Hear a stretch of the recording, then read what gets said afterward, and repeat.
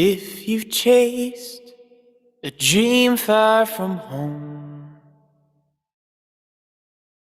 or followed a dirt road to see where it goes, if you've seen the sunset on the mountains alone, then you know the lonely side of freedom.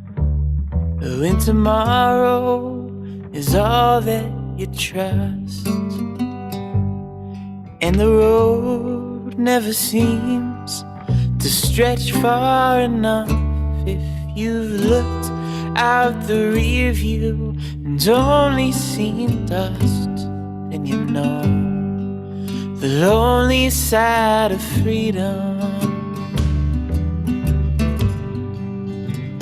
You can call it hope or greed, to seek something better when you've got all you need. Oh, but I can't stop. There's a better life for me, far from the lonely side of freedom.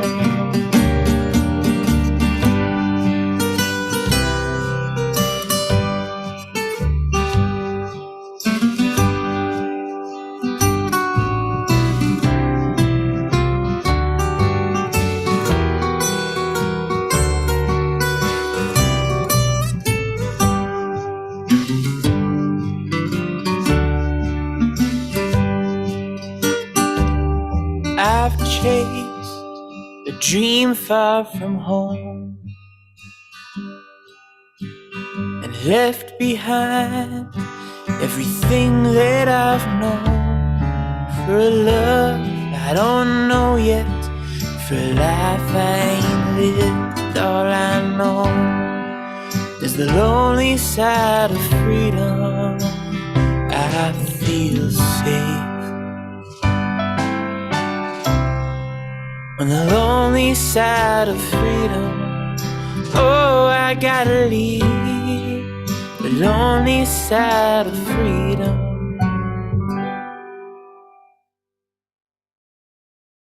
If you've chased a dream far from home,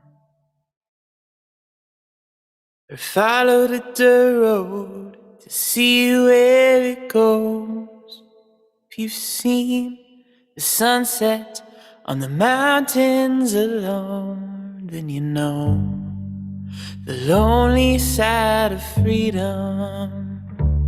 When tomorrow is all that you trust, and the road never seems to stretch far enough.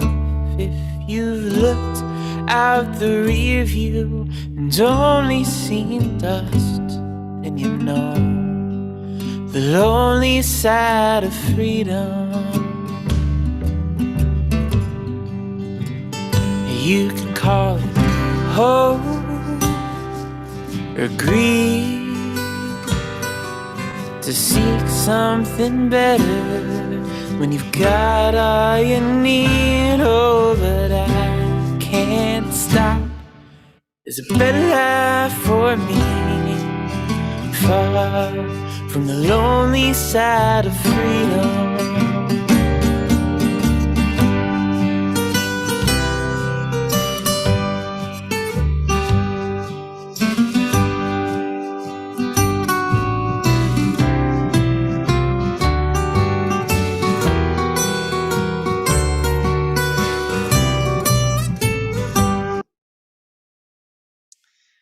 Good morning, everybody, and welcome to day 2 of Longmont Startup Week 2021. So glad to see you back. And we're going to kick off like we did yesterday, and each morning with a mindful awareness time together for mindful mornings. So I wanted to just take a moment to mention a couple things here about what we're doing together, and really take an opportunity to make a distinguishing note about the different kinds of practices. So there are lots of different types of meditation practices and mindful awareness practices, and those can be formal practices and they can be informal practices.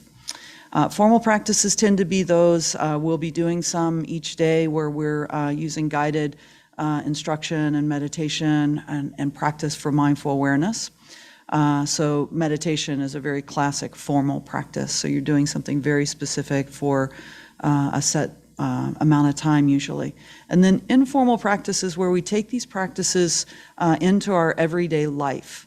And we're looking for how to show up in our everyday life and find the opportunities to practice all the time. So you can practice these individually, but really the beauty is how they work well together when you have some formal practice that you do on a regular basis that you know how to get yourself grounded, and then you carry that formal practice out into your everyday life. Everyday life is what really informs us of the need for these practices, and it really enriches the practice as we practice in everyday life. And then the other thing I wanted to mention is primarily I am sharing practices from the Vipassana tradition and the insight meditation tradition. So one of my teachers is Tara Brach, and we are using a lot of the content in her book, Radical Compassion. She has a lot of resources and information and does lots of workshops and online training opportunities and has retreats once we can get back to retreats from the pandemic. And I think there's just a rich body of information from where I'm teaching this acronym RAIN. So wanted to offer that to make sure you know those are available. You can reach out to me on social media if you'd like to have a direct conversation. I'm Beth A. Smith on LinkedIn and on Facebook. So let's take a transition moment here. So this is where we're anchoring. We were doing one thing and now we're gonna shift to another thing. And let's begin and practice together for a few minutes. So we'll take about 5 minutes here to practice in a formal way. So just take this opportunity, if you're seated or lying down or standing up, to locate your body. Just see what happens when I make that suggestion. Like, how would you go about locating your body? Coming into a direct awareness of your body.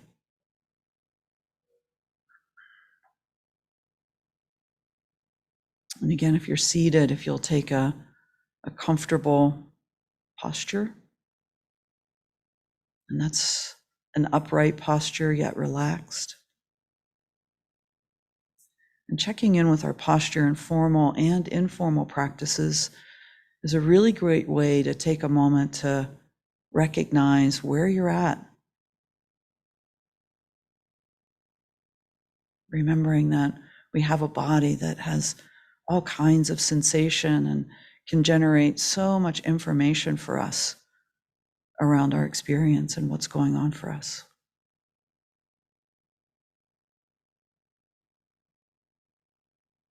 And now just allow yourself to notice the body breathing.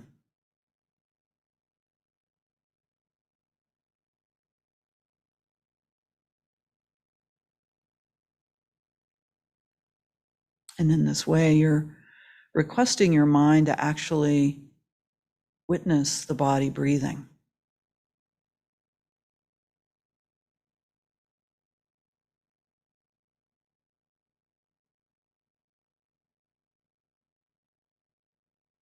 There's a lot of awareness opportunity in the breath.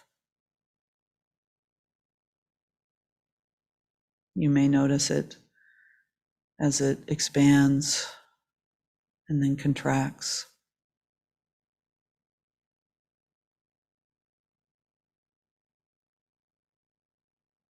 And the small movements that happen physically that helps the body breathe.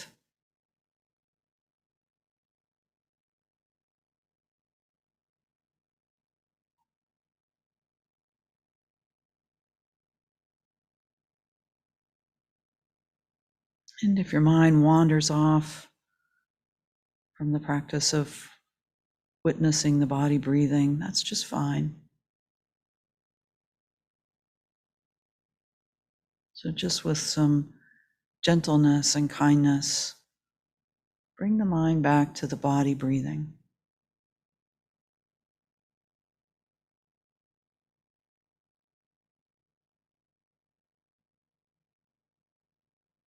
breathing its natural breath.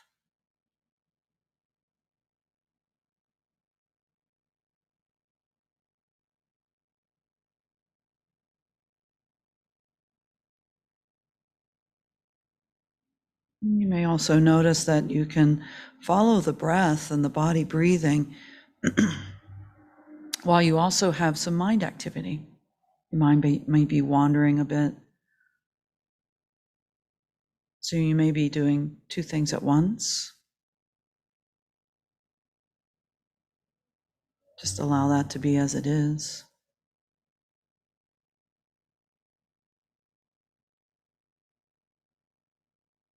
And then gently guide the mind back to the body.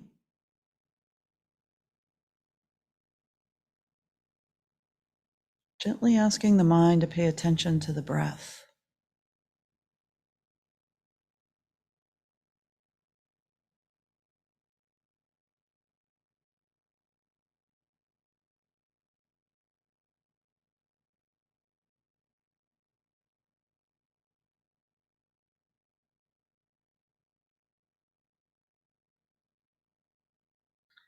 And if it's helpful, just take note to any way that you're narrating your experience right now, how the mind may be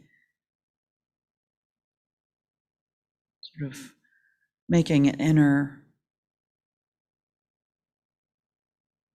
story about the breathing. Just notice that.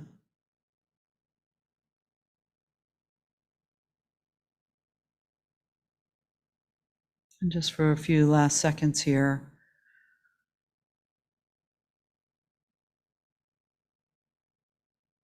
tending your focus, your attention to the breath.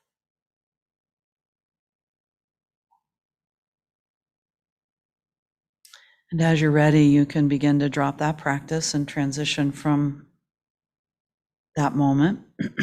If your eyes are closed, you can open them. And what I'd like for you to do is just take a moment to look around the room as you come out of that inner experience, and just look around the room and notice objects without really saying much about them, just sort of moving your eyes around. So we'll be working this morning with the inner and outer experience that we are constantly having.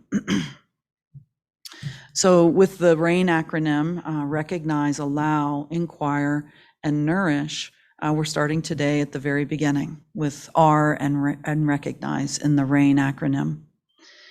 And this recognizing is a really powerful practice around this whole idea of waking up. So I'm going to share an experience from this past Friday. And I like to share from my own life, just for many reasons. I think it's good to have some practical application to concepts and practices, and also to just share. I teach as part of my own practice, right? And sharing the way that I wake up is one of the ways that I do that. So on Friday, I have a meeting every 2 weeks with my meditation teacher and mentor. And I was sharing on Friday how much I'm struggling. I have a lot going on. I have a lot of real life stress right now. And I certainly have lots of tools to work with that. And so sharing with my mentor, I just feel like I'm struggling. And then I said, with some emotion, and here I am, I'm going to go to Longmont Startup Week and talk to other people about the power of these practices. And here I am struggling. And as a great, well-practiced teacher would say, my teacher said, well, Beth, don't you think other people are struggling too, that you might have an opportunity to talk to? And I was like, yeah, that's probably quite true. So there's a lot of power in learning in this recognizing practice of how to name your experience.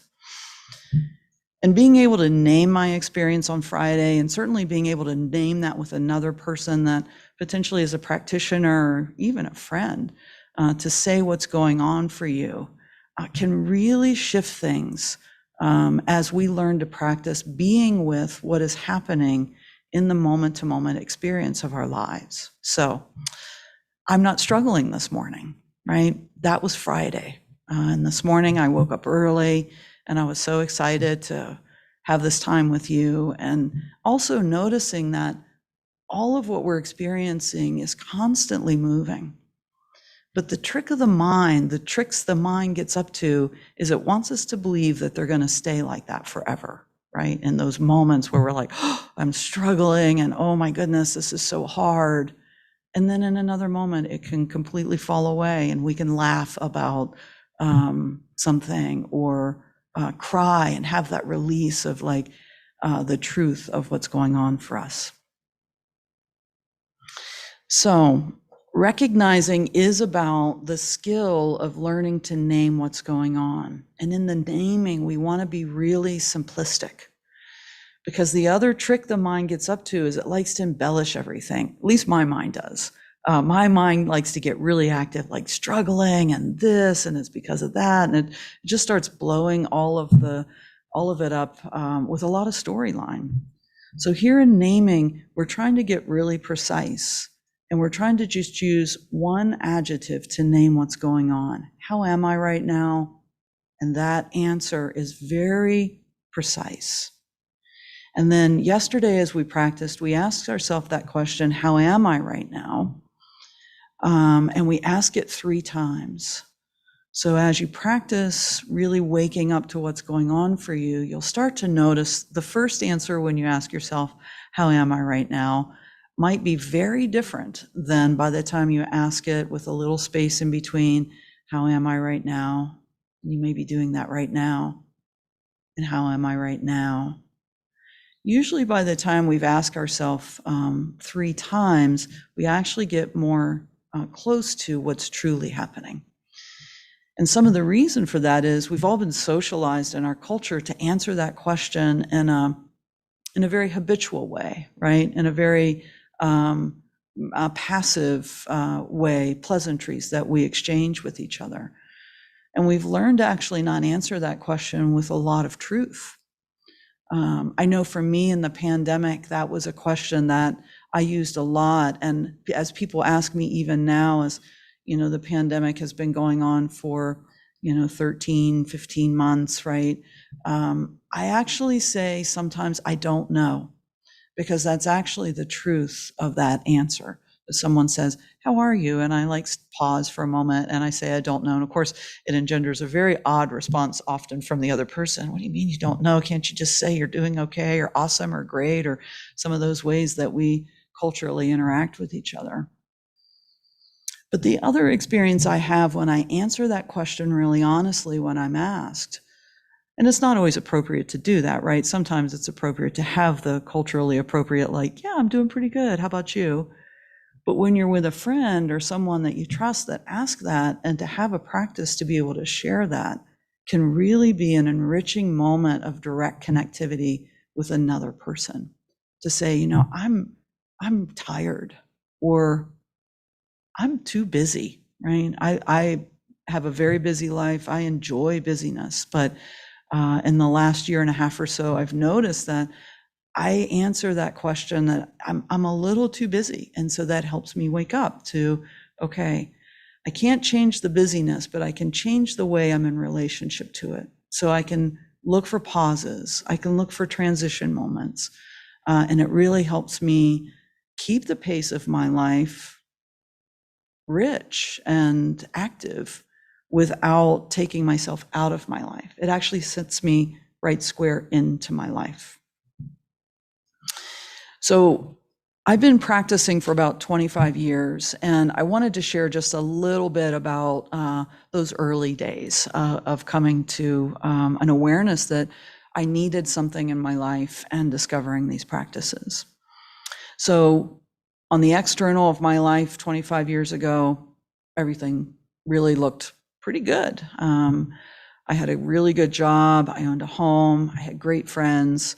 I was really active in my life. But I started noticing that something felt just like all of that good externally in my life didn't feel like that internally. It's just like, I would describe it as feeling sort of hollowed out, right? That those things in my life that I had been able to generate and be proud of somehow weren't creating perhaps the level of happiness that I had anticipated. And so a longer story that I won't share all the details, but I discovered a meditation teacher that I worked with for 6.5 years. And pretty early in my practice, I woke up to the habit I had around wishing things were different. And certainly my meditation teacher was able to help me understand that that's often an experience that humans have around wishing that things were other than they are, right? Even when things are really good, we can wish they were different. So I really started practicing with that idea of this wish for things to be different and how much suffering that was creating for me in my life. And so the practice of recognizing is seeing when those things happen. And recognizing helps us stay in direct relationship with what's really happening, rather than the story we tell ourselves about it, right? So wishing things are different, like yesterday, and I shared when I was in my talk, I left my notes at home. And the moment of, oh my gosh, I don't have my notes. And then being able to stay in direct relationship with that reality, and then be able to make choices as I was meeting the moment of like, no notes, right? I always teach with notes. So it starts to help us with the other practices around allow, inquire, and nourish. But it doesn't always have to happen in a sequence, right? So you can come into any one of these 4 practices in specific, however they show up for you. But recognize can be really one of the more powerful ones of taking us out of this habit of actually not recognizing things as they are, and then missing the opportunity to be in direct relationship with things as they are. So in my early learning also, the one thing, and we're going to practice with this here in just a minute, that my teacher started helping me see is because I like to be busy, I get in states of overwhelm at times. And I'm hoping that you can relate to states of overwhelm. And what will happen in these states of overwhelm is I feel like I don't have any space, like all of my to-do list, all of the pressures of life, work and personal, social, all feel like they're really on top of me, almost smothering me. And so this practice is about noticing that there's me, and the reason we work with our physical body is this is me and my physical body. There's space around me almost always, and then there's everything else. So being able to recognize how I am in direct relationship with what's going on, often with some states of overwhelm, then this is a great practice to help with that. So we're going to take a transition moment, and we're going to practice for just a couple minutes here. So if you'd like, you can close your eyes. And it's also okay to drop your gaze if you don't like your eyes completely closed. And I'm just going to practice with you. If you want to watch me practicing, that's fine. And we're going to open and close our eyes during this practice. So just be in a comfortable seated or lying down or standing position. And come back to the awareness of your physical body. And then with all your sense perceptors, feel the air and the space that is around your body.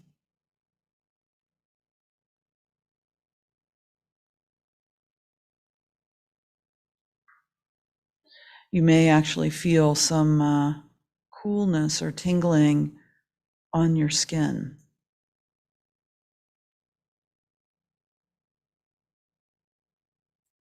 Again, drawing your attention to the sensation of space all around your body, 360 degrees, space at your back,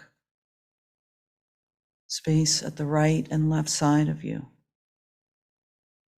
and space in front of you. And now as you hold that awareness, if you'd like, you can open your eyes, holding the awareness of your body, the space around your body, and then you can move your visual cues around to just see all the things in the room, just things.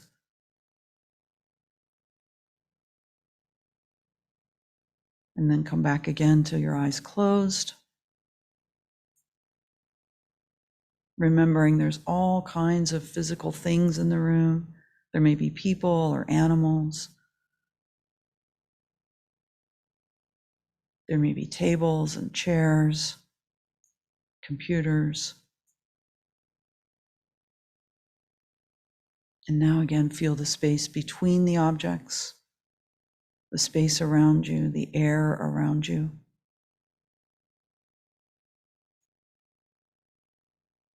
Coming back to your physical body again.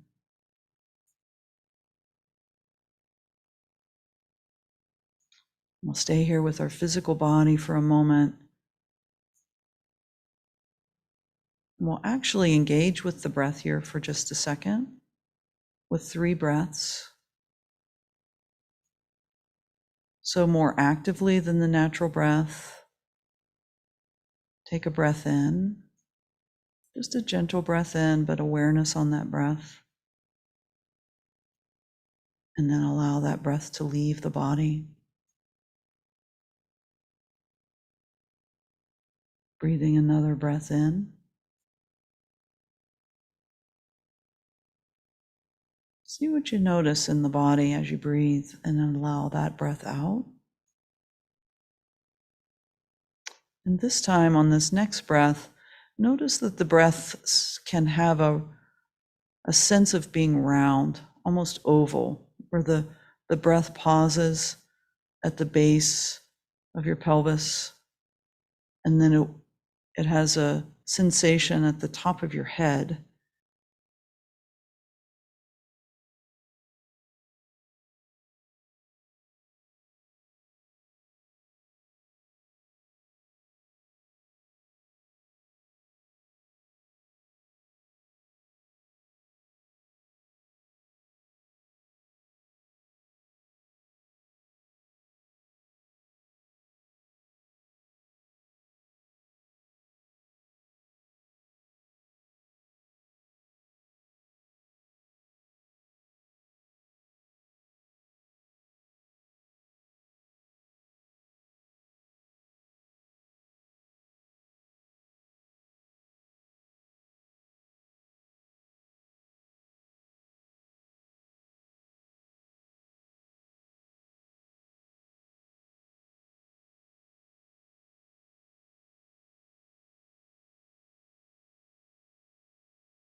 Moments, and I'd like for those to be around where you're waiting. We wait a lot in our culture, at the grocery line, at a red light, lots of waiting.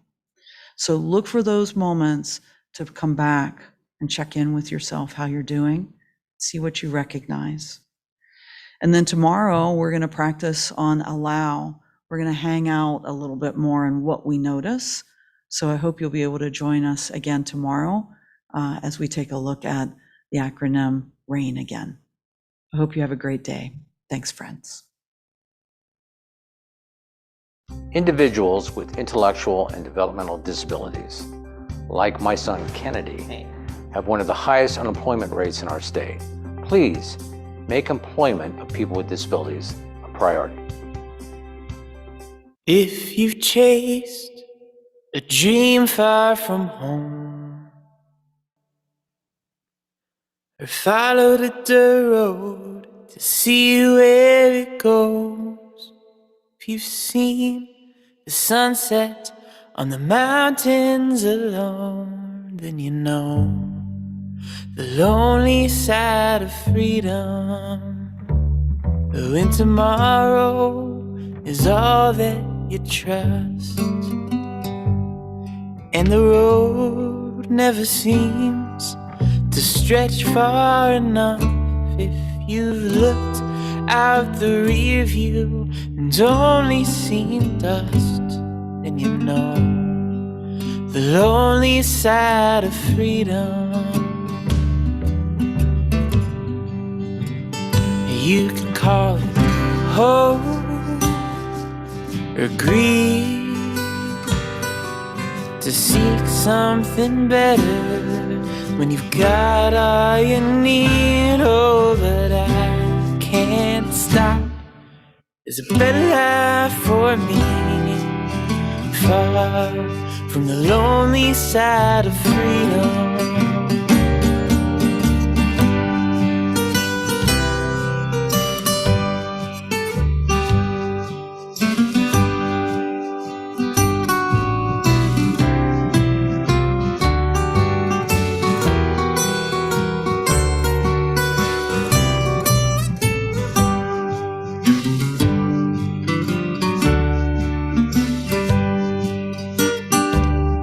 I've chased a dream far from home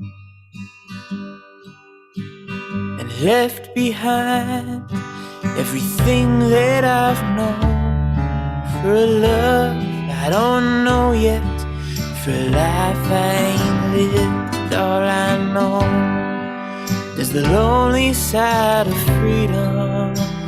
I feel safe on the lonely side of freedom. Oh, I gotta leave the lonely side of freedom.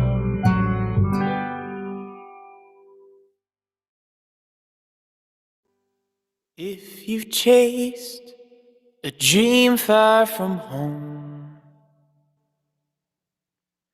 or followed a dirt road to see where it goes, if you've seen the sunset on the mountains alone, then you know the lonely side of freedom. When tomorrow is all that you trust, and the road never seems to stretch far enough.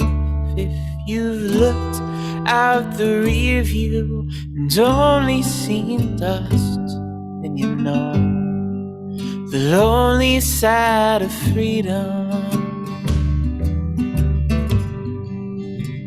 You could call it hope or greed, to seek something better when you've got all you need. Oh, but I can't stop. There's a better life for me, far from the lonely side of freedom.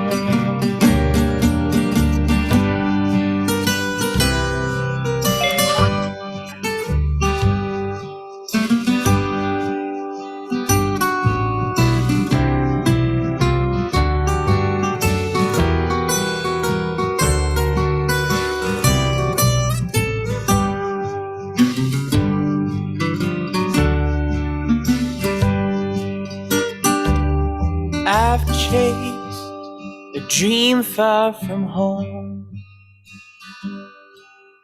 and left behind everything that I've known, for a love I don't know yet, for a life I ain't lived. All I know is the lonely side of freedom.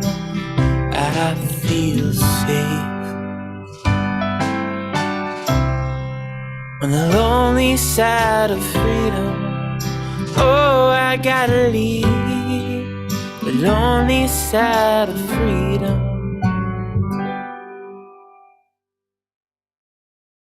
If you've chased a dream far from home,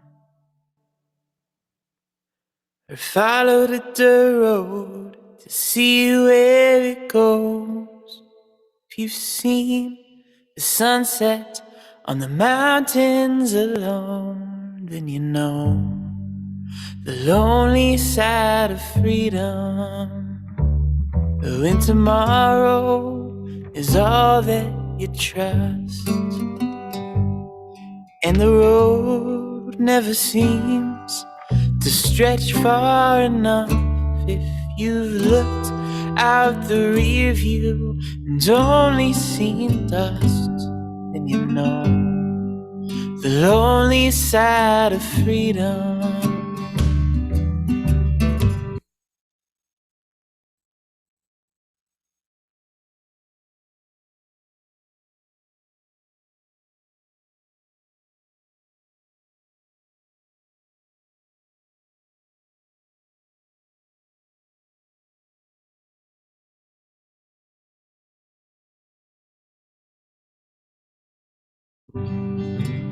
You can call it hope or greed, to seek something better when you've got all you need. Oh, but I can't stop. There's a better life for me, far from the lonely side of freedom.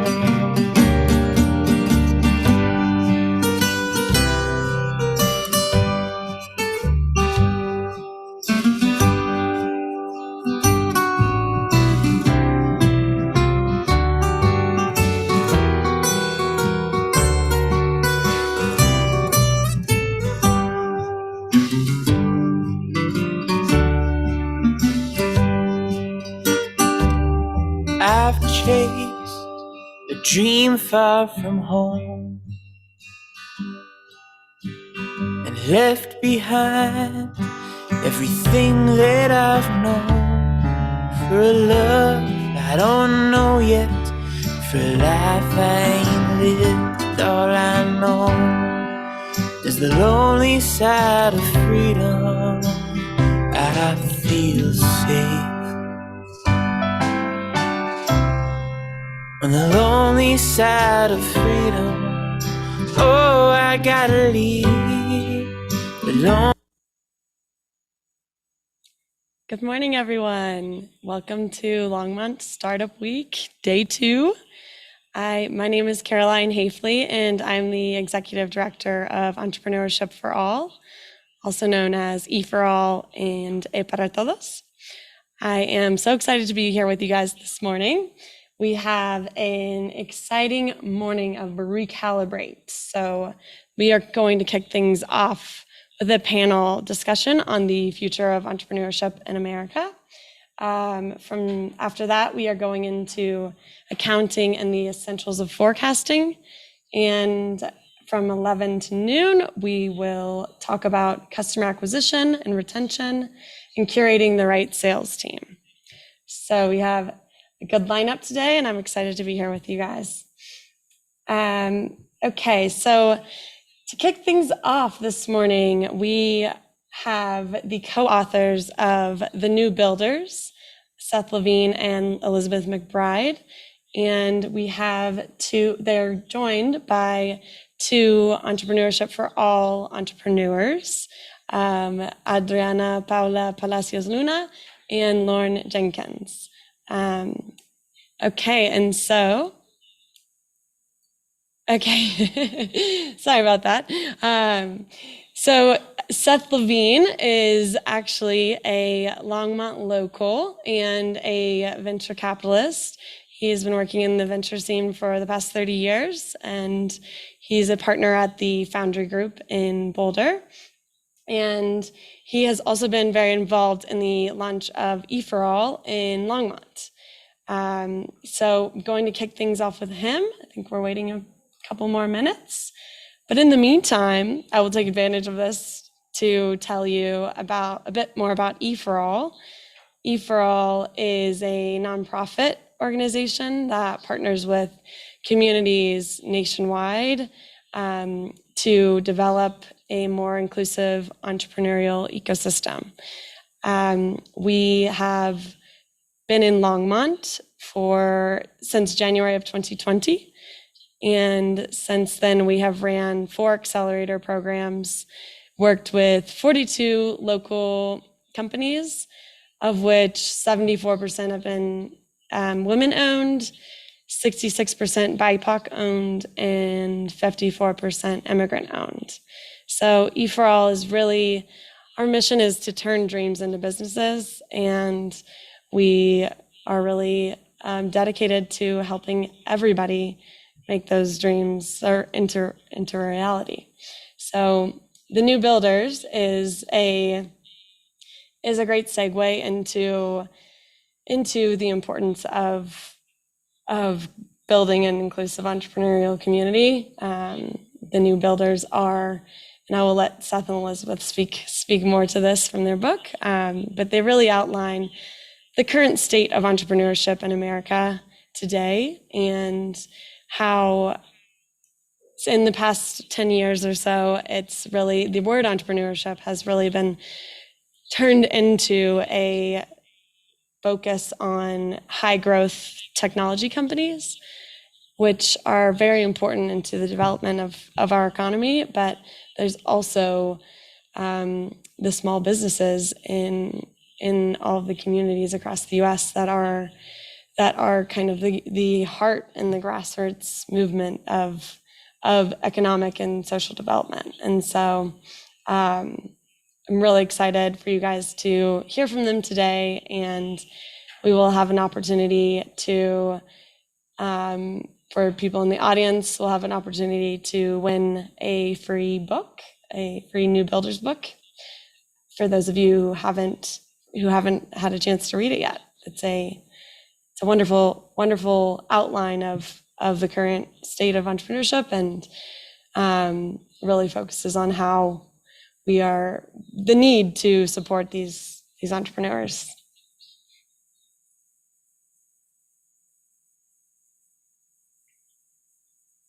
Okay, great. Okay. So Lauren and Adriana, if you guys want to turn your cameras on, we're waiting on Seth and Elizabeth, but we could go ahead and start with you guys. Hello. Welcome. So good to see you guys. Yeah, Thank you for joining us. Hi. Okay. So I'd love to hear, well, first of all, your first elevator pitch, and introduce yourselves and tell us about your companies. Lauren, you want to go first? Sure. Sure, it's all good. So yeah, it's nice to meet you guys. I'm Lauren Jenkins. I grew up in Longmont. And I started a company called Mini Money Management with my mom. So she actually taught me about money growing up by turning the house into an economy. So I had to pay for rent and utilities and food. And the big thing that I learned growing up is that you get some money in, you save it, you make sure you take care of your needs, and then you have fun with the rest. And so we focus on teaching kids and actually adults about the basics of money through a virtual learning platform. So yeah, glad to be here. Awesome. Thank you, Lauren. And Adriana? Yes, hi, good morning. And my name is Adriana Paola Palacios Luna, and I am the founder of Luna Cultura, Art, Science, and Culture for Thriving Communities. And well, Luna Cultura is a bilingual and intercultural space where we provide services of training, consulting, and research services in the fields of art and maker education. And we do have this approach of intergenerational and collective learning. We recover the tradition from our ancestors, but we do a fusion learning with the new technologies and everything.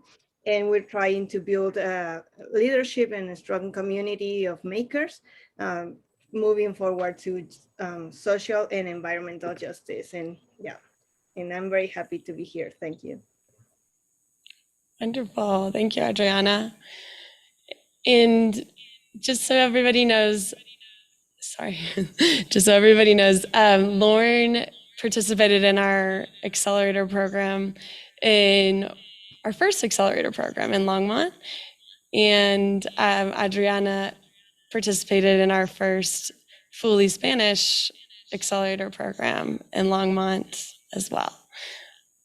Okay, so it looks like Seth and Elizabeth are here. Welcome, guys. Thank you. Thank you for joining us. How's your morning? Great so far. How about Good. We're a little ahead of you. We're both on the East Coast, Yeah. so we've had more of a morning. Sorry about Yes. the little glitch there. No worries. It's all good. We're happy to have you guys here. So we were just presenting Lauren and Adriana, and we will go back into, I kind of described the new builders and started going into that. And so if you don't mind, we can just go ahead and jump in. And if you want to go ahead and present yourselves first, and then we can jump into questions, that works too. Okay, great. Seth's pointing at me. So I'm I'm Elizabeth McBride. I am a co-author along with Seth, who's here as well, of The New Builders, which is a book about, the subheadline is The True Future of American Business. And it's really a book about the rising generation of American entrepreneurs. And I'm happy to say that it is the rare small business book that's kind of poked its head into the national conversation. And we hope drawn some attention both generally to how tough it is to be a small business owner in the United States today, and also to the fact that the new generation of entrepreneurs looks very different than the generations that have gone before. And I should say, I'm not only the co-author of The New Builders, I'm also a journalist for more than 20 years, and the founder of Times of Entrepreneurship, which is a journalism website covering small businesses across the U.S. Wonderful. Thank you, Elizabeth. Thanks for being Awesome. here. Hi, everyone. I'm Seth. Lauren, nice to see you. We met actually at the Everall, I don't remember what we were calling it, but in Brad's barn back when we used to get together in person more regularly. And Adriana, it's great to have you joining us. So by day, I'm a venture capitalist. I'm one of the co-founders of Foundry Group, which is, we say still based in Boulder. It's not really based anywhere anymore. We gave up our office in the pandemic, and like half of us live in Longmont. So maybe I'll just call it a Longmont-based venture capital firms. I'm a big Longmont fan. And of course, along with Elizabeth, I'm the co-author of The New Builders. Also very involved with E4All. We met David and Desh, who are the founder and CEO and founder of E4All through the writing of the book. But I've gotten much more involved now with E4All as we've brought it to Longmont, and I've been working very closely with Carolyn about how to expand and how to make sure that we keep our programming as awesome as it's been. So excited to share more. I love these kind of hybrid online, offline events. It's great. Me too. Well, thank you so much, Seth and Elizabeth, and Lauren and Adriana, for everybody for being here today. So this panel is called The Future of Entrepreneurship in America. And so one of the things that Elizabeth and Seth outline so well in their book, The New Builders, is first the current state of entrepreneurship in America. And so I would love to, if Seth or Elizabeth, one of you want to kind of kick things off with talking to us about the actual current state of entrepreneurship and how you speak about that in your book. Yeah, I guess I'll start and then turn it over to Seth. So what we write about, so I'll tell a little bit of the backstory of The New Builders, because for us, this book was a real journey of discovery, and I hope it is that for readers as well. So what happened is that Seth and I decided we would write a book about entrepreneurs across the United States, not necessarily in Silicon Valley or New York, which were the worlds that we kind of knew the best from our careers as a venture capitalist and a business journalist. We decided to write the book just about 2 years ago, almost exactly, I think, maybe a little over 2 years ago. But as we dug into the numbers, what we discovered is that entrepreneurship in America is on the decline.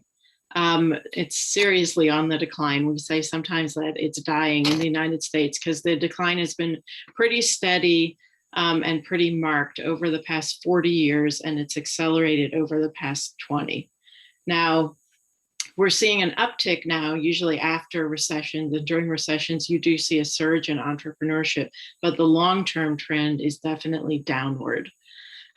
When we discovered that, and I say discovered as in this is pretty well known in academic circles and certain think tanks, but it just hadn't filtered into the consciousness of the American people. And it really wasn't part of the awareness of powerful people in the United States either. I think that's because they had been lulled into thinking entrepreneurship was okay because the high-tech entrepreneurship is thriving. But when we looked at the numbers, we realized a couple of key things. One is that only about 1% of entrepreneurs of startups take venture capital. So that idea that entrepreneurship is thriving based on what's happening in the tech VC sector is just totally wrong, right? Because 99% of businesses face a far different reality. And we figured out a bunch of other things, which I'll let Seth talk about. But what I'll say is that when we found that, we took that finding, entrepreneurship is really in trouble, small businesses are in trouble, startups are in trouble in the US. When we took that new finding of ours to our friends in the media world and the finance world, a bunch of them didn't believe us. They just flat out thought we were wrong. And we showed them the data, of course, and eventually, you look at the data and you figure out that that is indeed the truth. But that finding, the fact we didn't know about it and the reaction from our peers made us think that we were telling a very important story. And so that's really what kicked the new builders into gear. And then I'll turn it over to Seth to talk about the other conclusions in the book, what we discovered as we went along and how it got even more urgent in the pandemic. And I think that the other conclusions are really important for an area like Longmont, right? As we think about sort of what's going on in Boulder and how we can better support entrepreneurship more broadly. So the other key trends that we uncovered as we did the research and wrote up the new builders is that the very term entrepreneur, right, our view of entrepreneurship has been overtaken by Silicon Valley in ways that are pernicious and really detrimental to the overall dynamism of our economy. And specifically, we've narrowed our sort of our terminology, if you will, around entrepreneurship to really mean just tech entrepreneurship, which is really unfortunate. That's not what entrepreneur meant 100 years ago, right? Entrepreneur was a word that described the corner store owner, the farrier, the blacksmith, really everyone who was starting a business or operating a business on their own. And we've dangerously narrowed that definition. And we can, if we have time, maybe we'll talk about some of the history there, which is kind of interesting. It was really Ronald Reagan who narrowed the definition, kind of used it as a diplomatic tool in the Cold War to really differentiate the United States and sort of the innovation that was happening primarily at the time in Silicon Valley, much of which was government funded as well. But in so doing, Silicon Valley sort of took it over, and we think that that's problematic, right? Only about 1% of companies take money from venture capitalists, Elizabeth mentioned, and the vast majority of companies aren't high-tech startups, although many are technology enabled, but most businesses are businesses, right? And the shops that you would pass on Main Street are companies that are working on community spaces like Adriana, and it's a much broader set of businesses than most people realize. And then related to that is sort of key theme number 3, which is that we've somehow devalued businesses that sort of aren't scaling, that don't have this sort of massive growth potential. And we think that relates to this sort of overtaking of entrepreneurship and the term entrepreneurship by Silicon Valley. There used to be lots of value that was ascribed to people that built small businesses because that was something, they were passionate about something and they built a business around it, or they wanted to build a life for themselves. And again, as Silicon Valley has taken over our view on entrepreneurship, we've come to only value businesses that can scale, because that's sort of the vernacular and the mode that they need to be in for Silicon Valley to be successful. But that's not really true across the broader economy. Silicon Valley likes to talk about unicorns. Elizabeth and I like to talk about camels, right? A little less sexy. They're actually real, so that's helpful. But the workhorses of the economy, and what we really need from an economic development perspective, the economy actually needs a lot of camels, not necessarily unicorns, because they're so few and far between, and the failure rate of companies in Silicon Valley is something upwards of 65, even 70%. So those are the kind of the main themes. And of course, the big thing we talk about in the book is just that the face of entrepreneurs is changing. We've got two great examples of new builders who have joined us on this call. But the truth is the people who are starting businesses today are much more likely to be female. They're much, much more likely to be people of color. The fastest growing group of entrepreneurs are Black women. And actually, Elizabeth crunched some numbers a couple of weeks ago and put it in a Forbes article that she wrote up. But we believe that white males are actually the minority of business owners right now. And then the last thing, which we'll touch on, which kind of wove its way through the book that we wrote, is this idea of community and just the deep attachment that new builders in particular, but entrepreneurs in general, have to place and to their community. Wonderful. Thank you, Seth. And thank you, Elizabeth. So Lauren and Adriana, I would love to hear a bit from you guys on your entrepreneurial journey and maybe some of the barriers that you faced leading up to starting your companies, and relating that back to the idea of entrepreneurship and supporting small businesses and the importance of building that community that is supportive. Yeah, and I think we'll probably touch on this a little bit later. But for me, when I was getting everything started up, like that's why E4All, big shout out to E4All, was like such a big thing for me, is because I didn't really know what to do. I mean, I know I had an idea. I knew I was like, yeah, like this is something that I think I want to explore. Like I wonder what it would be like to start a company. And like you realize like there's just an ocean of information and you like kind of don't really know where to go. Like it's overwhelming. Like if you just Google, how do I start a company, or like, how do I start an ed tech company? Like the amount of resources and like information that's available to you is amazing, but like, where do you start? Like there's not really like a, hey, like, make sure you have this, make sure you have this. And as you start to get into it, obviously those things become clear. But I think like just the fact of like starting a company is such an abstract like idea that, I mean, I think honestly probably one of the hardest things is just like getting started and knowing where to go.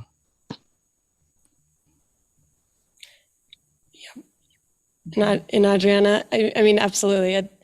Sorry, Lauren. That is something we hear from a lot of the entrepreneurs that we work with, as there's just, where do I start, right? And a lot of it too, I think, is being able to have that push to start, right? And being able to have those people who say, hey, this is a good idea, and this is how you run with it. And that's a big reason we are really, really supportive of mentors and within E4All and building that kind of mentorship community. And Adriana?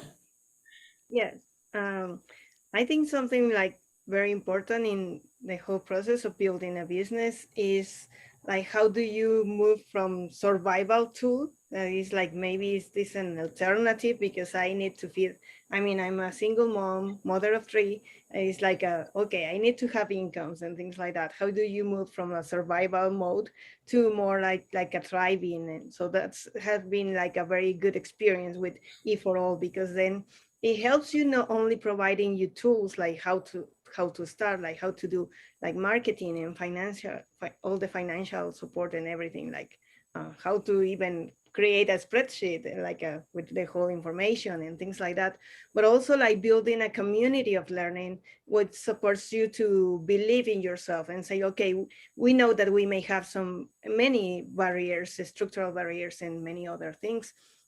as they were describing, like a very complex context for business and entrepreneurship right now. But when you believe in yourself and you start making all these connections, and it actually helps you to build a community. I think entrepreneurship, it can be kind of like a lonely path, but also it has to be a community path, because you have to support each other and things like that. So I think that's a very, very good thing that I got from E4All, like getting to know a lot of people, all the mentorship and all the other business that I'm working with. And my cohort was like only Latinx women, very powerful, and that's like a very, very good experience for me. Wonderful. And Elizabeth and Seth, and I know you've worked with a lot of, well, throughout your book, you interviewed different new builders, and I'd love to hear about your experience working with them and kind of maybe outline some of the ways that we can further support new builders like Lauren and Adriana. Seth, you want to start on that one? Sorry, just getting over to my mute button. Yeah, so I mean, we talk a lot about this in the book, right? I mean, I think, you know, much of the book is the book is sort of split, right? We spend a lot of time talking about the research and sort of explaining the state of affairs, and then we spend also quite a bit of time just telling stories of new builders, because we want people. It's why we are excited to be on panels where we're really featuring new builders, because we want people to really understand kind of what the landscape actually looks like. What are people interested in building? What companies do new builders undertake?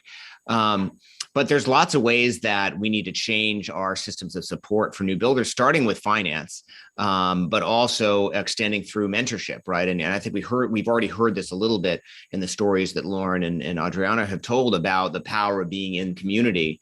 And so it's probably the better place to start, just given that we're on a panel that's featuring E4All. But one of the reasons that E4All, we're such big proponents of E4All and why it's been such a successful program is it's really important to have community and mentorship and access to advice and in some cases just examples of other people who have gone before you. The tech world has done that actually quite well, right? I mean, we sort of joke in the book that there's a lot of ideas that Silicon Valley has kind of usurped or kind of pretended like they came up with, that really they got from somewhere else and they've kind of taken credit for.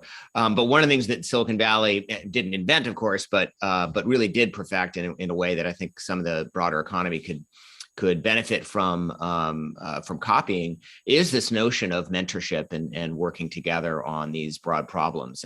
And you know, platforms like E4All, we talk about a handful of others in the book, are just really critical to addressing needs beyond just finance. But that said, Elizabeth, maybe you want to talk about kind of the finance side of things, because you know, finance is important, right? It's the lubricant that helps businesses both start but then also grow. Yeah, we talk about this. There's one really interesting example toward the end of the book where Catherine Finney, who was the founder of Digital Undivided, which was a support organization for women of color. Early in the pandemic, she took $5,000 she had been saving for her family's vacation and put it into a fund and just started giving it out in, I think, $50 or $100 increments to women.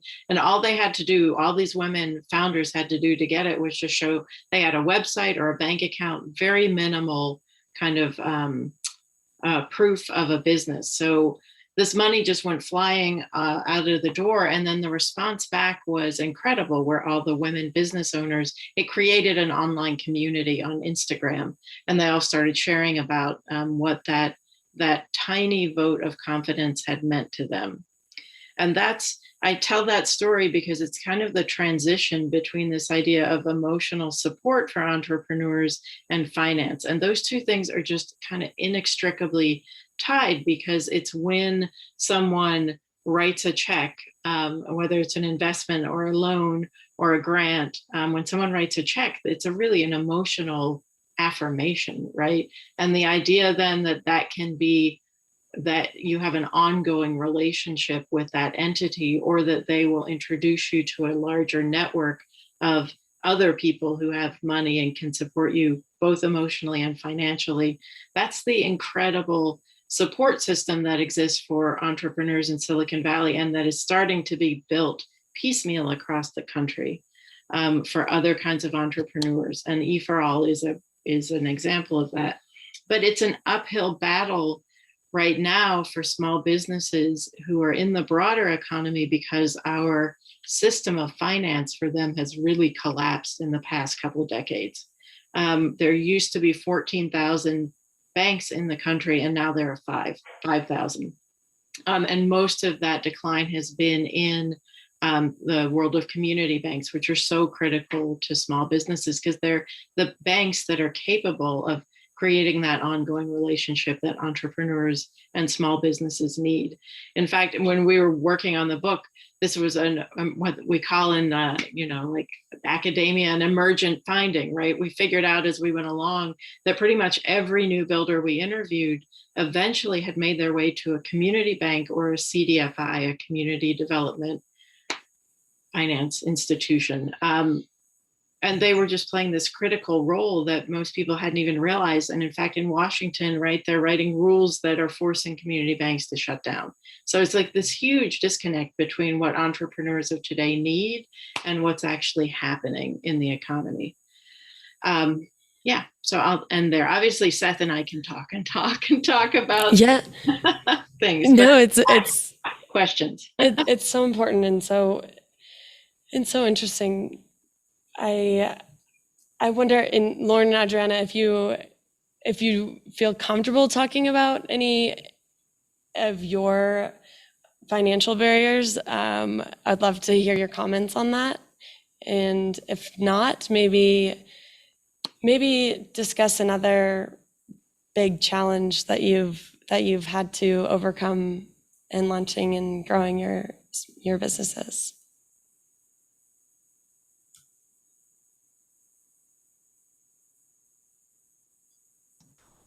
Oh, Lauren, I think you're on mute.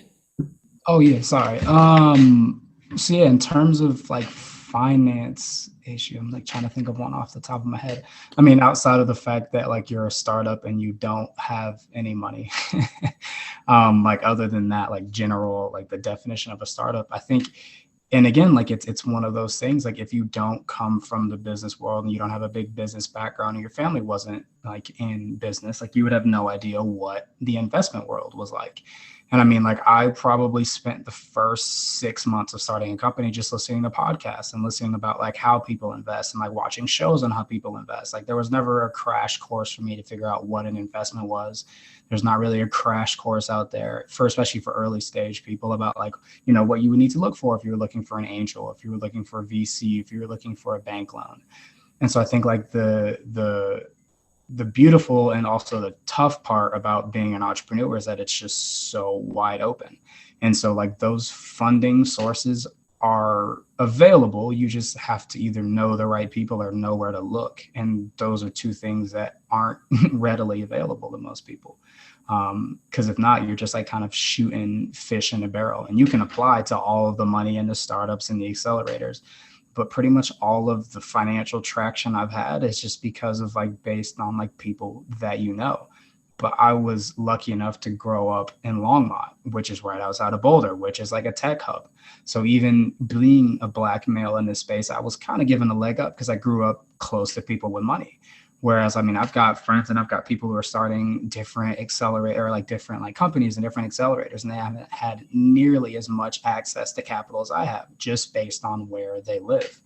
And so, I mean, this is like it's a problem, and I've gotten lucky enough that I live out this way, but I got lucky. Like I'm the exception, you know? Yep. And Adriana? Well, yes, about the financial aspect, I think it has been also, well, it has been for me a challenge. And also, I agree with Lauren about the networking. It's like how important it is in this case. Like Luna Cultura is a for-profit business, but I try, my model is like business to business to consumers. So actually my final consumer won't have to pay for the classes or for the trainings and anything. So because what I'm trying to do is like close the gap of accessing art and maker education for all the communities that I work with. So what I try to do is to connect with these sources that sometimes I get, like I write to get a grant and things like that. And then it has been like an alternative for me on the having funding. So that's, and that supports what I'm doing directly with the community, because then I'm able to provide like all the materials and everything. So actually the people that participate in the trainings, because that sometimes for them is a big barrier, like to have to pay for a art class or something. So I'm trying to search for a different ways of funding my activities in order to provide these services. Yeah. Yeah. And I think that's speaks a lot about you as an entrepreneur, you know, as you're finding other sources to fund those operations. And so okay, so let's see, Elizabeth and Seth, do you guys have any final notes on the new builders before we go into Q&A? Notes on, well, I don't know. I think it has been really great to see the momentum building around the book, and to see that we are at a moment in history that that this combination of the pandemic and all of the inequality in our society that became more apparent, like we just hit the timing of the new builders was very good to shed light on the people who are really the backbone of the economy. And so I'm just really happy that we've been able to do that and to push that narrative forward onto the national stage. So I feel really great about that. And also just want to say, you know, it was hugely fun and like inspiring to meet people like Lauren and Adriana, you know, who are building these amazing companies despite all the extra barriers, or maybe not extra barriers always, right? Like Lauren was saying, sometimes it's an advantage, right? But navigating a complicated landscape. So that's been incredibly fun, and interacting with small business people. I think everybody missed it during the pandemic. So I hope that emotional awareness translates into more support for new builders. That's what I want to say. Seth probably wants to say a couple things too. Well, I would encourage people to go get the book and read it. I mean, yeah, you know, we wrote the book because we care about and are passionate about the future of entrepreneurship, and specifically this sort of broader vision that is the reality of entrepreneurship in America. And I think it's been Elizabeth opened with this, but the reaction that we've had to it, it's unusual for a book on small business to be successful, certainly as successful as this one has been. And I think it's because people can relate to new builders. They walk up and down main streets and they have friends who started businesses. Like everyone knows lots of new builders. And I think that, really being able to dig into the statistics around them, but also in a way that's very accessible and hopefully well written. I don't know, but at least we're told it's an easy read in the sense that it's a delightful read, and a storytelling way of writing about it. So I hope people will take the time to read it or listen to it now that the audiobook's out, because it's such an important message and something that we're trying to share with a broader audience. Yeah, I will second that. I honestly had so much fun reading it personally. So I definitely encourage everyone to grab a copy or listen to the audiobook. And you really get to hear those new inspiring stories, and just like Lauren's story and Adriana's story. And I'm very, very thankful to be here with you guys today. And yeah, so let's see, going into Q&A. Sorry, I'm not positive how to do this. So 1 second.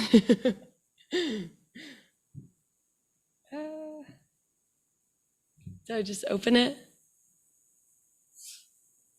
Okay.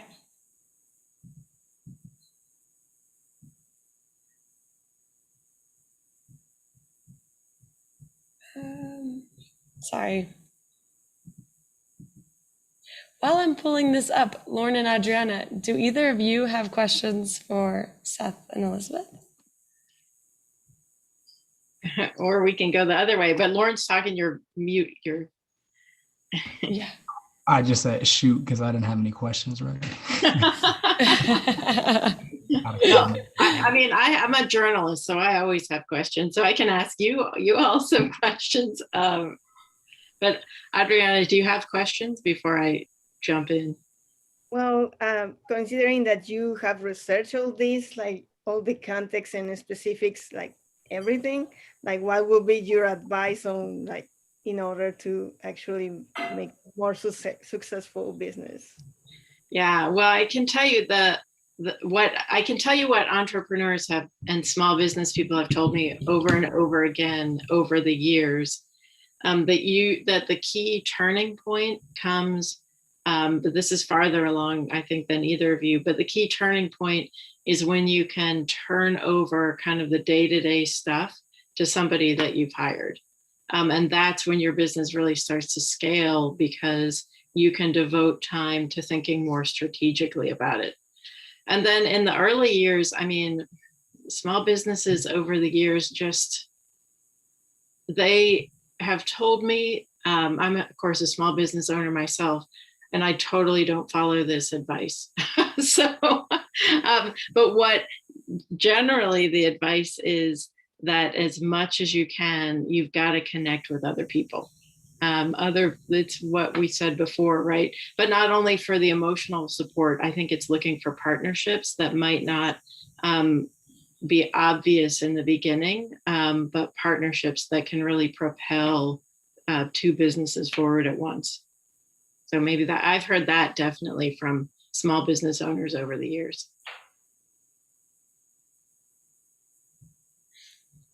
Okay, great. So we have a question here for the panelists. How has the pandemic impacted entrepreneurship? Want to go, Seth? Sure. Elizabeth alluded to this, but and this is not uncommon. I mean, often in times of crisis, people turn to themselves, right, to entrepreneurship, to make their way. And so we've seen a drastic uptick in new, at least as measured by the applications for new business licenses since the pandemic started. Not uncommon. We see these sometimes when when there is a shock or disruption to the system. Unclear how what businesses people are starting, and it's unclear whether that's a sustained trend. We hope it is, right? I mean, we think that would be a positive outcome to what has otherwise been a really challenging time. One of the other things we noted, there was a great Upshot article in the New York Times maybe a month or two ago, essentially asking the question of whether these stimulus checks that people got, individual stimulus checks that people got, turned them into entrepreneurs, right? Because it turned out that people were taking that money, even though it was from a business scale perspective, wasn't a lot of money. We're talking kind of $1,000 checks here, and used it to start businesses. And of course, Elizabeth and I thought it was such a rhetorical question. I mean, of course they were. And so, it really, to us, begs the question, if people become incredibly entrepreneurial because you hand out $1,000 checks, what happens when you direct that money a little bit more specifically to people with business ideas and make the checks $10,000, right, or $100,000? And so, we that is what we think the opportunity is. By the way, there are also some federal programs, the EIDL program in particular, to some extent the PPP program, although that was more of a loan forgiveness program than it was sort of a true small business loan program. But so many businesses took money under the EIDL program, and I hope have provided maybe a little bit of a roadmap for how we can do a better job of financing our entrepreneurial economy. We only, Elizabeth mentioned, about 1% of businesses take money from bank or from venture capitalists. Only about 17% of businesses take money from banks. And that really is the gap that we need to solve for. 82% of businesses are left on their own, and they raise money from friends and family. They take money out of their home equity lines, or they start their businesses essentially without any capital. And so closing that gap, finding innovative ways to fund those businesses, not necessarily big amounts, right? I mean, to my story about $1,000 stimulus checks, $10,000, $25,000 goes a long way when you're starting a small business. Perhaps the EIDL program will be a bit of a roadmap for how to do that. I think that there's some silver linings here to the pandemic. Absolutely. And that's something with E4All, we do provide small amounts of seed funding to entrepreneurs as they go through the accelerator program. And it's always great to see, what type of ask these entrepreneurs are making, right? It's, if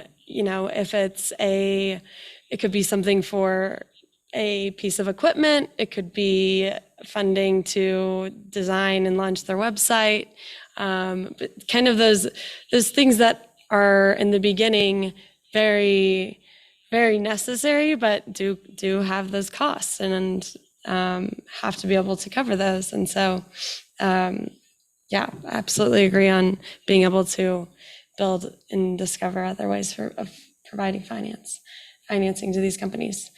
Okay, and let's see, we have one more question here. What are the 3 qualities every entrepreneur should have?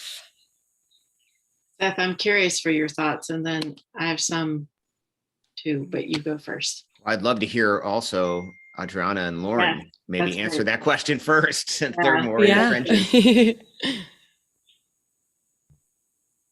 I'd say the first thing is you got to be able to take a punch. I always tell people, you got to be tough as nails to do this, because you're going to have people tell you it's a bad idea. You're going to have to tell people, I wouldn't do it this way. And I think, if you can just kind of weather those storms, you could be an entrepreneur. 2, you got to care about it, because you can't weather those storms if you're just in it for the money. Well, you can, but you got to really, really be in it for the money. So you either got to really be in it for the money, or you got to really care about what you do.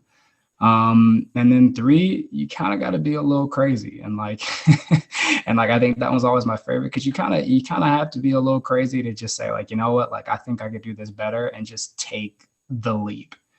So yeah, those would be my 3.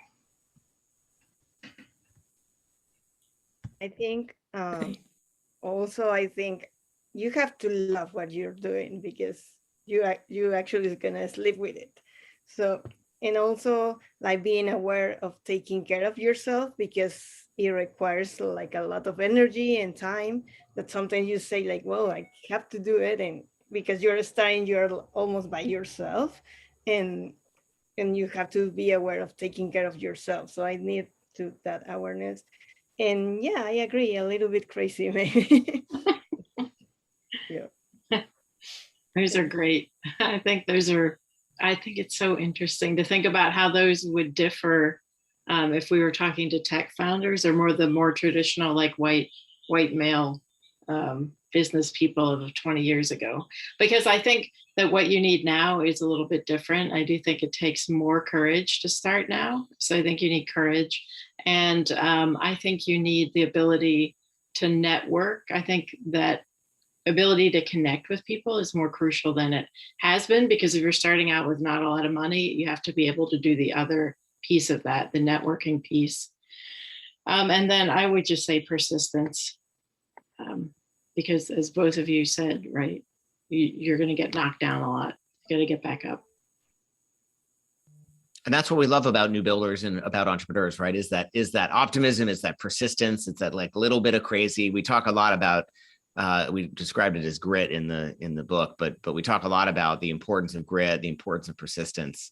And I don't think we went in thinking about the importance of optimism, but we certainly came out of it feeling very optimistic, despite the fact that we truly wrote the book in COVID. We did the research ahead of COVID, but then we started writing essentially right after COVID hit. And one of the reasons we wrote so quickly was because we realized that COVID was affecting new builder businesses more than the average business. And I think we were a little worried as we checked in with all of the companies that we had highlighted in the book, at the end of the pandemic, right as we were going to press, which for us was sort of February of this year.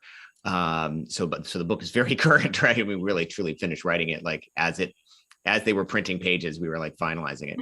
But it turned out that, people were, despite many hardships and people having to close their businesses and having to lay people off and sort of make things work, they were incredibly optimistic. And I think that optimism rubbed off on us, certainly as we describe it in the epilogue to the book, which is the last thing we wrote, which was February.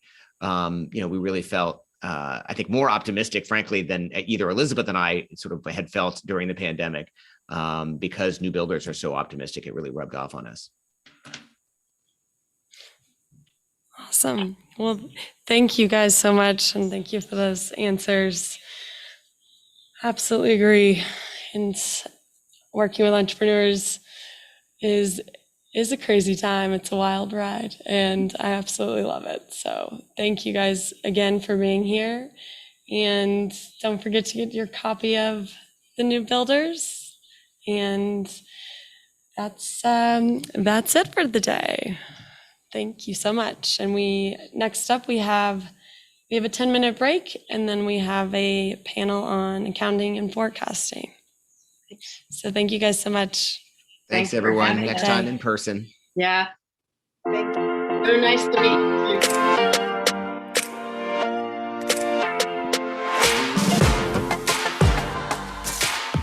You've heard the saying, dance like no one's watching. It's easy to blend in and go unnoticed. But what if you let go? What if you march to your own beat? It takes guts. It's uncomfortable at first.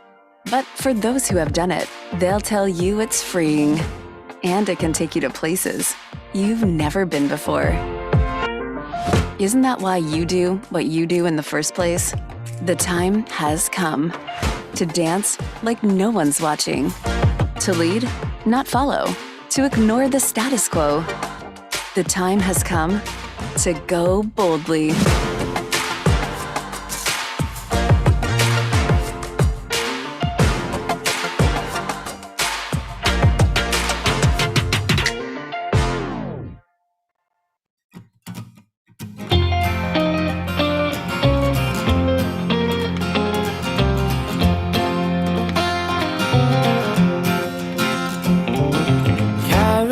Sun, you keep me warm. You get a little close sometimes, you'd eat before the storm. I ain't ever built a life all of my own, but I'm glad I found a place I can call home. Ooh, what a sweet little life it is. Ooh, life it is. Yeah, what a sweet little life it is. It makes me feel small, it makes me feel alive. Mountains in the west, there's a big old jet plane in the sky. Can't keep my eyes on the road, I'm driving down I-25. But I'm glad I found a place I feel alive. Ooh, what a sweet little life it is. Ooh, what a sweet little life it is. What a sweet little life it is. Bass on.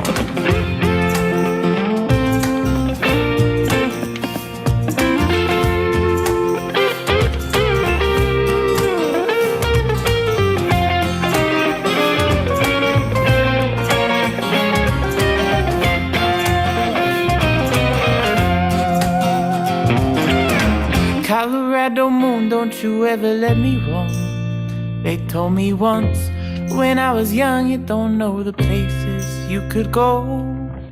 I ain't ever built a life all of my own, but I'm glad I found a place I can call home. Yeah, I'm glad I found a place I can call home. Yeah, I'm glad I found a place I can call home.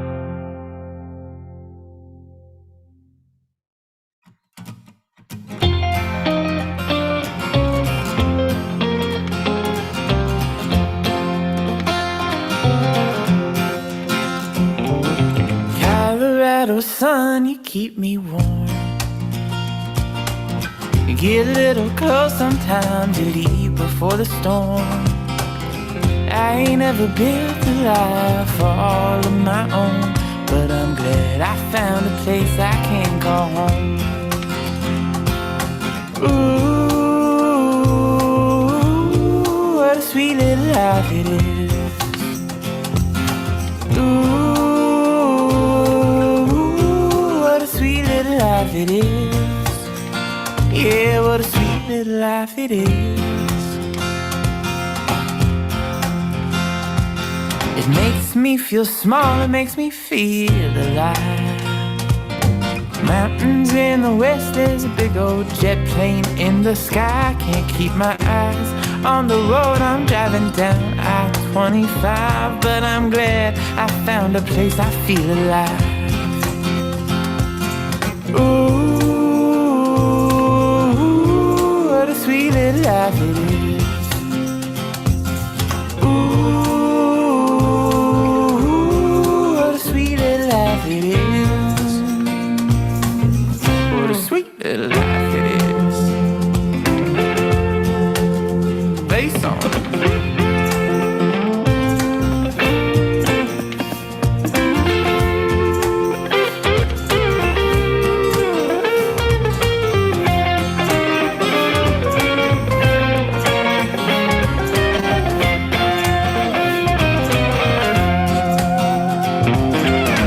Colorado moon, don't you ever let me wrong. They told me once when I was young, you don't know the places you could go. I ain't ever built a life all of my own, but I'm glad I found a place I can call home. Yeah, I'm glad I found a place I can call home. Yeah, I'm glad I found a place I can call home.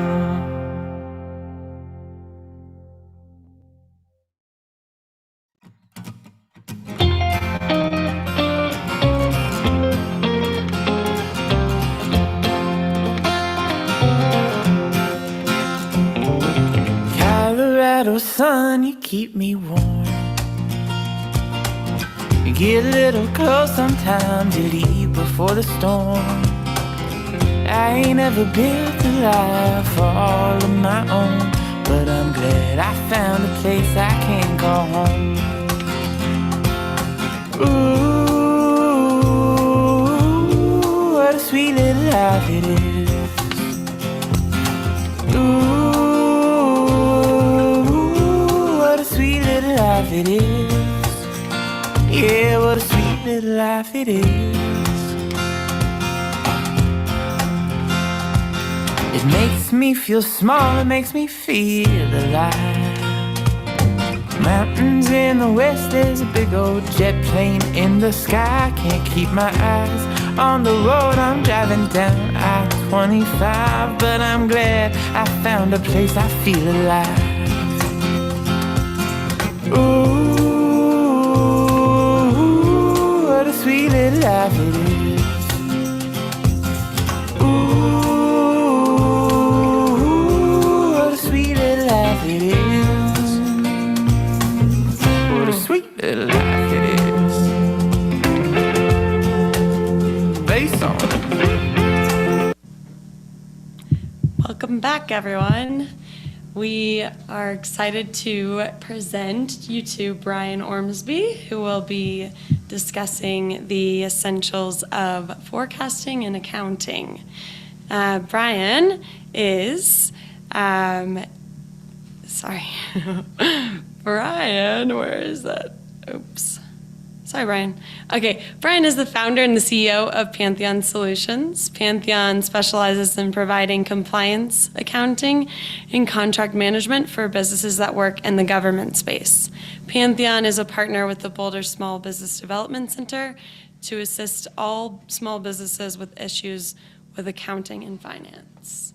So, Brian, we will kick it over to you. Yeah, thanks, Caroline. So, let me get started. Let me share some slides here. I can find the slide deck, and we will get going. So, I'll put that in presentation mode. And, okay, should be good. All right, so before I start, I wanted to let you know, I am a lead consultant with the Boulder SBDC as well.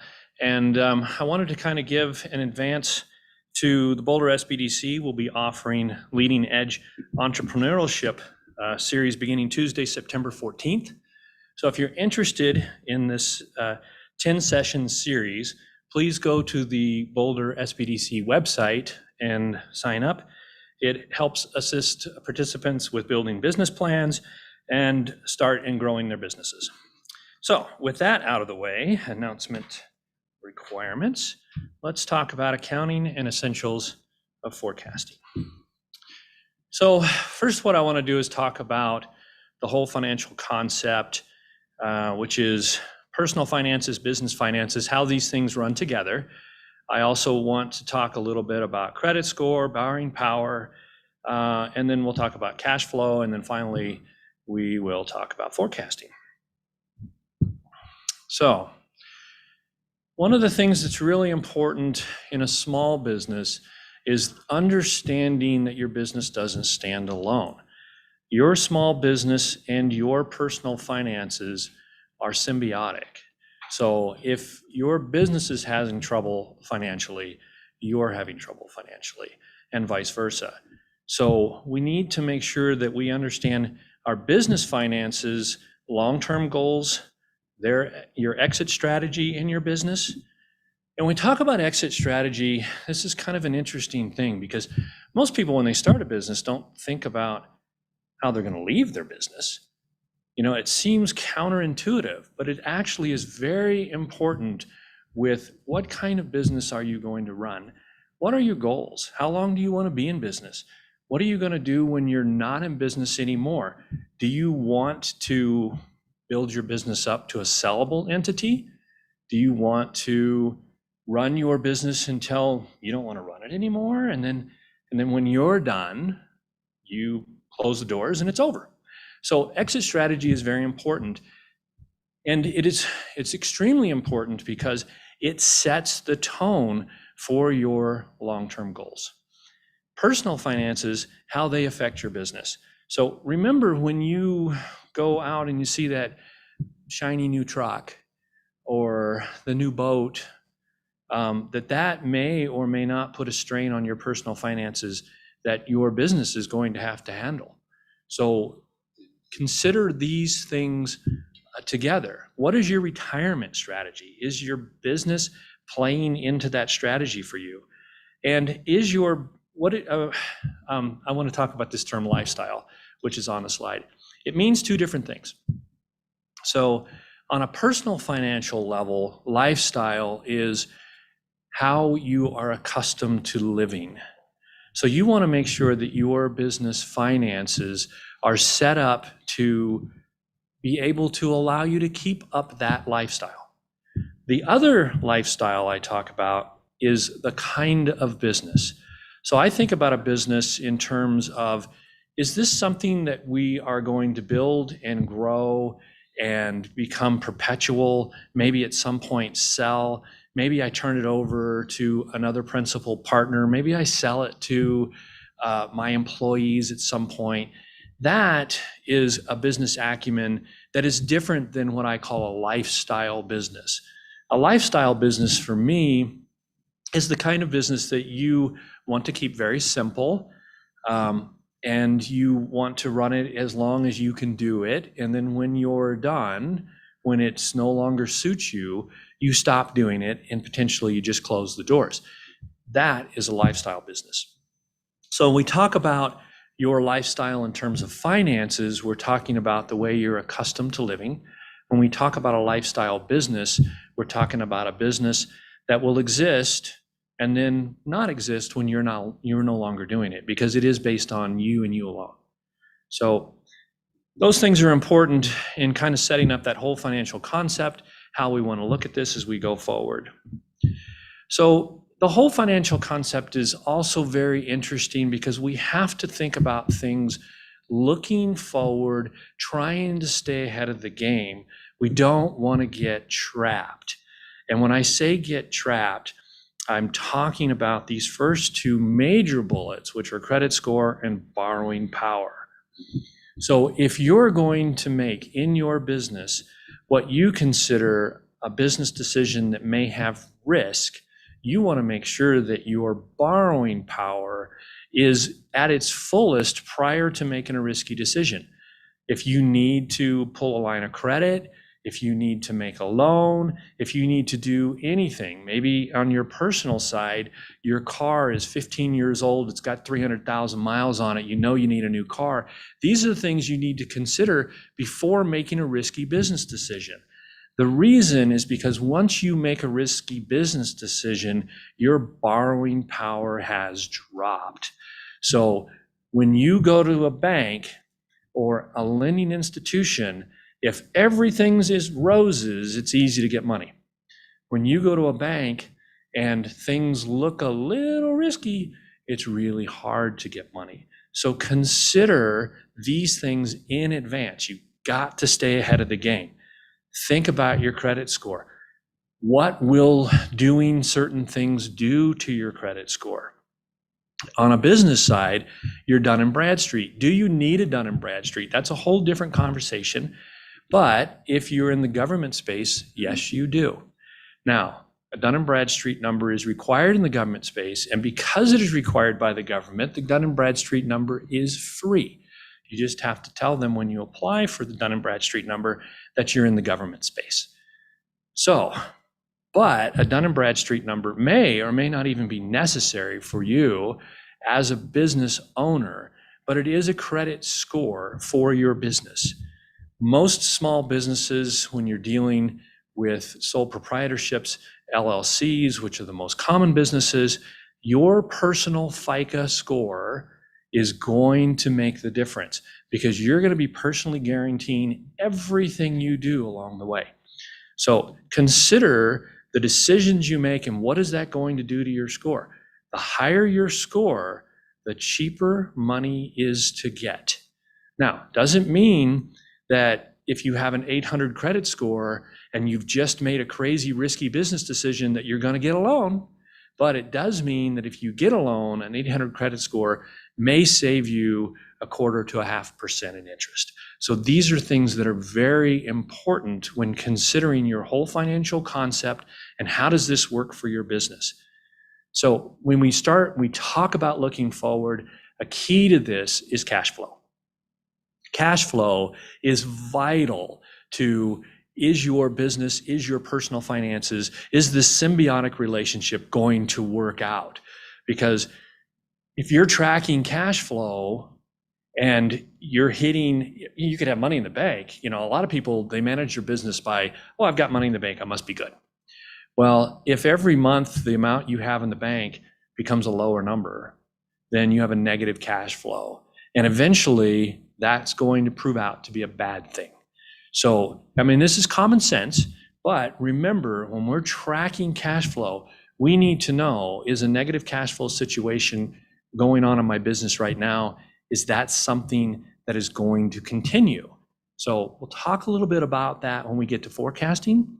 But what we need to understand before we do this is these relationships of when are you going to do what? How are you going to make your decisions? How are you going to stay ahead of the game and try not to go after funds when they're the hardest to attain?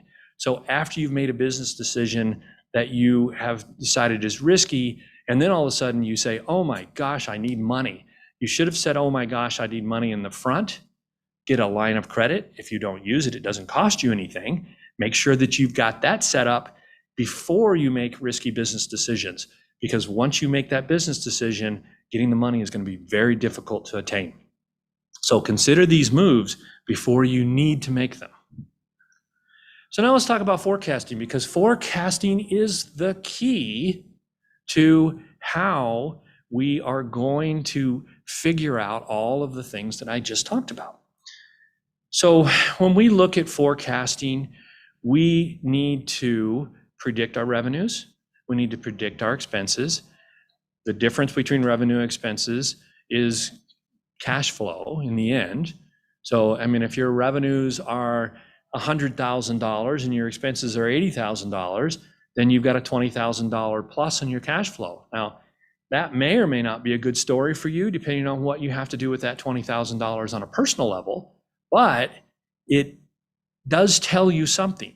So what we want to do with forecasting is we want to look forward and try to figure out what is going to happen in the future. So I tell people all the time, forecasting is the hardest thing you will do in your accounting world. So when we start looking at forecasting, we need to first look at the next 12 months. Once we can figure out what the next 12 months look like, then we need to look at months 13 through 24. And we need to keep that going, which means that we don't create a forecast every fall. We don't create a forecast, every spring.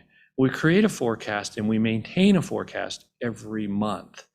So it's a very difficult thing. If you're a pre-revenue company, then forecasting is extraordinarily hard. It's a lot like, when you create your business plan for the first time and they say, so, what's your 5-year revenue look like? And you're like, I have no earthly idea.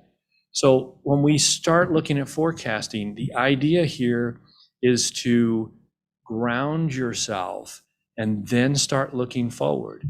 The further you look forward in your forecast and the more data you collect on a monthly basis, trying to kind of bring that forecast to fruition, then the better off you're going to be. And every month your forecast is going to look a little better. So let's talk about revenue predictions first. Revenue predictions are, sometimes they're easy because you have things lined up and you can see them and you know exactly what they're going to be. Sometimes it is a total crazy guess, and you're trying to figure those things out. And I say, well, what we want to do is we want to reduce the WAG, wild guess, out of the revenue prediction forecasting. So how do we do that? So we try to come up with actuaries. So if you're a pre-revenue company and you don't know how things are going to go, let's figure out what's an actuary that if I put so much effort into the game, how much should I expect back? So this is part about research. This is part about learning your business environment, learning your competitors, your customers, the whole gambit, right? So we get down to, I used to work for a simulation firm, and I'll use this as an example. We would submit proposals to the government every quarter when the announcements came out. And our history told us with every number of proposals that we submitted, we would win a certain percentage of those proposals. So that is a good way to predict revenue. So if I know I'm going to win 1 in 5 and I submit 5 proposals every quarter, then I can expect 4 wins a year. And those 4 wins a year, depending on the proposal I'm writing and the value of the contract I'm proposing to, can give me a revenue prediction. So think about that in terms of how do you do this? So everyone is different in your space. Now, I think in almost immediately consider the government space when I'm thinking about predicted revenue and stuff, because that's where my experience base is. But if you are a clothier, or you are a brewery, or a restaurant, how do you predict revenue? How many customers are going to come through your door? What's the average ticket? How many days are you open? How many hours a day are you open? These kinds of things are predictive of revenue. I do caution you, when you start putting these things together, to really pour the revenue model through. So I'll give you an example. Years ago, I used to be in the indoor tanning business. So my wife and I decided to buy a tanning salon, and we looked at buying new tanning beds, and the tanning bed company sent us a revenue predictor saying that there were 20-minute sessions, and if we had 3 people per hour per session, and we were open 10 hours a day, that then we would see 30 people and our revenue would be this. Now, that was a horrible revenue model. And the reason is because you can't put 3 people per hour in a 20-minute session, because they have to go in, they have to get ready, they have to put when they get out, some people are putting on lotion, so there's all kinds of reasons why you can't turn people in this cattle call the way their revenue predictor had said it would be. So their revenue prediction was completely off base. In fact, it was very difficult, we found, to turn 2 people an hour, just because of the prep time for someone when they got into a tanning bed to get into that mode of tanning, to get back out of that mode, get themselves ready to meet the world again. So when we think about revenue predictors, think about the common sense. Actually walk through the process yourself and see, can this happen? For example, if you are a restaurant and you say, okay, well, we have got capacity for 100 patrons. And if we can meet a 75% capacity, and we can turn those clients every 30 minutes, what would our revenue be if the average ticket for 4 people were $60? So when we look at that model, think about, is it reasonable that we could reach 75% capacity all day long? It may not be. There may be hours of the day and the month where 75% capacity is completely unattainable. And there may be hours of the day of the month where 75% capacity is way under what's going on. So we want to come up with this rhythm of maybe 3 o'clock in the afternoon, your capacity is 10%, but 6 o'clock in the afternoon, your capacity is 95. Can we turn people in 30 minutes? Is that reasonable? Or should it be 45 minutes? Or should it be an hour?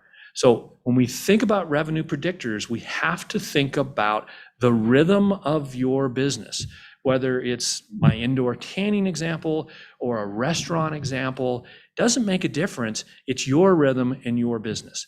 So that's what you have to look at. For example, another good one is a brewery. What's a healthy number of beers for someone to consume? If someone stays in there for 2 hours, you don't want to count them for 10 beers.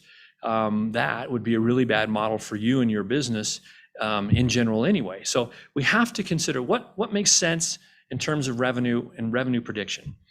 Okay, so I think I've kind of beaten that one pretty hard here.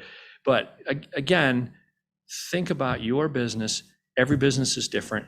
How is this revenue going to come in, and what makes sense? Now, when we're building the forecast, every month we have data allows you to create a more finite process. So as a month goes by, we can look at that revenue prediction. We can decide, is that a good number, or are we going to grow? Or did we have an incredible month because it was our grand opening and now we expect things to kind of settle back to normal? Or, like In-N-Out Burger, is there going to be a line around the corner every day? So let's think about those things when we talk about revenue predictions. Now, let's talk about expenses tied to revenue. So for every sale, there is a cost of sale. Now, you may or may not in your accounting system have cost of sales or cost of goods sold, depending on what kind of business you are, but it doesn't make a difference. There are certain expenses that are directly proportional to your revenue. So as your revenue goes up, those expenses will go up. As your revenue goes down, those expenses will go down because they're symbiotic. So we need to look at those expenses, try to figure out if you're a restaurateur, you understand this because you have what they call labor costs and food costs and beverage costs and those things. And those are calculated as a percentage of your revenue. And those are the numbers you're supposed to hit. Because if you hit those numbers, then you know you'll be profitable. So when we think about these revenue predictors for businesses, we also have to think about the expense predictors against that revenue. So that part sometimes is easy. But again, as we forecast and we get further and further down the road, we will get a percentage that we can count on, that we know that this is how business is done. But we can use the model. I think about, I think it was Taco Bell, but I may be wrong, stopped handing out straws except on request. And then they found out corporate-wide across all Taco Bells in the world, that saved them over $1 million just by not handing out straws until someone asked for it. But how many times you still go to a fast food restaurant, go to the drive out, and they throw a fist of ketchup or a fist of hot sauce into your bag? Think about how much revenue that's costing the company because they haven't defined that process. So when you're running your business, you have to think about everything. Think about all of the little things and how does it save you money to maybe just don't serve it unless they ask. When you go to some restaurants, every time you sit down, they put down a glass of water in front of every person. Well, now maybe that water you don't think causes you any expense, but those glasses have to be washed. There is an ice machine. There is maybe a straw. There is the water that comes out of the tap that hits on your bill.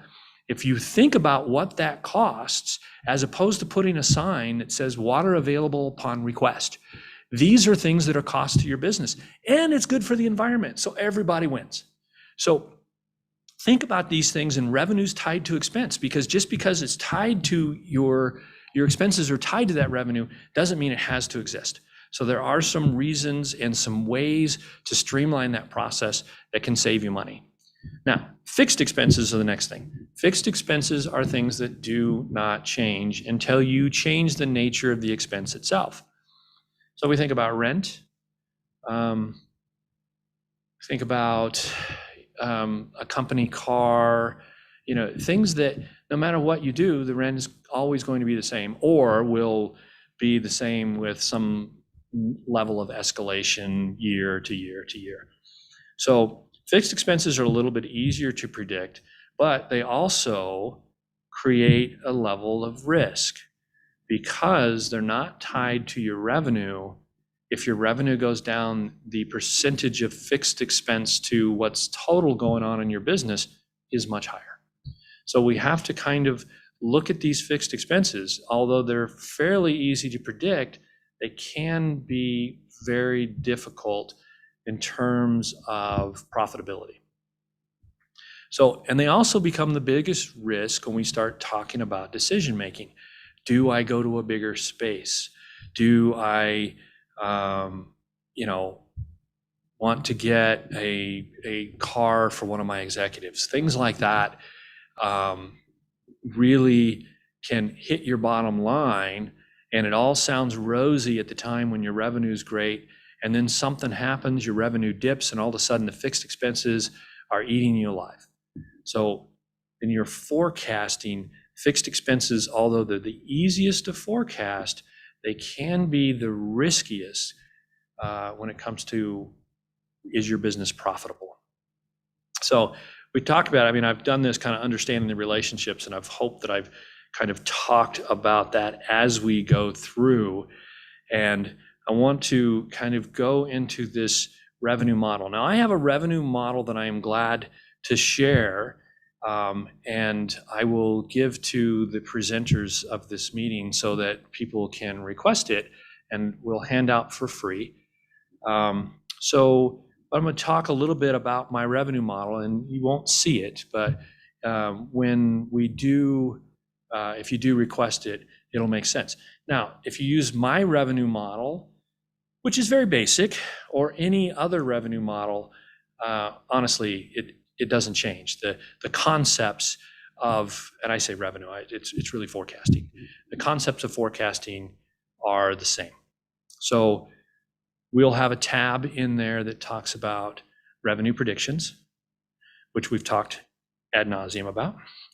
We'll have a tab in there that talks about expenses tied to revenue.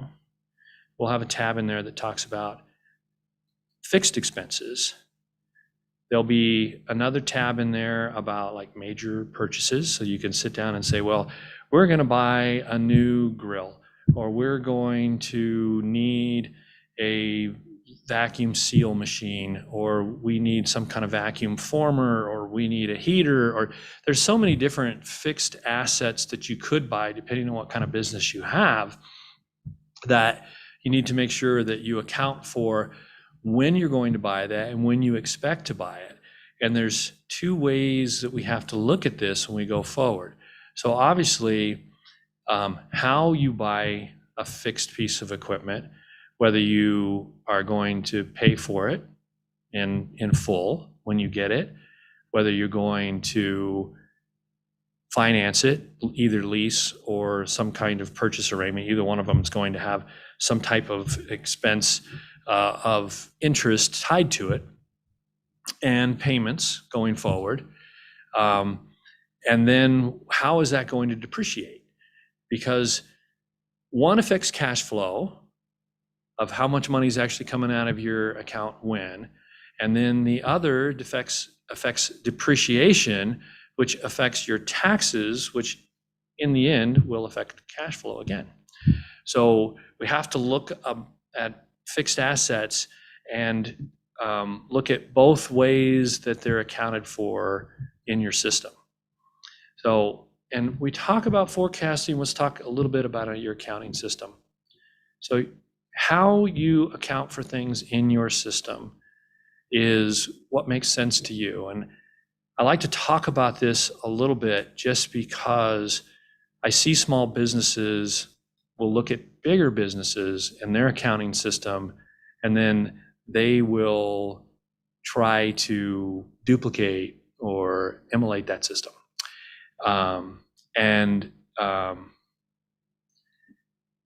That's not necessarily a good move.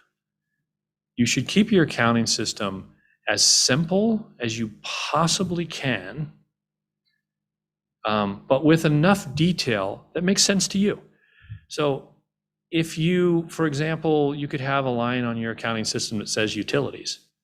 Utilities could be gas, water, electric, phone, it could be a whole number of things. And it could be gas for the car for all that matters. It really depends if when you're tracking utilities, does it make sense to know how much your gas bill is, vice your electric bill, vice your water bill, vice the gas that you put in your company car, so on and so forth. Only put that level of detail into your accounting system if it makes sense to you. So, because you're going to forecast the same way. So you forecast at a level of detail that makes sense.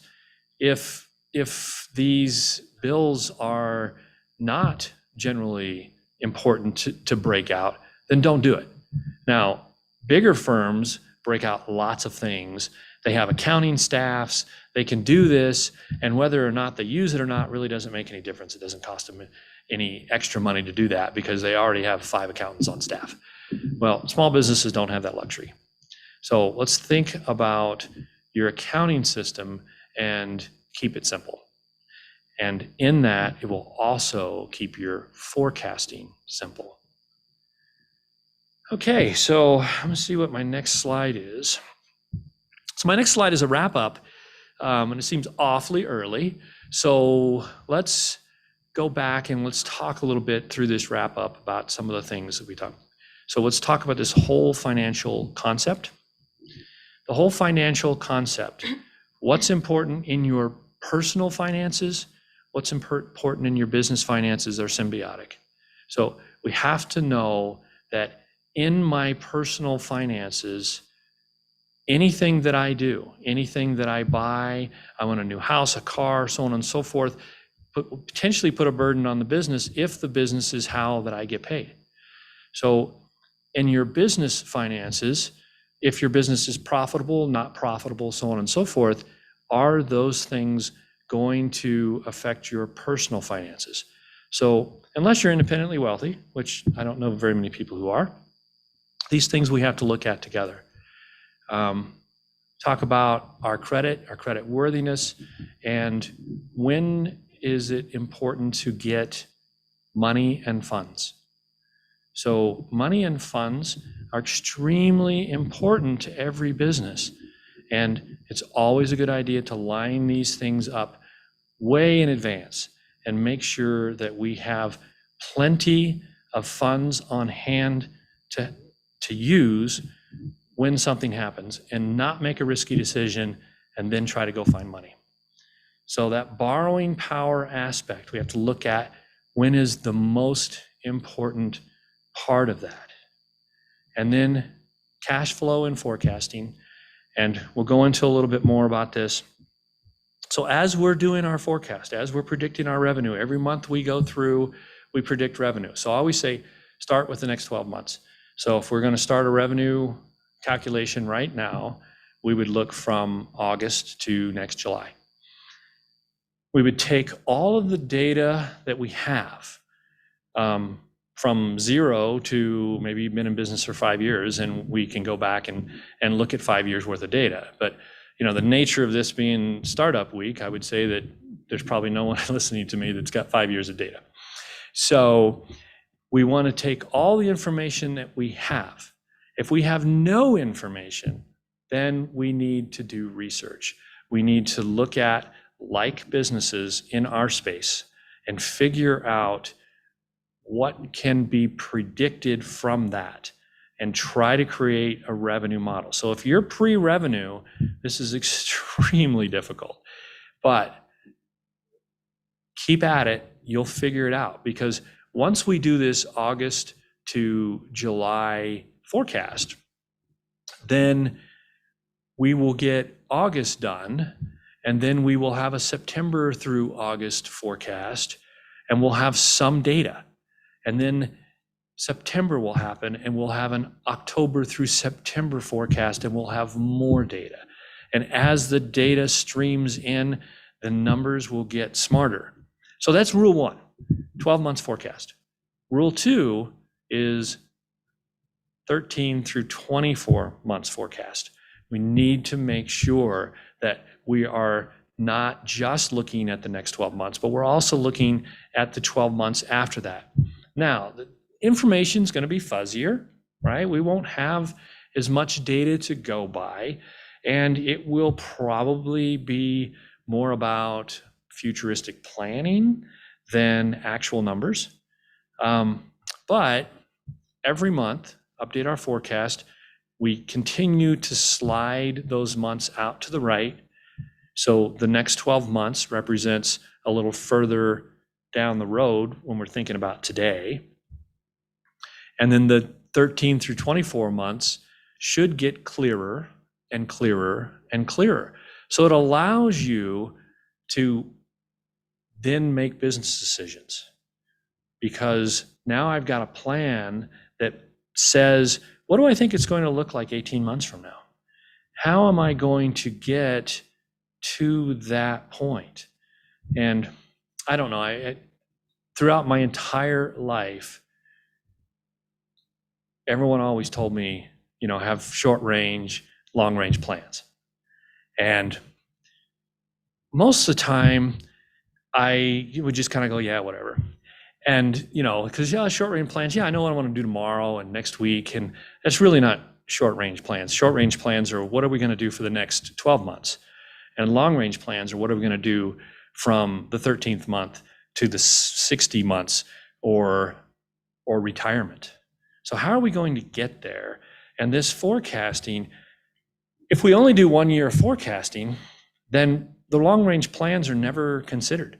So going back to making sure our forecast goes out at least 2 years, it would be okay if it was 3 or 4 or 5, because a business plan should go out 5 years. And then looking at our personal finances, well, how do we get to retirement? How am I going to, put my feet in the water and the beach on the Gulf Shores? Maybe that's my retirement dream. How am I going to be drinking Mai Tais in Cancun? Maybe that's my retirement dream. So we have to figure out how we're going to get there. And, if you're my age, I don't have a whole lot of long-term plan on that anymore, because I'm a lot closer than I ever thought I would be. Now, with that said, had I done planning 10 years ago or 20 years ago, I'd be in a much better place than I am now. So this is the importance of this planning and forecasting, not only for personal life, but for business life. So now what I want to do, even though we're in this wrap up, I kind of want to go through a few scenarios with the different styles of businesses and talk about how that would roll through forecasting. Maybe those examples with the kind of business you're in will ring true, hopefully. And if not, you can hit me in the questions phase, and then we will discuss your particular situation. So let's go back to one of the first business I ever owned, which was a tanning salon. And I'll give you a little history on that. I was extremely bored. My wife was extremely bored. Both of us had just left the military, and we were looking for challenges. And so I had a friend that had a tanning salon that was getting ready to relocate and was trying to sell it. And my wife and I decided wild hair, and we bought the salon. And so from that tanning salon business, when we bought it, we sat down with our friend and we looked at how many customers they had. We looked at how many hours they were open. We looked at how many beds they had. We tried to do a predictive model of how much money we would make, and we were so wrong. So this, in terms of when I talk about getting a new business, is how is this forecasting going to work for you? Well, in a new business, it's tough, because even though it was a friend of mine, I think he was trying to put rose-colored glasses on us because he really wanted to sell. So, we found out that just because you had 500 customers in your customer log and you were open 12 hours a day, didn't mean that you were going to have any revenue. And quite frankly, when you get in the middle of November, a week before Thanksgiving, you can sit in a tanning salon all day long and no one's going to show up. So we found out the hard way that our revenue predictive skills were quite lacking. So what we decided to do was to, kind of create a predictive model. And so we did, like I'm talking about now, is tried to come up with initially a 1-year plan of what revenue was going to look like. And, we talked to manufacturers of tanning equipment and looked at their revenue predictive models, which I gave an example of earlier of one that was given to us that was just, totally optimistic and not attainable. We looked at our actual numbers. Unfortunately, one of the things in being a new business owner is we didn't get a lot of revenue data from the person we bought it from, which was a huge mistake on our part. You should be getting that kind of information by the person that you buy from, making sure that you have some real numbers to go by. Like when you buy a house, you should be asking them, hey, what's your average utility bills? Can you send me your last 12 months of bills? Same kind of thing when you buy a business, is find out what kind of revenue did they achieve in the last 12 months before they sold it to you.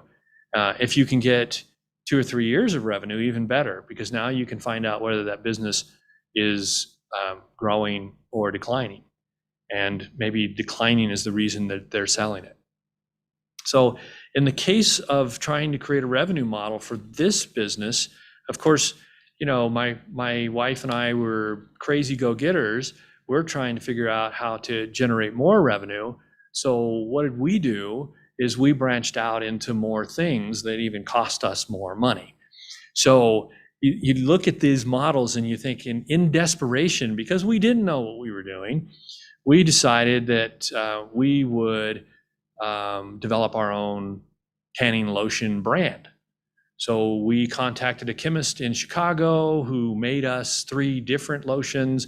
We contacted a graphics artist and created a design for a logo, and got with a bottling company and got bottles and bought an apparatus where we could fill the bottles ourselves. So now my kitchen was a manufacturing lotion facility, and we continued to lose money hand over fist because we had no idea what we were doing in that business. We had no revenue predictive model. We had no idea how we were going to take it to market, and it was a wholesale disaster.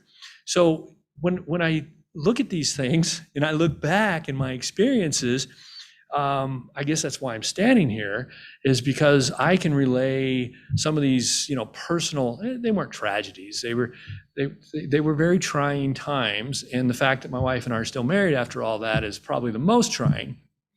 So, considering how this works through, we have to come up with this revenue predictive model. So think about your business, think about where you're going and how that's going to work. Now, I am going to wrap up and go for time for questions because I think I've hit my moment. All right. Thank you so much, Brian. That was so interesting and so great to hear your personal stories as well. It's, it's wonderful to be able to learn from others. And so first question here, we have an anonymous attendee asking, how do you handle revenue forecasting when your historical data from last year is significantly skewed from the pandemic? Yeah, and that's the same thing. It's almost like pre-revenue, where you have to try to do a predictive model based on what you think it should be.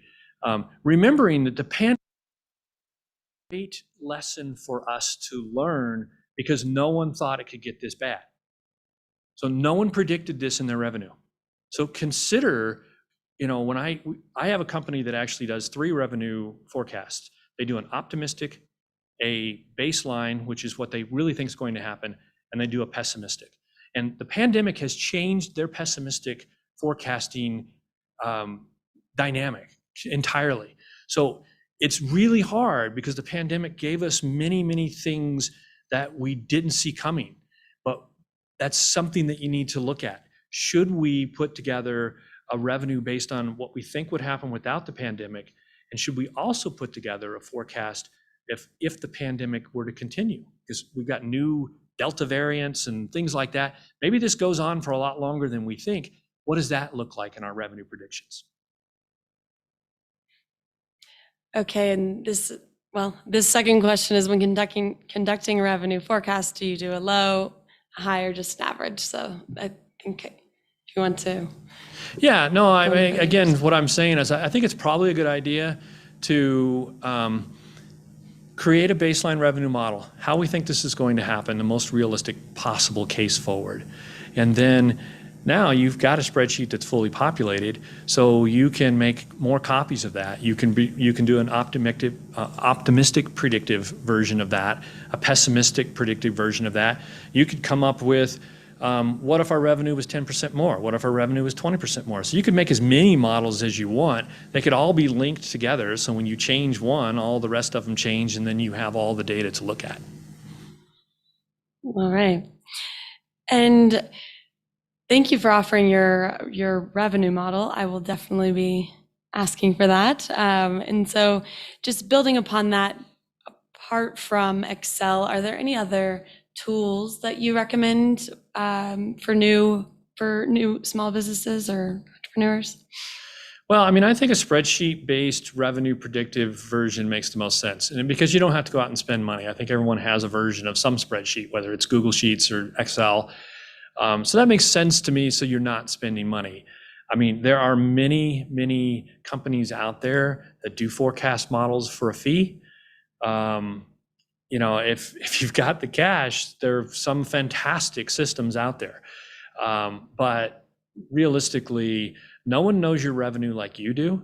So you sitting down and working through your forecast, and I keep saying revenue in terms of forecast, but no one knows your business like you do. So doing your own forecast makes the most sense. Paying someone else to do it, that may be fantastic, and they may have a fantastic tool. They don't know your business like you do.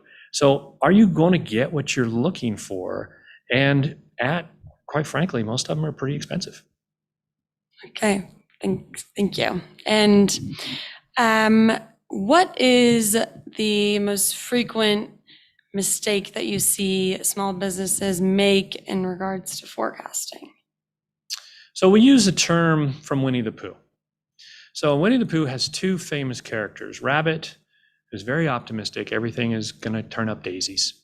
And we have Eeyore, who is just, the world is coming, the sky is falling. Eeyore is, oh gosh, it's going to be horrible. Don't be a rabbit, don't be an Eeyore. So if you are that kind of person, then be both. So what I'm trying to say is we want to find this middle. So if you create an optimistic rabbit style forecast and then an Eeyore style forecast, reality is somewhere in the middle. So the biggest mistake I see is people either bring their pessimism or their optimism.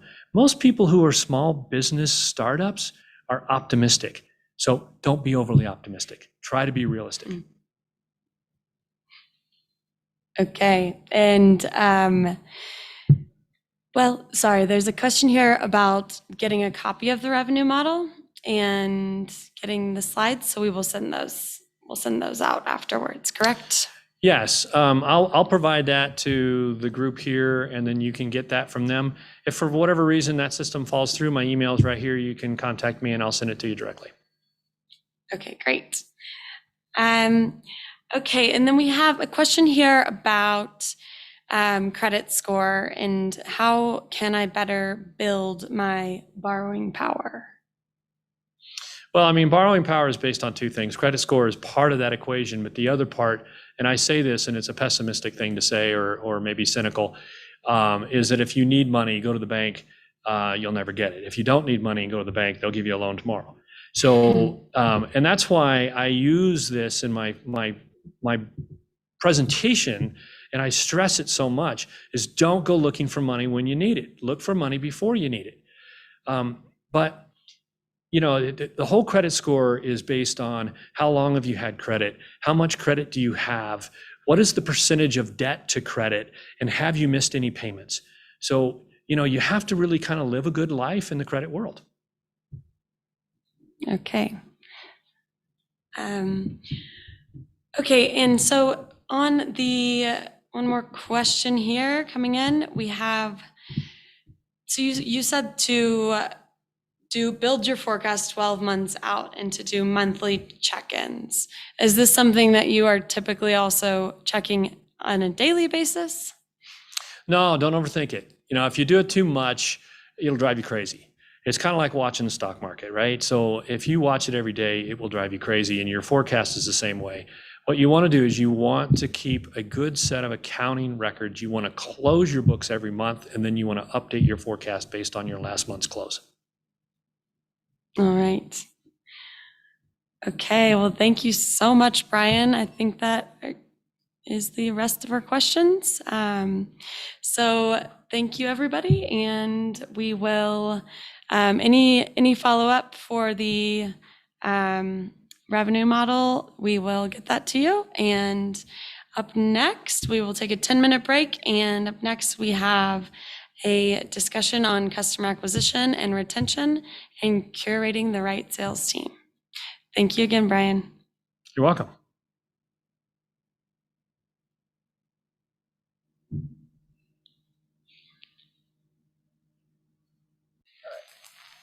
Action. Downtown Longmont boasts innovative craft breweries, cideries, and distilleries, nationally recognized restaurants, and one-of-a-kind shops and boutiques. Are we off? All comprising Okay. a Colorado Certified Creative District and a National Historic District. Downtown Longmont is your destination for small-town charm and modern urban vibes. With unique small businesses, tangible history, and Colorado's best craft culture, Downtown Longmont has something for everyone. So come explore downtown, take a stroll, make a memory, and discover what's waiting for you, just around the corner or just inside the door.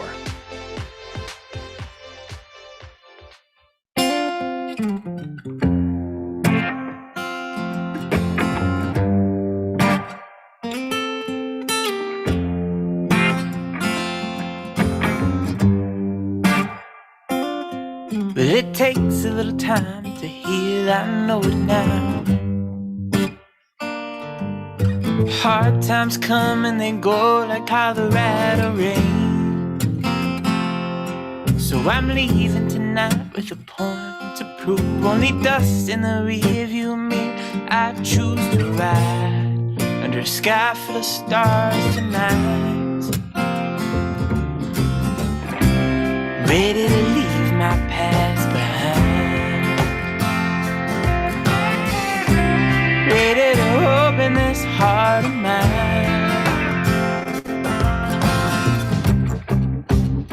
and leave it open wide. I'm ready for the ride. I'm ready to see what I might find.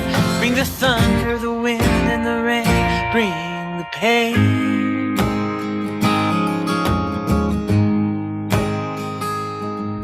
It takes a couple tears, you know, it takes a couple broken hearts to see past the pain to a life built to fall apart. Running scared through the night, only the moon to light my way. Tomorrow's gonna come a little brighter than today. So I'm ready to leave my past behind. Ready to open this heart of mine. Leave it open wide. I'm ready for the ride. I'm ready to see what I might find. Bring the thunder, the wind, and the rain. Bring the pain.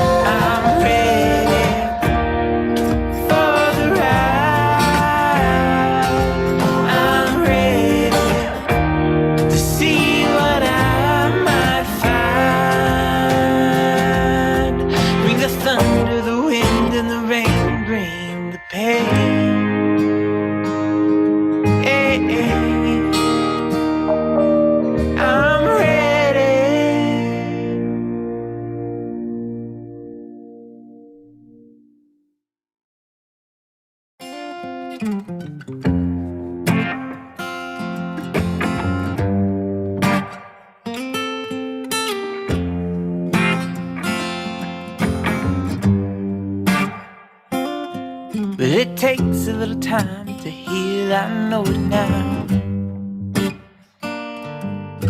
Hard times come and they go like Colorado rain. So I'm leaving tonight with a point to prove. Only dust in the rearview mirror. I choose to ride under a sky full of stars tonight. Ready to leave my past behind. Ready to open this heart of mine and leave it open wide. I'm ready for the ride. I'm ready to see what I might find. Bring the thunder, the wind, and the rain. Bring the pain.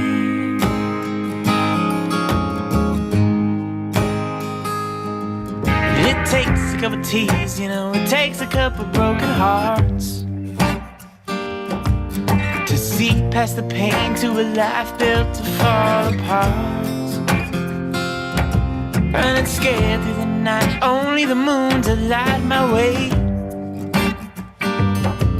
Tomorrow's gonna come a little brighter than today. So I'm ready to leave my past behind. Ready to open this heart of mine. Leave it open wide. I'm ready for the ride. I'm ready to see what I might find. Bring the thunder, the wind, and the rain. Bring the pain.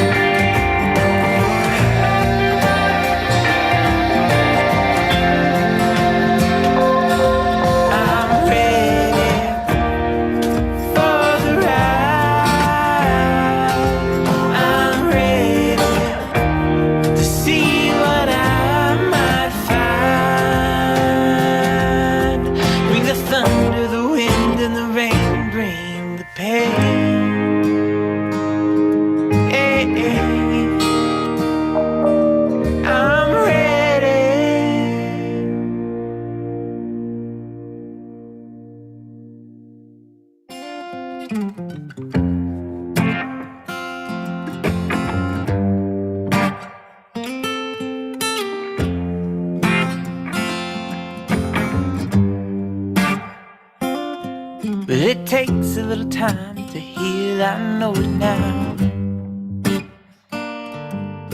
Hard times come and they go like Colorado rain. So I'm leaving tonight with a point to prove. Only dust in the rearview mirror. I choose to ride under a sky full of stars tonight. Ready to leave my past behind. Ready to open this heart of mine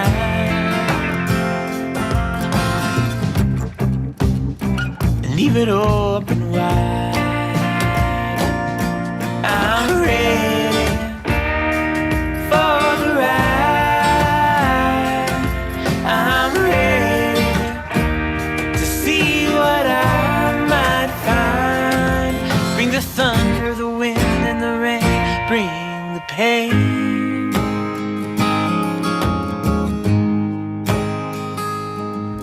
It takes a couple teas, you know, it takes a couple broken hearts to see past the pain to a life built to fall apart. Downtown Longmont boasts innovative craft breweries, cideries, and distilleries, nationally recognized restaurants, and one-of-a-kind shops and boutiques, all comprising a Colorado certified. Welcome back, everyone. We are so excited to present the next round of speakers. This session will be on customer acquisition and retention and curating the right sales team. We have two presenters with us for this session. And first up is Eric Hosteen from SMP Alignment. He's the founder and CEO. SMP Alignment helps business leaders achieve revenue goals by using simple and effective tools to align the company's sales, marketing, and product functions to a market-centered purpose, vision, mission, or strategy. All right, Eric, I'll kick it off to you. Hello. I had some instructions. This is if you haven't seen yet, this is a very formal studio. And I need to first share my screen on Zoom, right? Shoot. PC. Where'd that go?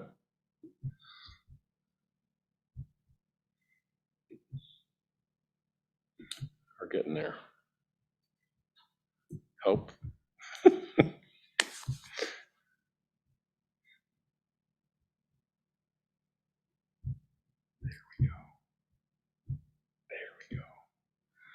And then we go into presentation mode.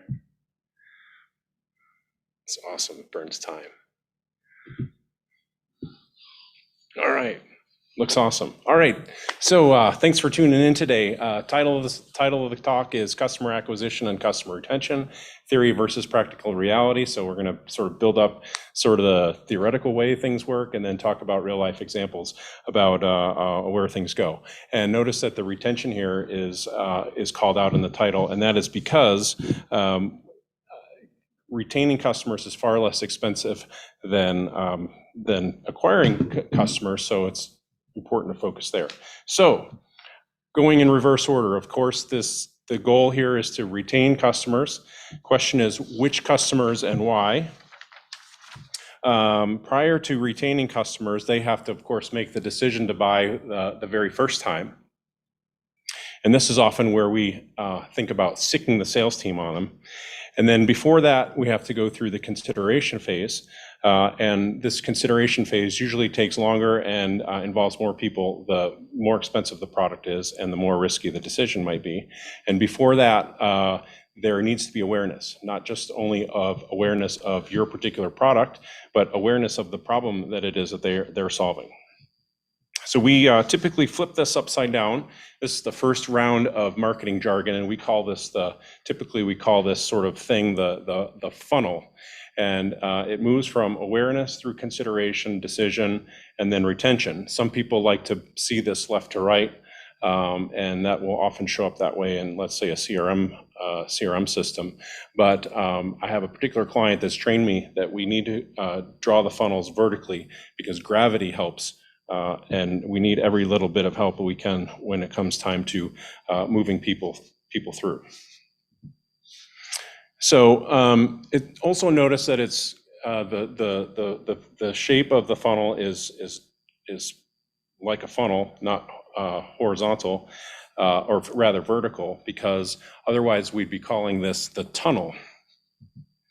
And what happens is there's leaks in the funnel. So you think about this process much like maybe like a manufacturing process, and along the way we're going to have yield or losses that move along, that happen along the way.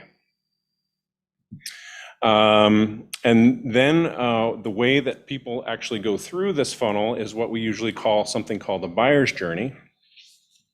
And unfortunately, it's never really linear and straight like the arrows suggest. So we have to get those out of the image. And what happens, in fact, is it's usually a very, very messy process where customers will come into become aware of the problem that they're having and aware of the solution that you offer and sort of bounce around there, hem and haw for a bit. They might move to the consideration phase where they're thinking about changing, but then might ghost on you for a little while and disappear. And this whole thing is really sort of messy. And many times business owners or startup founders find this to be pretty frustrating because, geez, why, my product is so amazing, why can't people just flow through? And I ask you to think about a corporate buying decision that you may have been involved with in the past, and think about how many times it's moved smoothly through the system, or a major significant purchase in your own world, how many times you've thought you were close to buying said product, but then going back and doing more research or talking to more friends or deciding that you want to try out some other things before you go through. So all of this, right, is really quite frustrating. And that's just sort of the way it goes. But there are things that we can do as founders and commercial teams to set our companies up for success. But just to drive this point home, I want to share a story that demonstrates how difficult our jobs are as company leaders to move people through our funnels. So some more jargon, right? So many times in the startup world, we talk about things like the total available market, sometimes called the TAM or SAM or some cool sounding acronym like that. And we think, boy, if I could just be in front of my customers when they have a triggering event, and boy, if this triggering event were so serious, like, let's say my life is in jeopardy, and let's say I have a product that is pretty sure to be significant in helping save said life. And wouldn't it be great if the price was right? Maybe free. Maybe it would be awesome if the inventory was in place. We didn't have any supply chain issues, and so much so that product is already available and literally right between your legs. Boy, wouldn't it be just so easy to be able to sell this product? So here's a clue. Flight 1549, which was the famous Captain Sully flight that took off from LaGuardia Airport in January of 2009, had 150 passengers on it as the total available market. All of them had just gotten a product presentation about the life vest, blow here, pull on the straps. We've seen it all before. And all of them took off. Remember that both engines went out, and it was known by all the people on the plane that the airplane was not going to make it back to the runway, and in fact was going to have to land in the Hudson River. And no one knew that Sully, the famous captain, was going to save the day, and therefore we're not sure if their arms and legs were going to be able to work and they'd actually be able to swim in the eventual water evacuation. How many passengers of the 150 took this life vest with them off the plane? The answer is 33. So nearly 8 out of 10 people had this amazing product at their fingertips that they had just seen a presentation, blah, blah, blah, blah, blah, and didn't take it with them. So this is where the theory and the practical reality come crashing together, and we have to deal with these difficult realities. So what do we do about it? Let's go down, and we're just going to quickly break down the funnel into the 4 pieces and talk briefly about some of the key elements. So this first part is awareness, and this is what the cool marketing people usually called the top of the funnel, and we'll abbreviate it as TOFU, and it has nothing to do with your favorite soy product. And this is where we have to really start thinking about who our ideal customers are. And we do this by building out specific personas and also by building out a market segmentation schema that identify exactly who those customers are.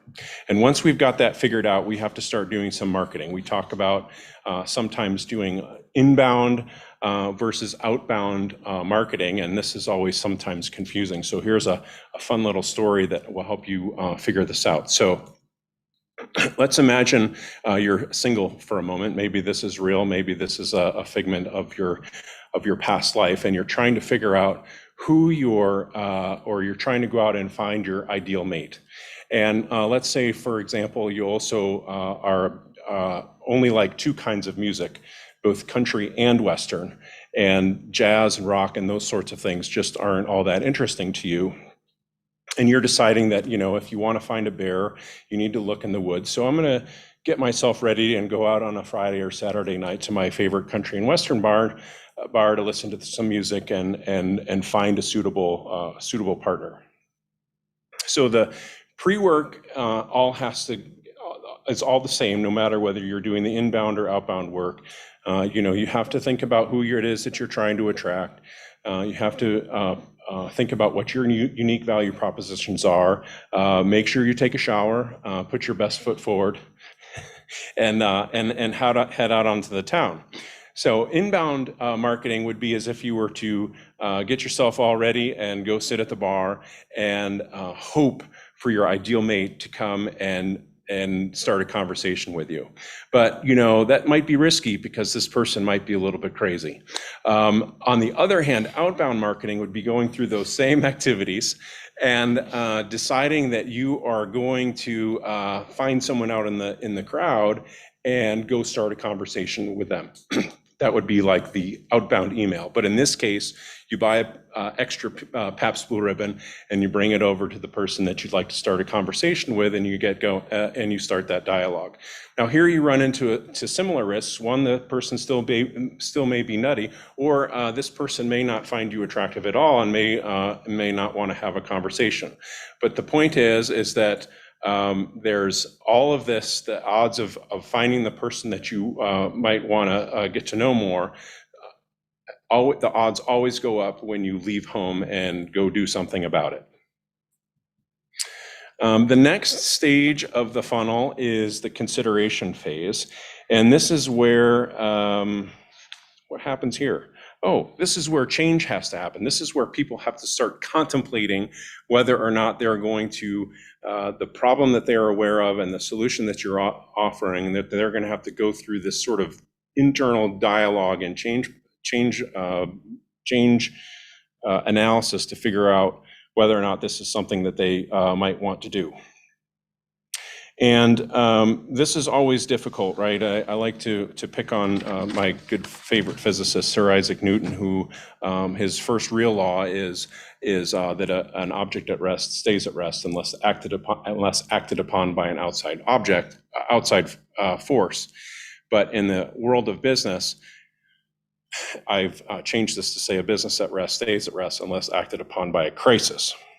And if you've been through any sort of therapy sessions before, you may have heard of these 6 stages of change. And this first one is pre-contemplation, which is where people are not at all ready to make a change. They get into the contemplation stage, or they start thinking, maybe this is something I ought to do. And then they go through the preparation stage of things, where they really start making to prepare to make these changes. Then they actually take action. And then at the end, they go through this maintenance phase where they're actually maintaining that change. Now, we know in reality that people will flop up and down through these stages of change, much like they will in a sales funnel. But it maps pretty closely to this idea of first awareness, then consideration, and then ultimately ending in retention, where that change is locked in and then they're staying with you for the long haul. Next phase of the funnel is the decision-making phase. And I want to warn the audience to avoid this sort of false character of the mythical decision maker. And that is, many times sales teams or marketing, so we just need to get to the decision maker. But I would argue that that's insulting to people in the decision-making process, because all of us are in fact decision makers. I chose to wear this shirt today. You chose to come in and watch this session. You might be regretting that. But nevertheless, there were decisions that were being made. I also have a story of a CEO that I worked for in a company several years ago. I was sitting at his table at the holiday party, and he was saying, I always wanted to be the boss. I want to always be the CEO so I could make decisions. And then here I am, CEO of this publicly traded company, and I've got 12 bosses. And this number 12 happened to coincide with the number of people on the board of directors, of which he had to convince most of them that his decisions were the right ones. I also had a scenario in my own practice where I had a CEO tell me, we're going to start working together and we're going to start next week. Next week rolls around. I'm like, okay, I'm going to show up. What's going on? What are we going to do? And it comes to find out that he changed his mind. And upon reflection on my sort of post-mortem of what happened, I remember him saying during the discovery phase that there was one particular member of the board who, quote, had it out for him. And I needed to, I took that as my own responsibility, and one of those hard life lessons that just because you're working with the CEO, who you might think is the decision maker, the title and who actually are the bigger influences on the decision-making process, they're not necessarily connected. And then finally, we get into the retention phase. This is again where customer success or customer service, depending on the industry you're in, are incredibly important, because you've gone through all of this time and energy and effort and expense to get people through the funnel to be customers. And this is where a lot of companies screw up, because they don't have the operations in place to make sure that people are having an enjoyable experience once they've come. And certainly we know that when we do have bad experiences, we tend to tell our friends more about that than the good ones. So it's incredibly important to have strong customer success delivery operations in place in order to make sure that this funnel has as few leaks as possible.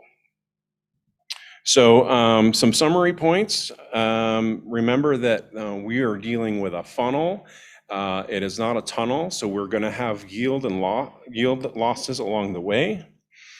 This one is really powerful, is that recognize that the marketing and sales activities are probabilistic functions and not mechanistic functions, meaning you can do all of the things right and smart, and you're not going to necessarily get the one specific blue M&M that you're looking for in the vending machine to drop, even though you put in the right money and turn the crank the right way. The buyer's journey is often chaotic. Very few people or companies move through the journey in a linear, smooth way. It's our role as a commercial organization to help facilitate that process. Think of it as being like a deal Sherpa, just like people that are climbing up the top of Mount Everest. The Sherpa doesn't actually carry them, but does make things easier for them along the way. But ultimately, it is on the buyer to move themselves through this particular journey. And given all the things that are completely outside of your control in this process, it's incredibly important to identify those things that are within your power and focus on those things. And with that, I would say thank you for listening. And if there are questions, I'd be happy to address them. All right. Thank you so much, Eric. And we are going to do Q&A after our next speaker. And so, but thank you a lot, Eric. That was super interesting. And I think I have never heard as many analogies on the funnel, and I loved it. So thank you again. Okay, so up next we have Lori Raymond. Lori is the Regional Market Manager for Specialty Appliance Inc. Lori manages the Fort Collins and Louisville showrooms and leads the charge for their sales team. Having spent most of her career in the appliance and building industries, Lori is passionate about the design community she works with. She currently serves on the executive boards for the American Society of Interior Designers and the Home Builders Association of Northern Colorado. And Lori, with that, I will kick it to you. All right, thank you so much.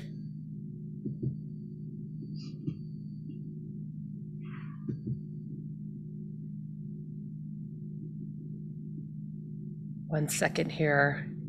Some technical difficulties as well.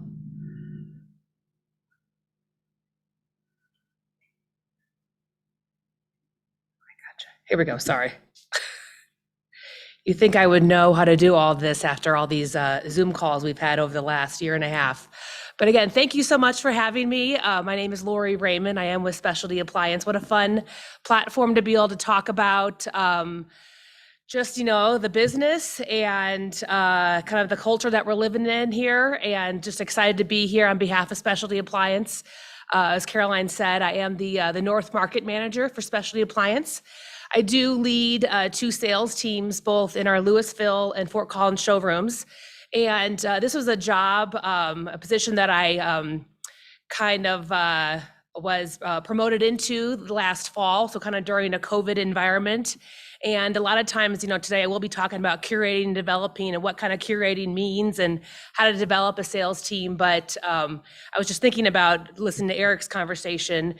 Sometimes we have various personalities we work with, and it's our up to us as far as managers to be able to curate those personalities that are on our team and develop those sales teams so they work most effectively. So let's go ahead and jump into that here.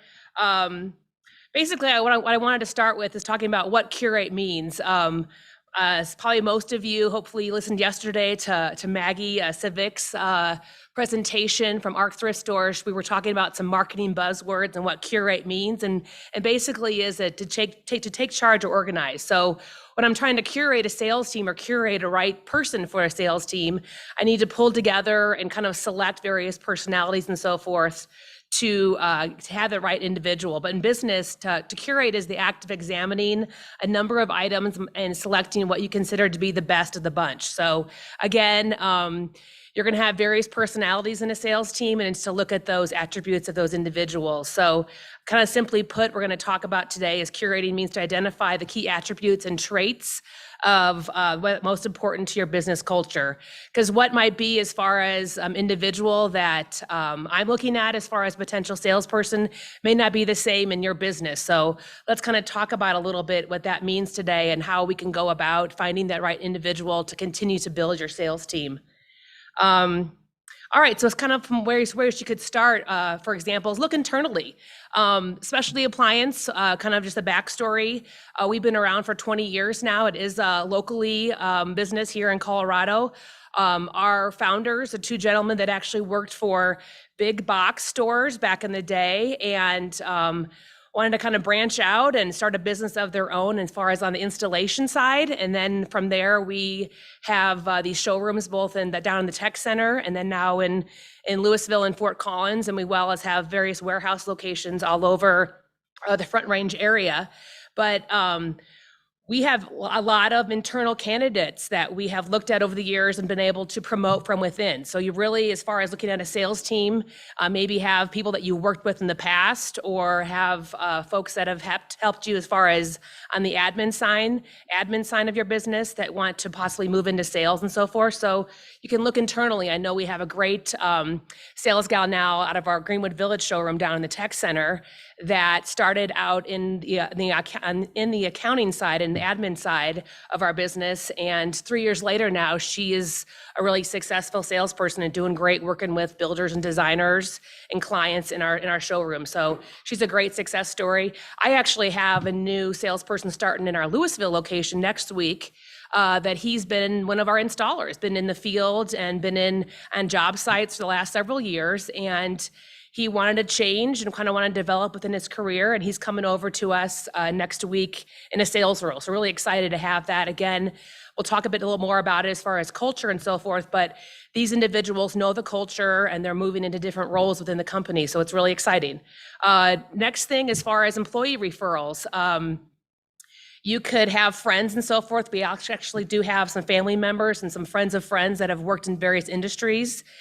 Good candidates are out there, especially now. I know that there's a huge workforce as far as gap right now, but looking for as far as changing careers. A lot of times your current employees might have great referrals, and we do, as far as especially do have a referral bonus program. So you may want to talk about possibly doing that within your company. It's a great way to get good people and to retain and develop those people as well within the company.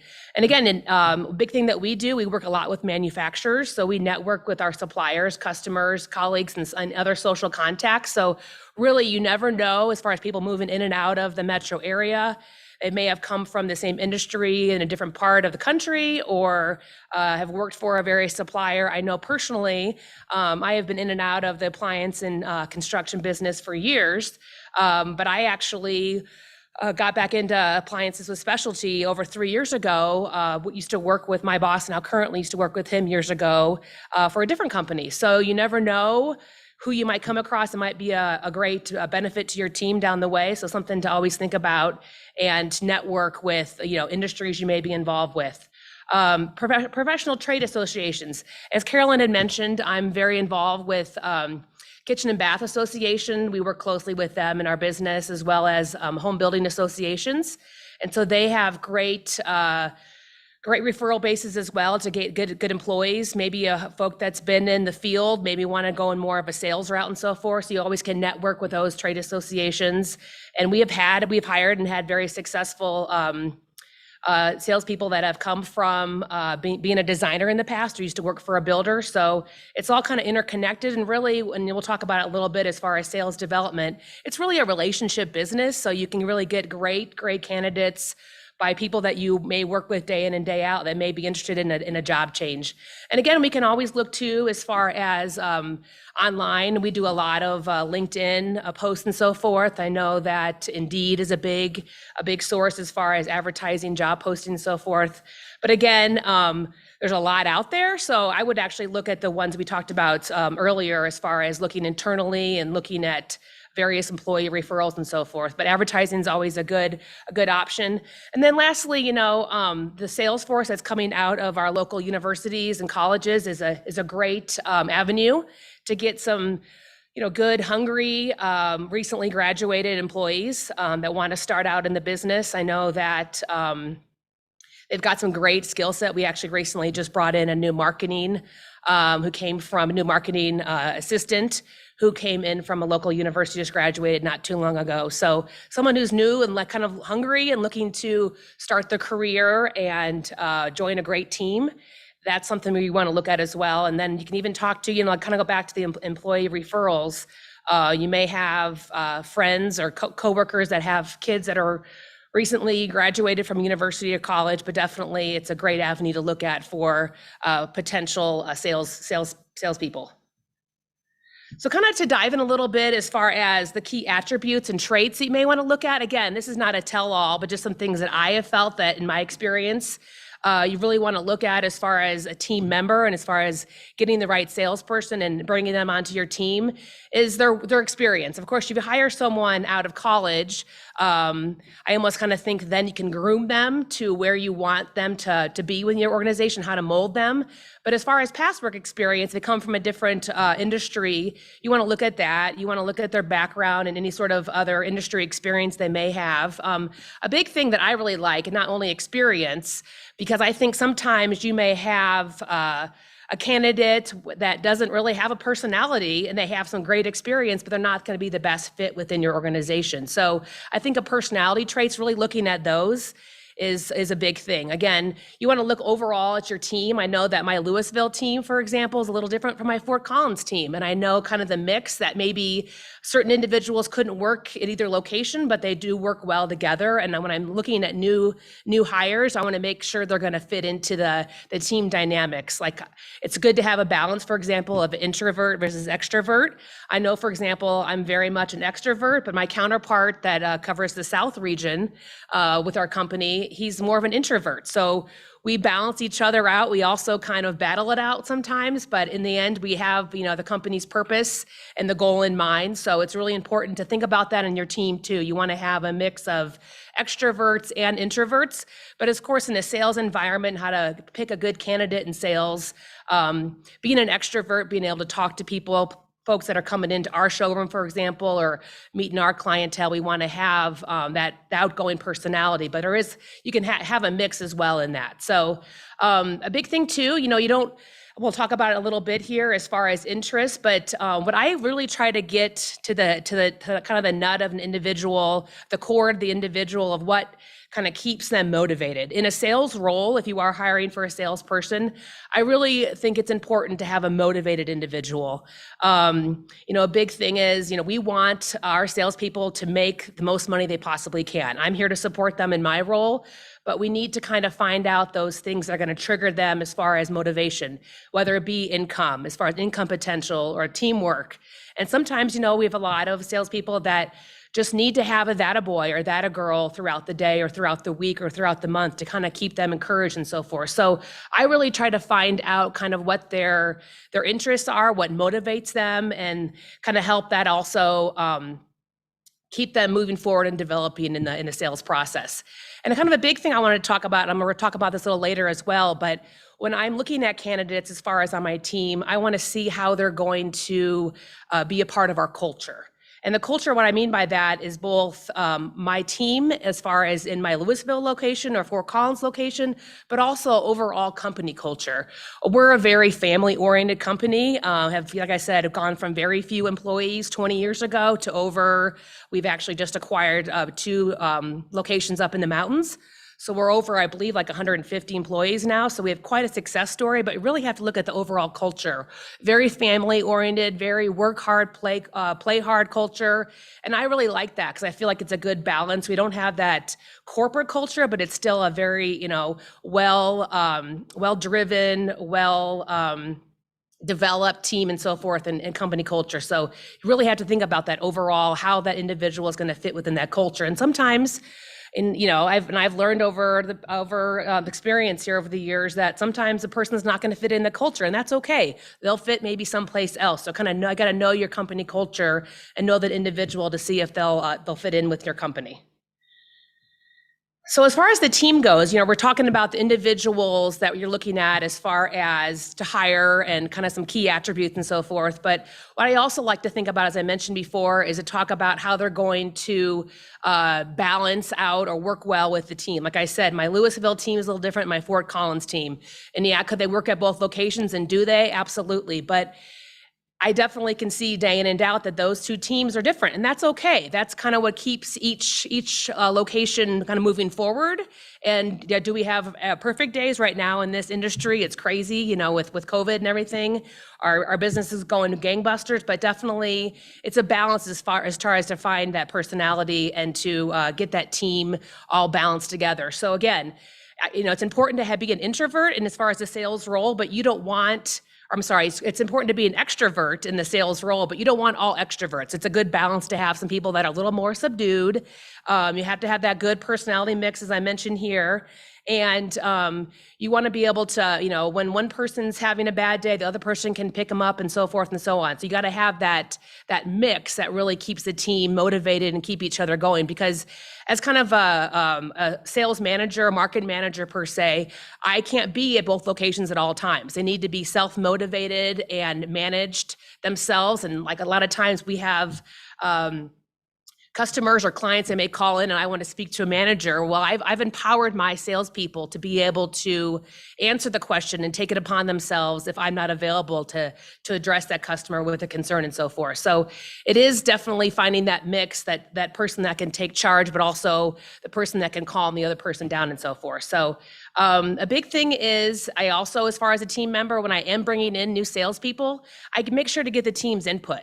I make sure I introduce that candidate, bringing in someone to the whole entire team to kind of get their feel as far as their personality and make them involved in the process. Because again, I'm not there all the time and in one particular location.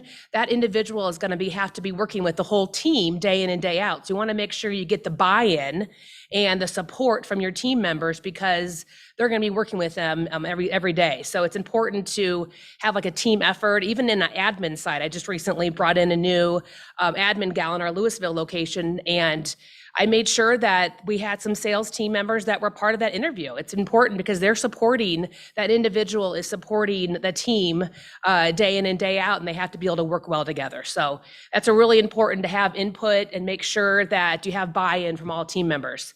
And again, I wanted to reiterate the culture. Sometimes you just know when you meet an individual as far as the team, they're just not going to be part of the culture. And you have to have that location or that team in mind as far as how they're going to work well together, as well as the overall company culture. And you'll if you ask the right questions as far as an interview, you can know that pretty quickly. So make sure that you are aware of the kind of the culture, talk with your team beforehand and kind of know what individual you're looking for and how they can best move forward with that. So as far as team development, again, this is something that's I take a lot of pride in, but again, it's a work in progress. No one's perfect. Like I said, I took on this new role in the company last fall, kind of in the middle of COVID per se. So we were mostly in our showrooms, but we all were also were working remote. So it's important as far as to have that communication.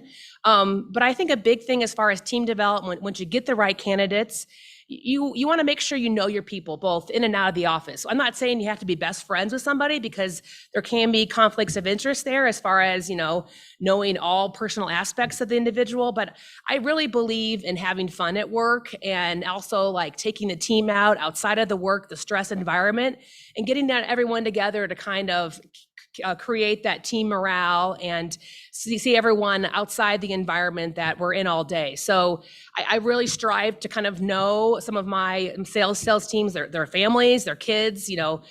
Many of the sales teams that have had growing families had new babies, and you just want to make sure that you're supporting that. Of course, if they have a healthy home life and personally they're happy, then they're gonna come to work and be really happy about that too. So you want to make sure to know them on a personal basis and be able to encourage them, because that's one really important thing as far as I think that COVID has taught us, is really the relationships as far as in business and in a team aspect, is getting to know your team. So they're there to support the company and support you as a manager as well. So, and that gives you a lot of, I believe that once you have a good team, they know that you have their back, and you know that they have your back, and vice versa.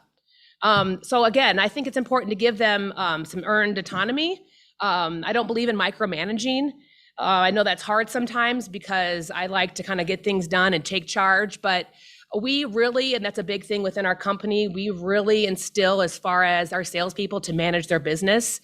They work a lot with builders, large production builders, kitchen designers that have all sorts of projects and so forth. So we really instill them to manage the sales process from the start to the end. When they first come in our showroom, or they first start their project with building their house, all the way to the delivery, installation, and even follow-up service. So really, I empower them to manage their sales or their customers, and involve me as needed as far as support them. But it's really important that they feel like they have gotten they get the empowerment and be able to manage them things themselves without me, controlling everything they do. So I feel that they have my support, and I believe everyone makes mistakes, but I know that if they need support, I'm always there to help them. So I always try to also encourage collaboration, not competition. But I think in sales, it's kind of, it's normal, and it's kind of part of the sales process. As far as competition, we do have our top salespeople, but also, again, to kind of create and encourage collaboration within the team. That's why I think that, kind of going back, it's good to have both, in and out of the office activities and kind of team building events to actually encourage that, because competition's good, but we want to make sure that we're including everybody in that, and everyone's part of that.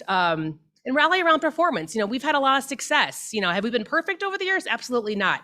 Do we stumble from time to time? Absolutely. But we do strive day in and day out for great customer service, for a great customer experience.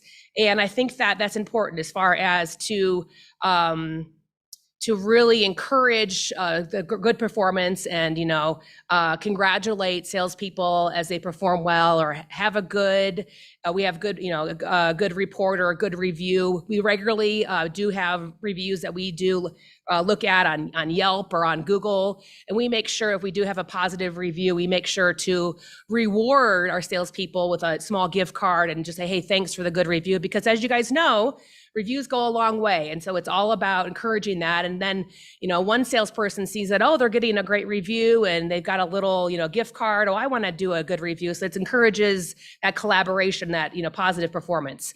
And again, as far as sales, it does all come down to clear communication and metrics. We do have sales goals. You want to make sure you're regularly meeting with your sales team and talking about those goals and so forth.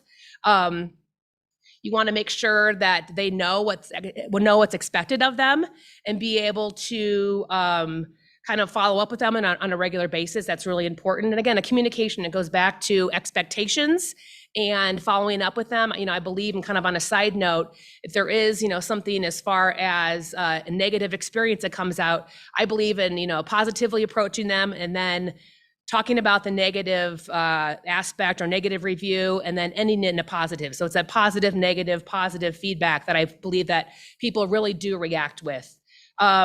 Kind of again, going on as far as some extra things, find coachable people. I think it's important to find people that want to be a part of your team, that want to grow, that want to have that income potential, but also that want to learn. I mean, no one's perfect. Everyone is, makes mistakes day in and day out. I know I do. And I want someone to be able to tell me, hey, Lori, maybe think about doing it this way next time. And I want salespeople on my team to think about that as well. It's not always their way. So again, a big thing too, kind of moving forward here, lead by example. I believe I don't have a per se desk or an office at my showrooms. I do sit with my team in our Louisville showroom. We've got a sales bullpen, and then our showroom is where we meet with clients and so forth. It is more of a destination showroom, but I actually sit in the back with my sales team. I really feel like that's the way I can kind of get to, kind of hear what's going on day to day and be a part of it and kind of give my guidance. And also they can hear kind of what I go through on a day in and day out basis. But I think that if you lead by example, they're going to say, oh, Lori, she is not going to sit back in her office as a manager. She's going to be with the team here in the bullpen. So I definitely feel like leading by example is a huge thing, and it's been successful with us. Sales partnering, I highly recommend, like talking about the introvert, extrovert, having sales partners, and maybe team up. If I've got about 10 people or so in one showroom and 7 or 8 people, kind of pair them up, knowing that they have different personalities, they can learn from each other. I think that's a great way to develop a team. And again, kind of going back, hire for cultural first. That's a big thing. You got to know your culture, both within your team. It may be different from showroom to showroom, by location to location, but overall the company culture.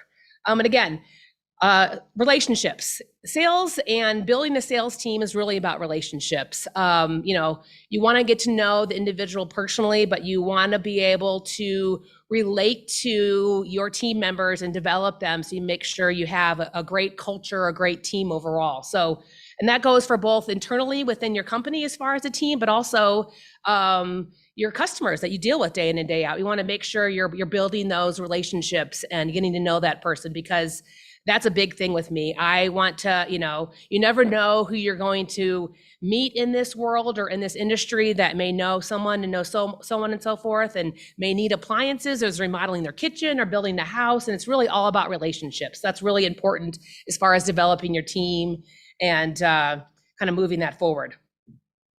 So again, kind of just to summarize here, I really believe that kind of teamwork makes the dream work. Strong teams are built on encouraging autonomy. And I've always said throughout the presentation here, a culture is a big thing, both within your team and also in your organization. So know that culture, be able to hire an individual based upon that culture, get to know that individual before bringing them on. A little plug here for Specialty Appliance. As I mentioned before, we are here in business for 20 years. It's really exciting. We have 3 kind of destination showrooms around the Colorado Front Range area. We do actually have a warehouse down in Colorado Springs as well, and warehouses in Denver.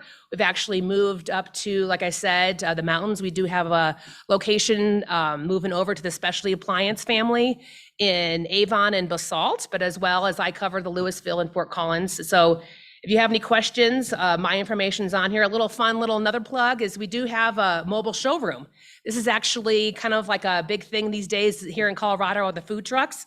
We don't consider this a food truck, but it's actually a mobile showroom. We have live appliances on it. For example, if you're around in Louisville this summer on Friday nights, we're at the Louisville Street Fair. We've got this trailer there. We've got our barbecue going. We've got all of our appliances. So come and see us at the Louisville Street Fair, but it's a lot of fun. And again, it's just it's showing that appliances are more than just appliances, and it's an experience. And hopefully you'll feel that when working with us and so forth. So I hope that was informative today, talking about finding the right salesperson and developing the team. But I also wanted to end here. If you all listened yesterday to my girlfriend Maggie, who I mentioned before with ARC Thrift Stores.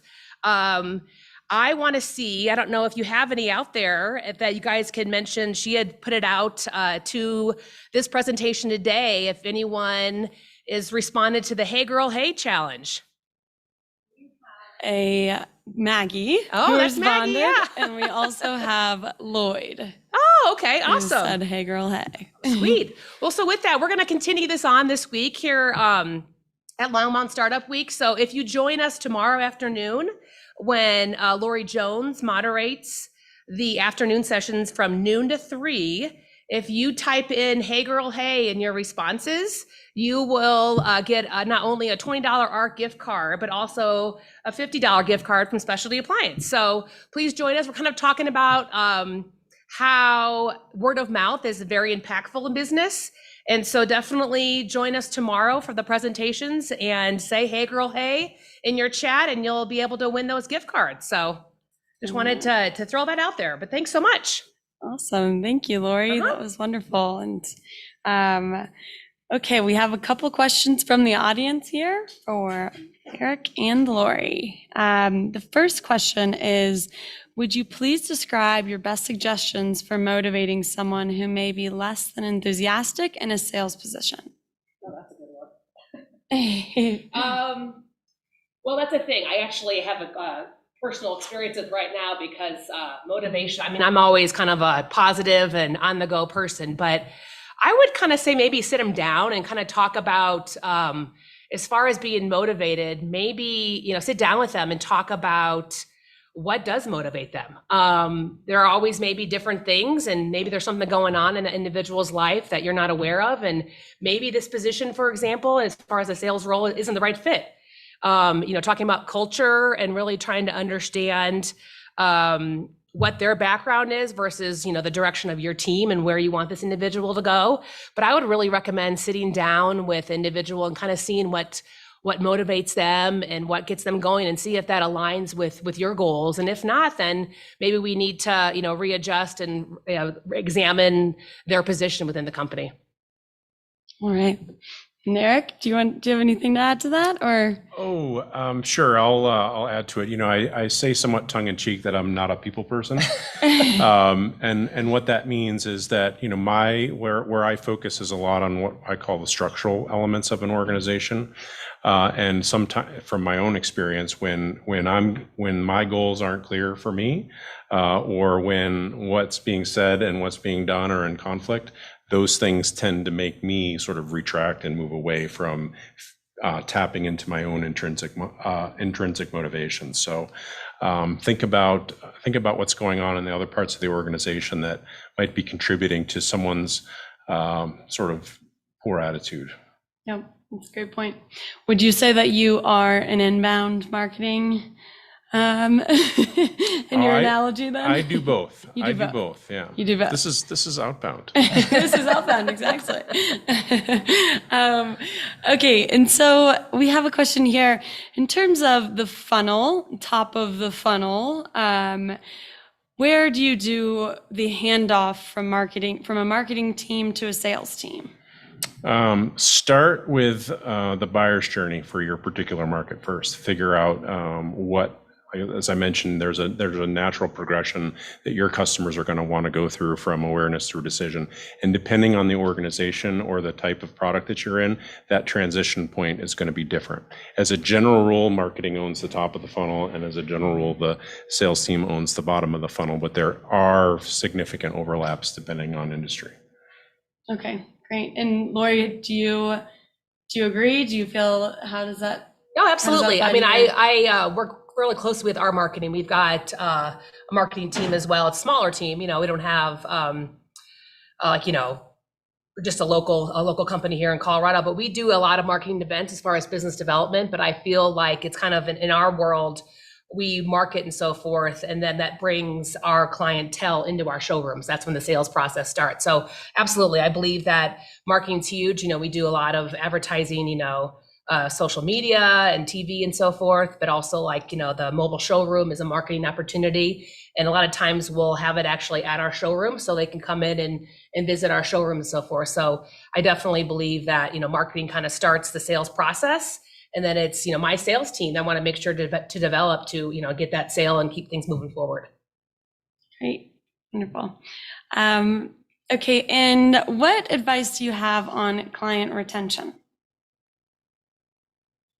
Last question. Sorry. I just realized we are. Yeah.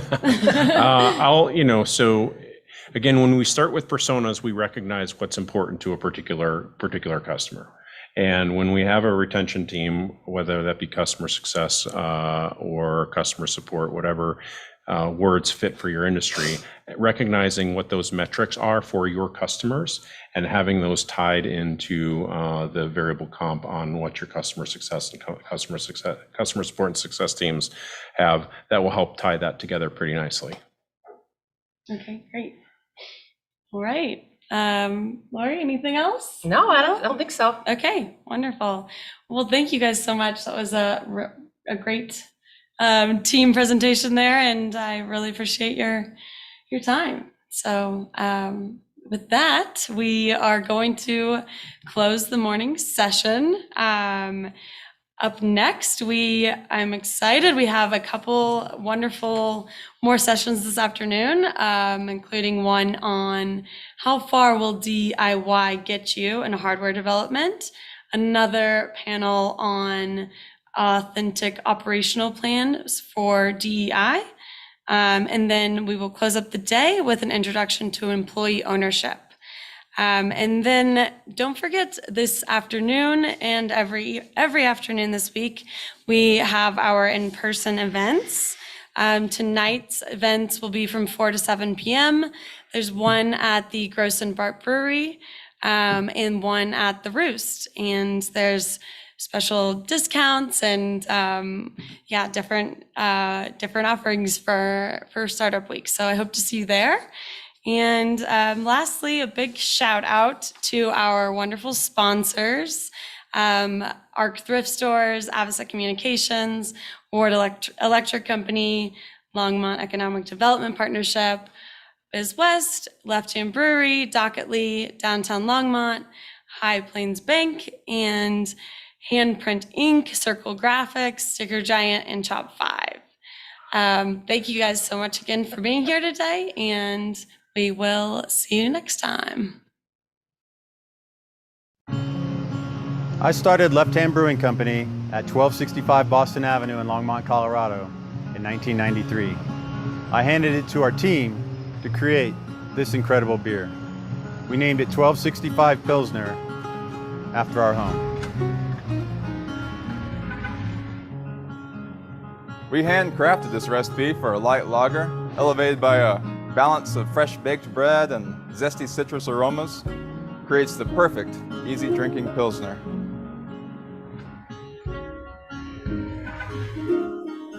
We designed the 1265 can artwork by hand months ago and are so excited to have it on shelves around the country. While this beer is packaging, I hand pull a can off the line every 10 minutes and test it for quality. That way every 6-pack is perfect. Ooh! I pull our left-hand tap handles to perfectly pour you a beer each time you come visit me here at 1265. Or you could be like my friend Bubba, who likes to chug a beer from his local liquor store. Our employee owners lent their collective hands to make this incredible new beer. Though we all play different roles, when we work together, we are one hand, left hand. From our hand to yours. Cheers!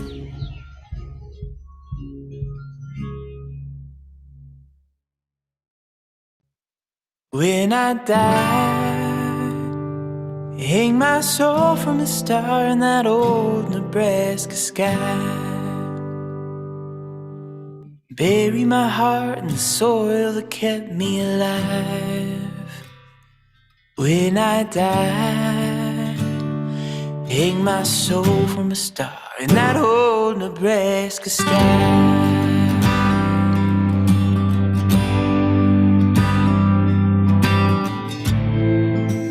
Wide open roads, the wind won't stop, but ever dawn arose. Round here we call a monument. A river like a marching band. Soft place to land. Plains like an open hand. They can give and they can take away. When I die, hang my soul from a star in that old Nebraska sky. Bury my heart in the soil that kept me alive. When I die, hang my soul from a star in that old Nebraska sky.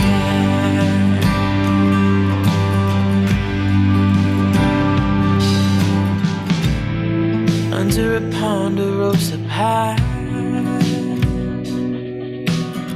thunder's rolling in on a summer night.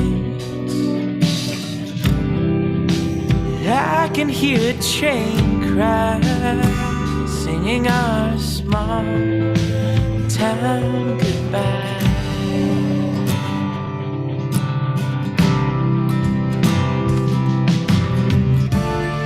Some things won't change, like a sea of red on game day. The simple things built us, the seeds we've sown, the reason we come home.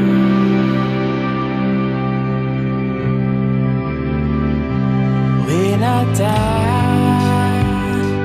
hang my soul from a star in that old Nebraska sky. When I die, hang my soul from a star in that old Nebraska sky. When I die, hang my soul from a star in that old Nebraska sky. Bury my heart in the soil that kept me alive. When I die, hang my soul from a star in that old Nebraska sky.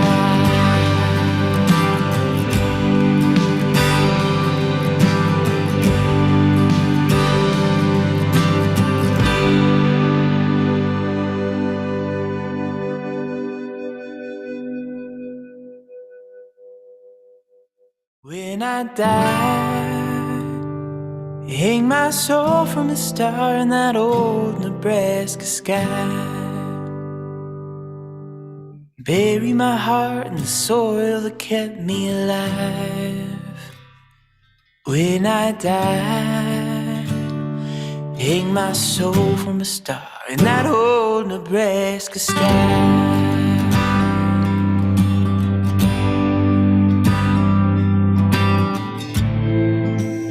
Wide open roads, the wind won't stop. But ever down a road, round here we call a monument. A river like a marching band. Soft place to land. Plains like an open hand. They can give and they can take away. When I die, hang my soul from a star in that old Nebraska sky. Bury my heart in the soil that kept me alive. When I die, hang my soul from a star in that old Nebraska sky.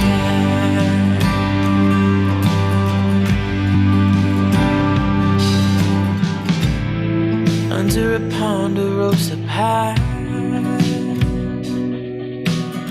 Thunder's rolling in on a summer night. I can hear a train cry, singing our small town goodbye.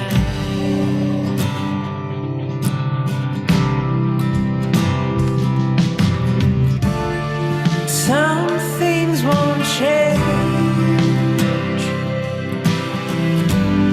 like a sea of red on game day.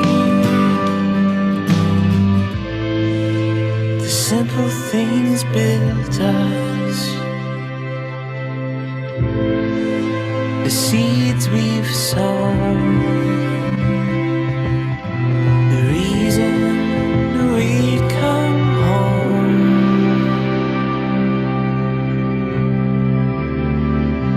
When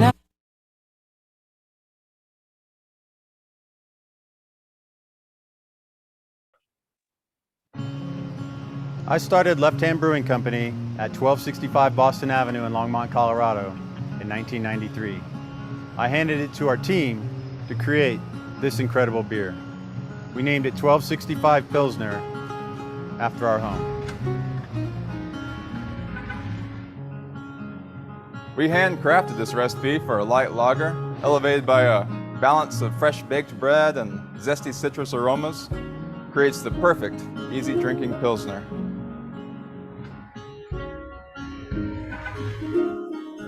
We designed the 1265 can artwork by hand months ago and are so excited to have it on shelves around the country. While this beer is packaging, I hand pull a can off the line every 10 minutes and test it for quality. That way every 6-pack is perfect. Ooh! I pull our left-hand tap handles to perfectly pour you a beer each time you come visit me here at 1265. Or you could be like my friend Bubba, who likes to chug a beer from his local liquor store.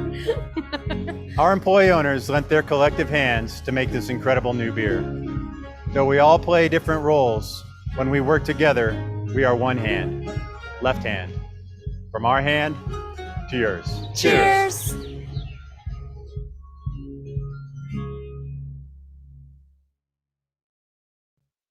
When I die, hang my soul from a star in that old Nebraska sky. Bury my heart in the soil that kept me alive. When I die, hang my soul from a star in that old Nebraska sky.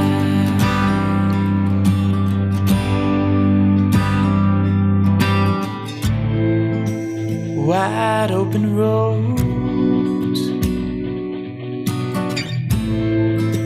the wind won't stop, but ever dawn a road round here we call a monument. The river like a marching band, soft place to land. Plains like an open hand they can give. Hello, welcome to our session on how far will DIY get you in hardware development. My name is Jenny Loper, and I'm the Director of Operations at Zebulon Solutions. We primarily work with startup companies and young companies that are looking to develop their product or their concepts and take them into production. My particular background is in operations, and I have worked in supply chain management, in new product introduction, manufacturing transition, resolving quality issues, and manufacturing process development. I'm joined with two panelists today. One of them is Allison Hughes, and we also have Lauren Hafford off camera. Lauren, go ahead and turn your camera on. Welcome. Hey, can you see me? Yes, we can. Good to see you. So Lauren is a mechanical engineer. She uses data-driven science to drive decision-making and systems understanding. She's an alumna of the E2-1 hotels and Fulbright Fellowship programs. She holds a bachelor's degree in materials science and engineering from the Olin College of Engineering. Her experience ranges from structural sheet metal design on a large-scale solar daylighting product to human-centered design on water quality program in rural India. And then Allison, for the last 2 decades, has specialized in designing technology that empowers creativity and self-expression. Her software has supported audio hardware in many Apple products, including Macs, iPhones, iPad, and the Apple Cinema display. Currently, she's the founder and CEO of Beatrice Forms, where they reimagine the apparel design process to fit real bodies. I'm so glad you ladies are able to join us today. Thanks for having us. Yeah, thank you. So as we get into our discussion, we have 4 topics. And I would like to take a break after each section to take questions. So the first thing we're going to do is just define some terms around product development. I find that many people don't use the same words in the same way, so I'd like to try and just level set that for our discussion today. Then we'll talk about why would DIY your hardware development? How far can DIY get you? And when do you need to hire an expert? So as I said, I will take a break after each section just to take questions and get some engagement. So we're looking forward to, if you have questions, go ahead and answer them. All right. Our background, I guess I want to say this from a level set, everyone. Our backgrounds are all in developing technology-based products. And we'll be primarily speaking to the inventor types who have a hardware product and want to understand how to get it into the marketplace. But that said, many of our concepts are applicable to nearly any kind of business. So to start off with, let's talk about some of the assumptions and myths about product development. With that, if you want to go ahead and put our slide up and the questions. So would you go ahead in the chat, answer the questions about, have you developed a product before, either your own or for someone else? What do you think about, I'm sorry, one more time. When you think about developing a hardware product, what do you think you can do on your own? And where do you think you will need help to develop that product? So while the audience answers those questions, I'm going to share a little slide that might be helpful to many, starting for people who are starting to develop a hardware product. I can make this available to anyone who wants it if you want to email me at the end. All right, you want to go ahead and put that up.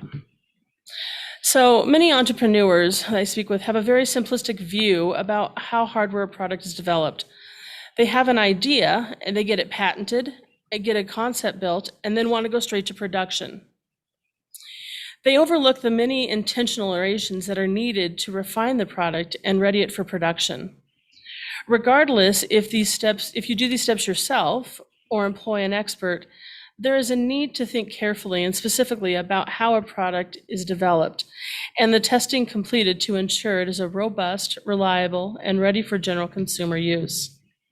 So with that, let's see what kind of engagement we got. And let's see.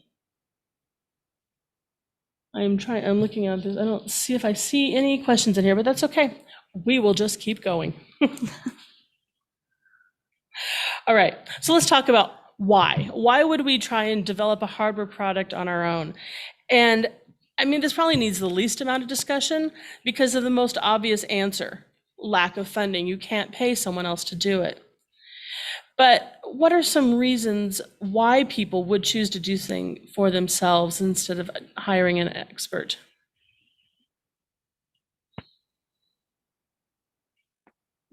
Would you like It's me either to to answer? you. I'm sorry. It's either to you, either to you or Lauren. I'm gonna start here. Sorry, there's a little bit of a delay, so I'm gonna go ahead and talk without the headset. But there's a lot of reasons why you might be interested in building your own prototype. And I'm using the word prototype. I'm not talking about later iterations, but getting started, it might make sense if not just to save money, but to explore the component features one at a time. And that's really easy in many cases to do yourself when you are trying to figure out the kind of business that you want to start. What is the product and who are your customers? Because in the end, you're trying to build a business that will be sustainable and viable. And a lot of times you have to do some exploration to even know whether it's worth it to start at all. So I wouldn't jump straight into hiring expensive experts just to explore some of these basic questions like, is this really a problem that my customer segment has? And I think that, it's a lot easier to explore these things with physical objects and watching people's behavior than it is to just ask questions. Because a lot of times when you're just speaking with people, you can only get limited information. It might be kind of biased. So I find it easier to watch people interact, maybe with just a small piece of your product idea, or it might, just to kind of break it down into pieces. You can only get so far with that, but I think that is a worthwhile pursuit. I agree with that. And I would add, you can also be learning about the landscape that your product is in, or maybe the tech that your product might be fitting in amongst. And then one bad reason to DIY is that you don't know how to find an expert, which is a real thing, but it's not a reason to keep going DIY. If the only reason is because you can't find somebody or don't know how to find somebody. Yeah, that's a really great point about how do you connect into the ecosystem and find people that can help you in your area. I think Allison touched on this about some of the long-term objectives for the business. And so like if your long-term objective is to run a business or sell a business, or even just sell the idea, how does those business objectives influence the DIY? Allison, do you want to take this one? Well, I think that when you are, I think that the first thing, unfortunately, I wish it wasn't the case, but the first thing that you have to think about are finances. To do that, that will take some internal exploration. But like Jenny said, your objectives with the business can be very different. Like for instance, the business that I'm running, which is custom dress forms from iPhone scans, we knew that we were able to bootstrap, and we were not interested in securing VC or any external investment. And in terms of selling the business, that was pretty far off. So we actually had a longer time horizon. We knew that we were going to go slowly, but moving forward. So for us, we had time to prototype ourselves and DIY it. We also happen to have the technical background, so it made that decision really easy. But if you have an idea that has to scale very quickly to even test whether it's viable or not, so you're going to be taking external investment or raising capital some way, you may need to move a lot more quickly. So the DIY question kind of, you don't have endless time to teach yourself some kind of programming language or how to set up some kind of embedded system if you're doing IoT or something like that. So I think that plays a huge role. So Allison, when you set your business up, were you giving thought to what your exit strategy would be, or were you focused on just getting to being revenue positive? We were definitely more focused on just being revenue positive. So we wanted to get a product into the marketplace fairly quickly. But again, I hesitate to use our example for everyone out there because I had 9 years at Apple in hardware engineering, and my partner had 7 at Apple in software and is a mechanical engineer by trade. So for our product, which was half software, half a physical product, it was a no-brainer. We could get that up and running pretty quickly to get an MVP out there. That's a minimal viable product to start selling. Because to me, that's the ultimate validation of your idea.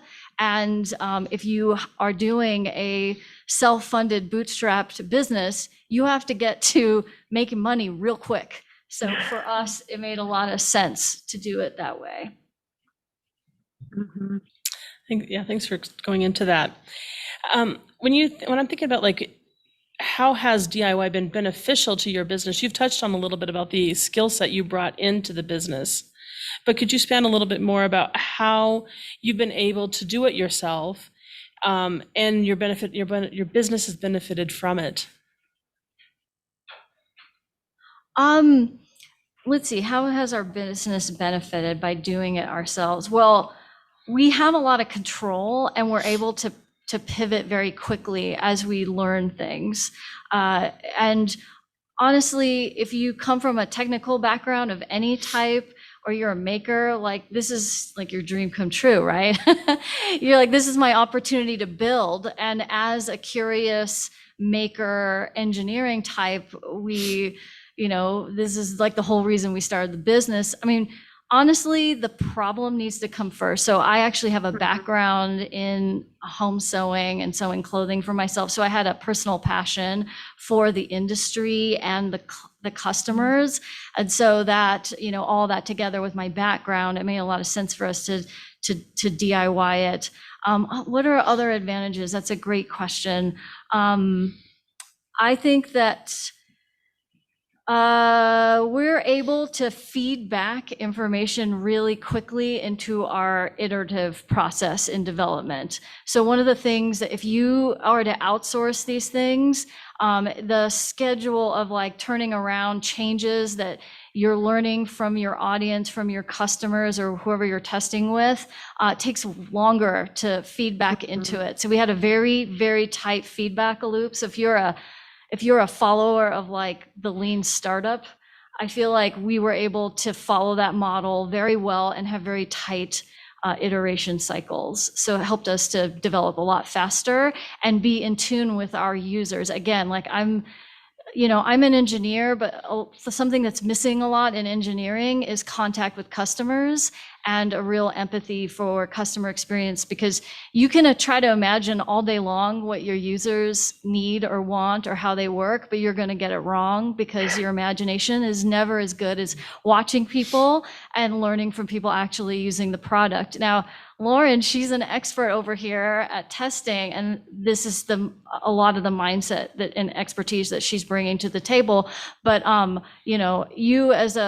if you're a solo founder or just someone getting started, you may not have that expertise. So you got to really lean on your audience and your clients to really learn that. So I think that is one of the advantages, and just having a deep understanding of how the product works. But that only gets you so far, as Jenny knows and Lauren knows. When you get to manufacturing, then it's a whole different ballgame. I want to add to that really quick, because I completely support everything you said about listening to your customers and get the product into their hands. And I want to emphasize part of that. So you build your prototype, you get it out in the real world, you get it out with a customer, and then they test it. And the critical part is you got to listen to them. Mm-hmm. Like you got to hear what they're saying and take it in. And if you feel that defensive monster, if somebody reveals something that's not great about your product, you feel that defensive monster inside, you take a breath. That's the critical feedback you got to take in. So true. Yeah, it's a great point to bring up. Thank you, Lauren. You know, I like, Allison, that you said that you were almost perfectly positioned because you had a passion for this new industry you were going into, because it came out of kind of a hobby and an interest that you had. But then you also had the technical and the engineering skill set to really do it, that I think that a lot of entrepreneurs are not as necessarily perfectly positioned as you've been, and you've mentioned that. So, yeah. So, all right. Is there any questions from the audience relative to why would we do something ourselves instead of hiring an expert? I'm going to give that a couple seconds here and see if anything comes up. If not, our next topic is to how far do we take DIY? And I'll give you a second to think about the next question, is that what needs to be done to refine an idea? And related to that, or what kind of professionals are you going to need? So I think if you want to go ahead and start one of those questions, that would be great. You want to go first, Allison? Sure. Let's see, to refine an idea. Well, I'm going to go to, like engineers or software people, we like to start with 0. So that would, to me, the refine the idea is 1. 0 is, should I be doing this at all? And so I think that were you talking about the first time you spend money? Or we're still in Not DIY? yet. This is still what needs to be done to really refine that idea and kind of the general process as a whole. Okay. So I still would start with step 0 and talk. I want to just really drive home that user validation piece and just make sure you understand the problem that you're solving very intimately.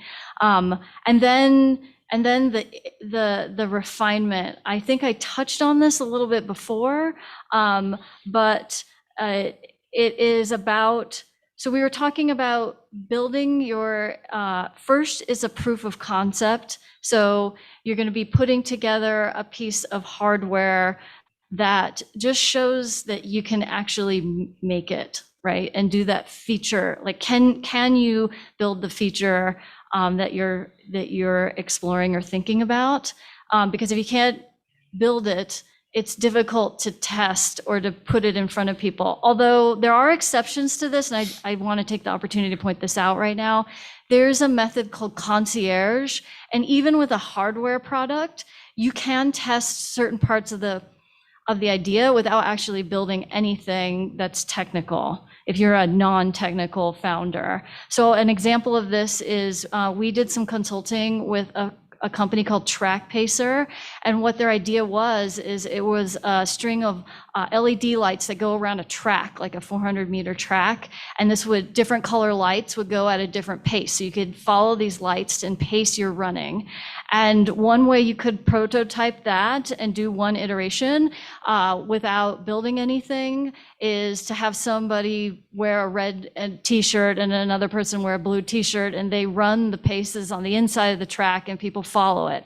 And I know that sounds maybe amateurish, but it actually is not. You could learn a lot about, like, well, how would people use it? How do they respond to it? Is it like something that's even needed at all? Or are there going to be issues with having the different paces at the same time? I don't know what the issues are, but I'm just saying you can concierge. So that may be the step 0 that I was talking about. But then, so the next step is, okay, can I build this at all? Like a feature. And then is MVP. And MVP is a step farther in that, it has to be a working piece of hardware that the flaws don't get in the way of testing the product, right? It has to be, that's what they mean by minimum viable, at least that's what I take it to be. And you can actually, use it as a full product. Maybe it doesn't have every single feature in it, but it has enough to get started and get some, and when I say feedback, I don't mean like, sometimes clients or customers give feedback like you need to fix X and it's valuable, but most of the time it's not like that. Most of the time it's about like feelings and you observing people, because they don't have the fix. They just know how they feel and how it's quote working for them. And so you need to listen deeply and not be defensive, but you also have to listen for high level take homes, and then you're the innovator. So you're the one that's going to figure out the fix, because they're going to have a million features for you. They're going to be like, oh yeah, you got to add this and you got to add that and you got to add this other thing. And you can't do all that. So you have to understand the essence of the product. And sometimes that feedback might even be, it should be less than it is. So that's what the refinement process is about. And you want that loop to be as tight as possible. And I think that's awesome. And then after the MVP, after you've been through all of that, and then you've got the essence, you've figured out how to innovate to solve that essence, and you've added that back into the product, you might call that alpha, or maybe not quite yet. But once you get to that point, then you're going to be testing it. You're going to take it out in the real world. You're going to drop it on the concrete, or you're going to, put it in a hot car, or you're going to do all these other things that are going to stress test your product. And then you'll have to fix all the problems that reveals. And then that might put you somewhere at like beta, if you remember Jenny's original graphic. So I think that's great that you guys have really touched on already some of the steps involved, but then also everything you've talked about, you can do yourself. You don't have to hire an expert necessarily to do this, but breaking it down into the base elements and figuring out what needs to be understood and tested in part of the design. I know that one thing that we've done has been to, at the end of like kind of the MVP or in the middle of the MVP, is have something that maybe functionally what you want, but it doesn't look like the final product. And then also have something that looks like the final product, but it doesn't have any function to it. And so that you're able to kind of break apart the electrical from the mechanical aspects of the design and then get some feedback on it. And that is good that people have that electrical and mechanical background, right? If you don't have that, then you're going to have to find somebody with it. Okay. All right. This one other thing is that we ought to talk about what kind of professionals are needed through the design process, or even through building a business. I'll jump in here. Unfortunately, I know that I feel like I'm the deliverer of bad news today. No, don't get discouraged. Don't get discouraged. It's just, you got to bring out your grit and get in there. One of the first professionals, I really think that, this is my personal opinion, but I think you should hire a lawyer. And the reason why is we're getting into the world of patents and just protecting your IP. And depending on your strategy, if you're looking to do an exit or get investment, it's very important that you consider this very, very early on, because if you have a disclosure too early, it could jeopardize the potential for those IP protectors, the patents, trademark, trade secrets, whatever you're doing. So you want to kind of iron that out very early on. It's worth every penny. Do not skip that step. And then when it comes to technical professionals, if it's an engineer or a product designer, or even product testing, mechanical, electrical, whatever that is, I would actually recommend that you hire one expert that has a hardware background that can advise you on what to do next. So instead of this person doing technical work for you at first, they're more of like an advisor on how to approach this. Because some of the stuff you might be able to do yourself with some expert guidance, and you are a lot cheaper than that expert that you're going to hire. So to kind of maximize this, now not all experts, technical experts are going to be wanting to work this way, but they are out there.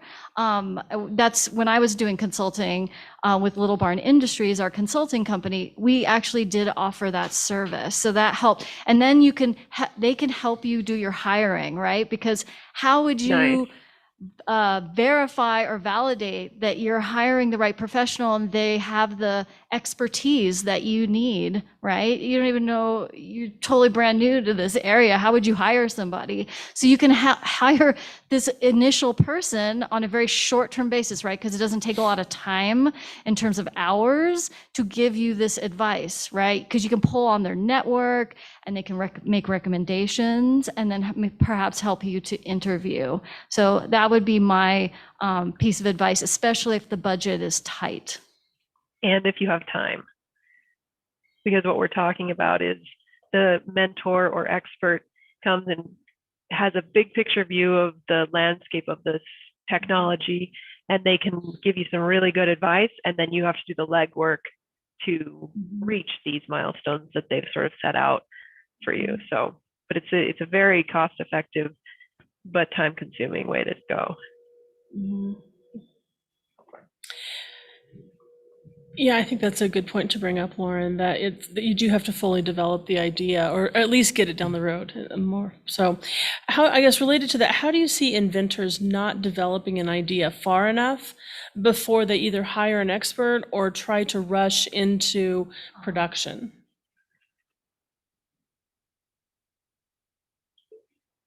Or taking it to market, I guess, one of the things. Yeah, That too. I think the people that I've worked with who fall into that category, it was a case of they don't know what they don't know. So they weren't aware that how much work there is between the MVP and the production, how much development has to happen, how advanced the CAD needs to be, or the electronics design needs to be, meaning you've built, you've tested, you've iterated. I think, yeah, I don't know. What would you have to add to that, Allison? I think that's, you know, I to be perfectly honest, like I've kind of been on two ends of the spectrum in terms of the process. So my specialty is more very, very early stage prototyping to MVP, and then working at Apple, I was at the very end, like having more mature manufacturing processes and hardware in place with a very structured way of doing things. So I feel like I'm not as much of the expert here in between. I think maybe Jenny might have something to add here. Yeah. Should answer my own question. Sorry. It's a good idea. You should. I would say in my experience that a lot of entrepreneurs come in, or inventors come in with a pretty developed idea. Sometimes they've spent some extra time getting it through a pretty robust prototype. But I think if you remember the slide that I put up at the beginning, it's not been refined and narrowed down to being really something that you can take to a contract manufacturer to have quoted out. I've seen that repeatedly, where you might have the CAD done, you may have even the electrical CAD done, but there's no drawings that go with it. There's no assembly instructions. It's missing a lot of this documentation that is going to tell someone how to do this. I actually have talked to one entrepreneur who said that their best approach was going to be just to take videos and send videos to the production line. The reality is that the operators on the production line are not going to sit in a conference room and watch a video about how to assemble something. That video is going to have to get converted into work instructions, whether they're electronic work instructions with images on a screen with a few words associated with it, or if it's going to be a document. But either way, there's going to be some additional hardware that needs to be done. The other thing, and Lauren, we've talked about this a lot, is there has to be a lot of testing. Because if you don't test your product, your customers are going to test your product. And so you want to find out what's wrong with your product ahead of time. You want to make sure that it lasts in the environment that you're planning it to be used in, that if someone drops it, it doesn't break the first time. That if you're going to be working in an outside, very hot environment or a very wet environment, that is not going to have issues related to environmental exposure. I thought one thing that we've done quite a bit has been with ingress testing and making sure that the electronics are staying dry when an item is going to be used outside or even in a humid environment. And so I think it's these types of things that, while the concept may be ready to go, it really has to be hardening it before you take it into the field, because you don't want your customers to doing this live testing for you, or you're going to ruin your brand. And you really only have about one shot at getting something into the market and getting a brand recognition out there, because you don't want your brand to be killed because of quality issues. Can I jump in on the testing piece? Everything in my career, this idea has been reinforced. You do not want your customers testing your product. And this is where, by the time you're getting to manufacturing, we're talking a very large investment. We're not talking about those early stages like $10,000, $50,000. We're talking $1 million. You're trying to set up tooling. This is huge investment. And so when you get to this point, you have budget. You've already raised capital, whatever you need to get this off the ground. Spend some of that capital on professional QA. Do not skimp on this. This is not, to me, that is not a DIY activity when you are that close to starting manufacturing. You can't, do not take that risk. Quality assurance is not like this little last minute thing that you do at the very end. This is something that you're doing. You start yourself, but you need to bring on professionals because there are tried and true methodologies for doing this. And just like Lauren said, you don't know what you don't know. And trust me, there's so much that we don't know. Like, I cannot tell you how many times QA saved my butts on something very high profile, very expensive. Once you're in manufacturing, oh my gosh, line down. I don't care if you're doing a very small operation, it's expensive. And you have to retool something or change the layout on something. Holy moly, you will totally regret not doing the QA properly. So hire professionals for that.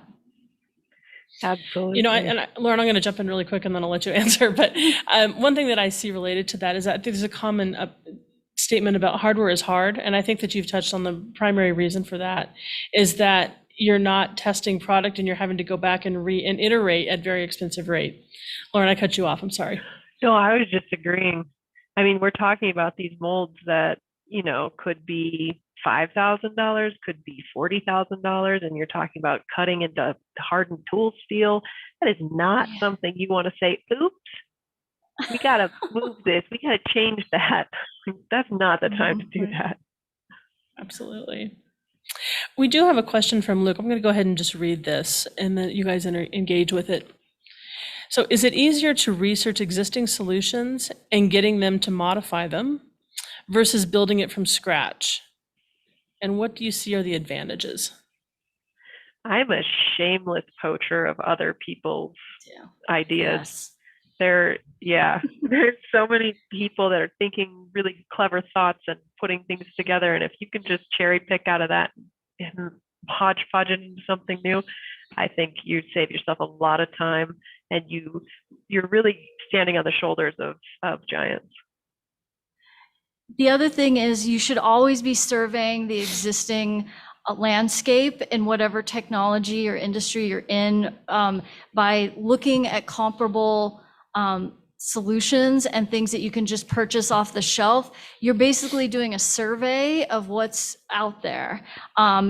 Pretty much, I doubt that most of you out there are starting like trying to come up with a new algorithm or a new, like something that no one's ever thought of before. What you're probably doing is putting together a few existing pieces of technology to solve a really novel solution, right? A niche for a certain group of people, and doing it in a unique way. It's usually not the technology itself, the pieces that you're inventing from scratch. So I almost think like, always do that. There's very few cases. I mean, I guess there's some geniuses out there. They're gonna, come up with a new algorithm, new math for something. But usually there's a piece of software that's out there. The other thing is, I always try to delay. As an engineer, you're always like, I want to just make everything because that's like the thing that gets you excited. But really, you should make nothing. You should make the least amount of stuff as possible and just start testing your idea. Like, fast and cheap. That's what you want to be in the beginning. And then later put the money behind it when you're more sure of the business concept and you have some proof, then you go full force. Then that's when I'm talking about dropping the real money on like testing properly, QA, like hiring the professionals to do your get the professionals to lay things out. Like I know how to lay out a board, but even I had like a personal project. I paid a silicon person to lay my stuff out. Like I can hack it, but I'm going to make mistakes. So anyway, sorry to beat that horse to death, but I think it's good because like if you can get let's take a physical thing, an off-the-shelf widget that does half of your product. That widget is already cut in hardened tool steel, and it's already at, scale. What's it called when it's cheap because there's a lot of it? I forget the word. Economies of scale. Yeah, it's already at economy. It's already had a ton of QA. Like it's a solid little piece, and if you can just do your piece on the side of it, then you save a lot of money.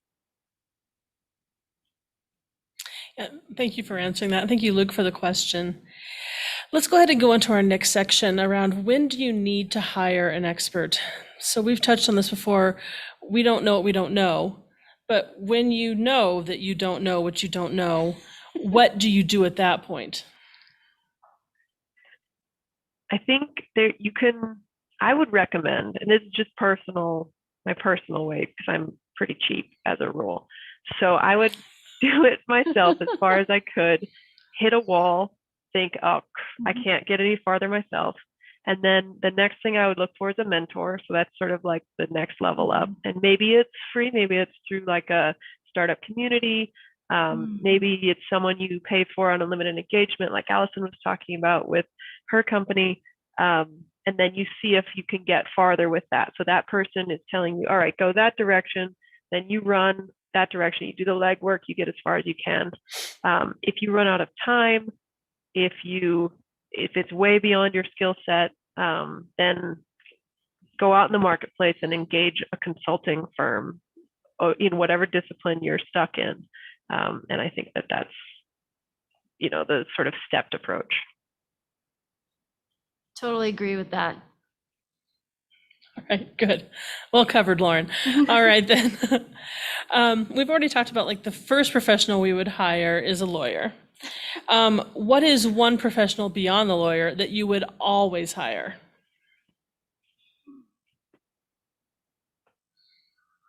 Well, I think it depends on what you're building.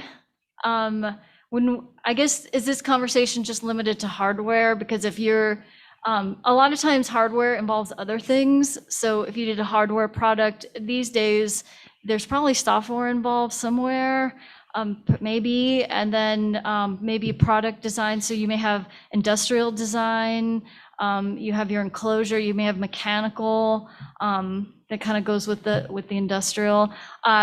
So it really depends on the product. Like Lauren was saying, it's kind of like when you hit that wall and you've already done a lot of legwork already.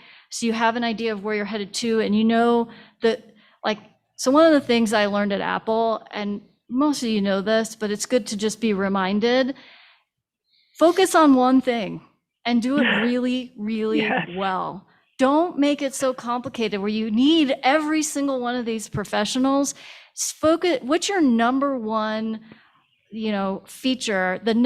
First of all, what's the problem you're solving, and what's the number one thing that you are solving? Focus on that thing. Because then if it's just one aspect, like maybe you don't need, that fancy ID, whatever, or you don't need that extra button or those extra 2 sensors or whatever.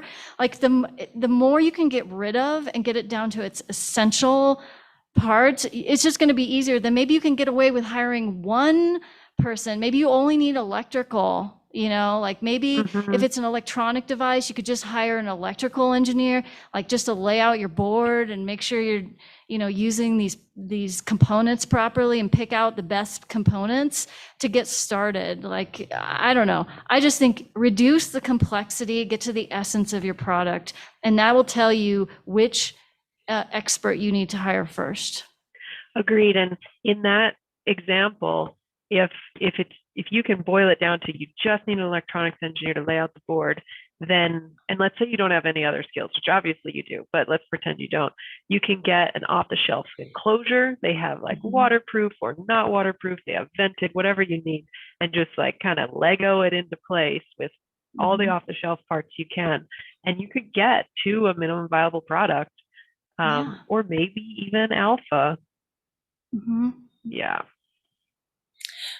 We've talked a little bit about testing already, but let's talk a little bit more about how do you identify all the corner cases that we need to be tested so that your customers aren't going to be doing the testing for you?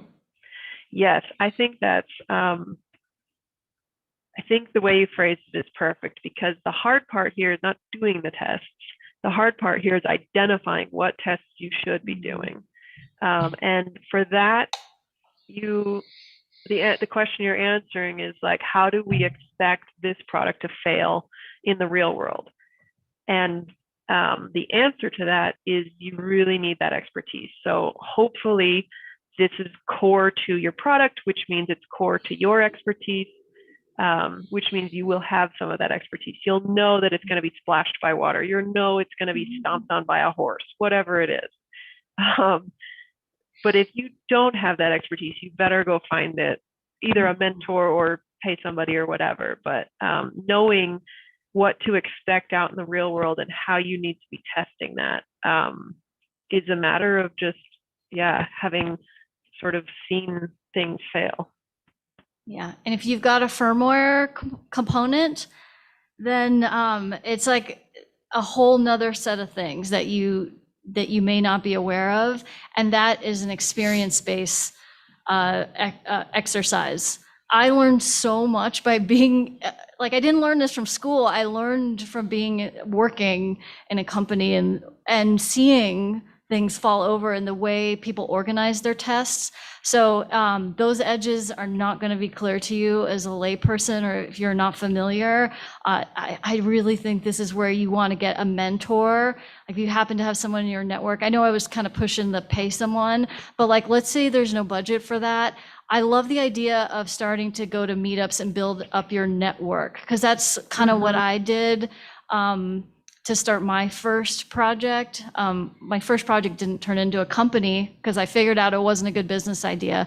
But even with my background in industry, I benefited greatly from just networking in the local area. One of the best resources that we found is go to your local makerspace. So we use Tinkermill here in Longmont, and I actually found our electrical engineer there. Amazing resource. You have people doing fabrication there and all sorts of disciplines. So, really take advantage of those resources that you have. I mean, I don't know if our audience extends beyond Longmont, but these maker spaces are all over the country.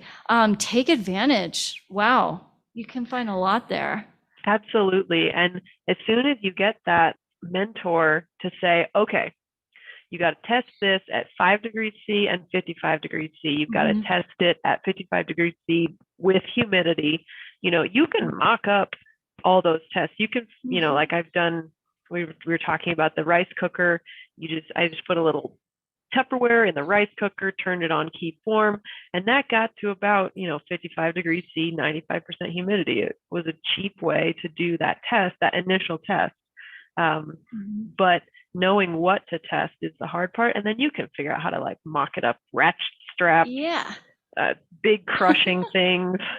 We had to get 200 pounds on a product. So I stood on it, and then my partner went piggyback on me, and we added all that weight, and we stood on the thing, and that we got 200 pounds on, or, it's more than 200 pounds, but you know what I mean?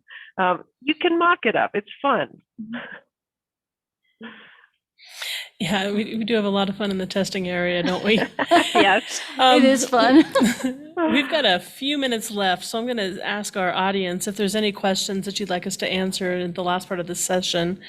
While the questions come in, I'll have you guys think about, when did you try to do something on your own, but either found you needed an expert or really wish you'd hired one? I have a quick answer. I'll never touch anything legal. Oh, yeah. Me too. That's something, there's consequences for screwing that up. Absolutely. Yeah, I am so with you, Lauren. That's why I keep talking about lawyers, because I've seen some bad things happen. And even myself, we had some slip ups, and you can't take it back.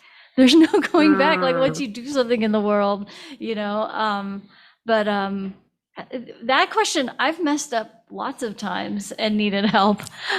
In fact, I used to mess up in my job where I was being paid, I worked at Apple, and there are plenty of things I didn't know how to do, and I needed help, and I needed to reach out. And like that, just so you know, when you have an idea and you're an inventor or you're a maker, you get really emotionally and personally tied to those ideas. Like this is your identity. And so you have to learn the quote smart person is actually the one that knows that they don't know. And that's a great quality to have. And so think of it more as like you're just being curious and asking questions. Like you want to be a pro question asker for your client, your customers, these people these experts you're going to work with. So that's your job. Be curious, ask great questions. Can I add one more group to that? Because that's awesome. Okay. So your customers, what was the other one you said? The experts you're gonna hire. Yes, and suppliers. All of your suppliers. Yeah. Anyone who's machining something for you, any board house that's doing board for you, whatever feedback they give you, listen to it. All right, one last question in our last 30 seconds here. What are new skills you've picked up either to run your business or develop a product? Should I jump in? Mm-hmm. Yeah. Oh my gosh, where do you start? Oh my gosh, you only got 30 seconds. I'll go 30 seconds. Oh, the pressure's on. Marketing. I know the best one is customer research. So had to learn that quickly. Like, how do you do an interview without leading people and biasing them? How do you set up experiments to watch people's behavior? Fascinating stuff. Loved that, learning about that. Nice. Awesome. All right. We don't have time. Let's go on. All right. So many new skills. All right. Well, ladies, thank you so much for joining us in this discussion today. I appreciated looking at what things we can do ourselves, when we really need to hire experts, and how we learn a lot in this process when developing a product. So I think with that, we'll go ahead and talk about what the next session that's coming up. It's building an authentic and operational plan for DEI. So DEI, for those who don't know, is diversity, equity, and inclusion. It's a subject whose time has come. Our panel of distinguished thought leaders and innovators include Betty Ortiz of Casa Alvarez, Ricardo Cabrera of the Latino Chamber, Professor Sonia Stovall, and Fred Davis, the Director of Culture and Diversity for a Washington financial service company. They will discuss the dangers of implicit bias, the importance of alignment within your company culture, best practices for hiring, and the roadblocks that may stand in your way. If you don't know about the happy hours this afternoon, there's two of them between 4 and 7 p.m., one at the Roost and the other at the Gross and Bart Brewery. So one of the best things that I enjoy about Longmont Startup Week is getting out and meeting the people. And we're glad that we can be back and able to do that again this year, since last year was completely virtual. Mm-hmm. So I will be at one of them. I'm not sure which one. I'm probably the Roost. But if you have some questions, I'd love to connect with you. And I can certainly put you in touch with both Allison and Lauren as well if you've got questions for them. So I think with that, we should thank our sponsors. So the platinum sponsors we have this year are the ARC Thrift Stores, Avocet Communications, Ward Electric Company, the Longmont Economic Development Partnership. So if you have time and aren't familiar with those companies, take a minute and just Google them and see how your business may benefit from them. Mm-hmm. With that, thank you so much again. Thanks, Jenny. Thanks.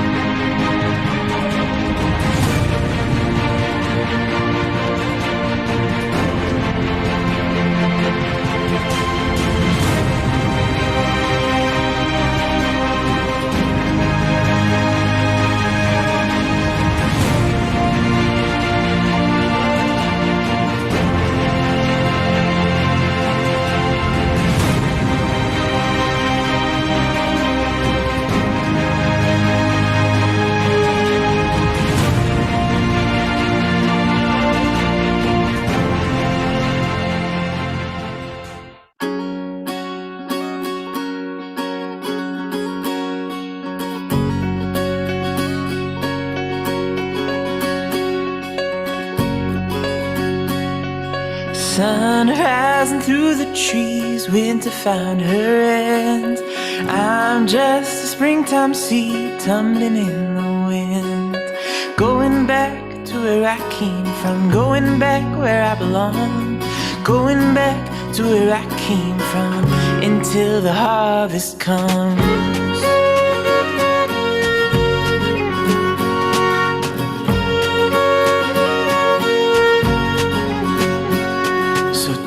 Of my fertile soil, spread my brothers round. I'll be a happy bean in the cool ground. Going back to where I came from, going where the season's long. Going back to where I came from until the harvest comes.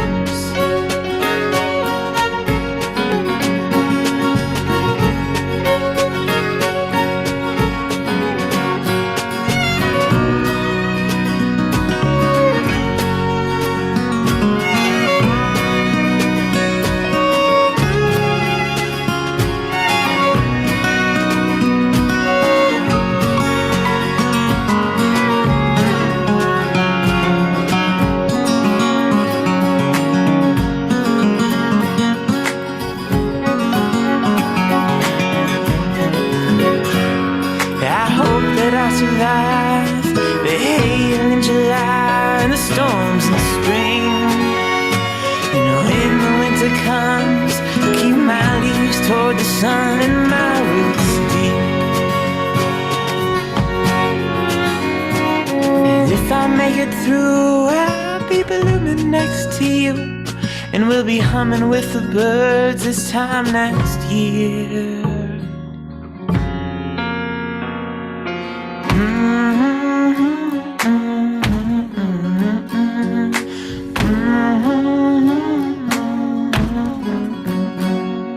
But if I'm lost and can't be found, so my memories in the ground. Going back to where I came from, going where the corn grows tall. Going back to where I came from, feels like I never left it all. To where I came from, going back where I belong. Going back to where I came from until the harvest comes.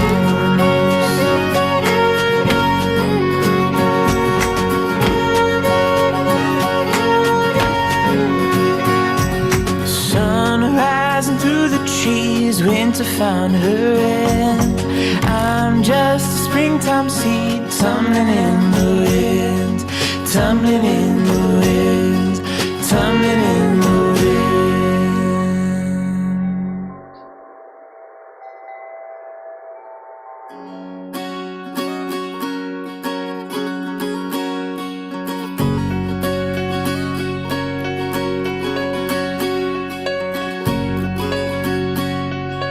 Sun rising through the trees, winter found her end. I'm just a springtime seed tumbling in the wind. Going back to where I came from, going back where I belong. Going back to where I came from until the harvest comes.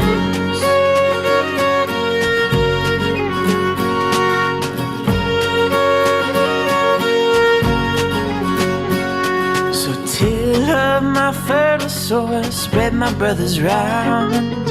I'll be a happy bean in the cool ground. Going back to where I came from, going where the season's long. Going back to where I came from until the harvest comes.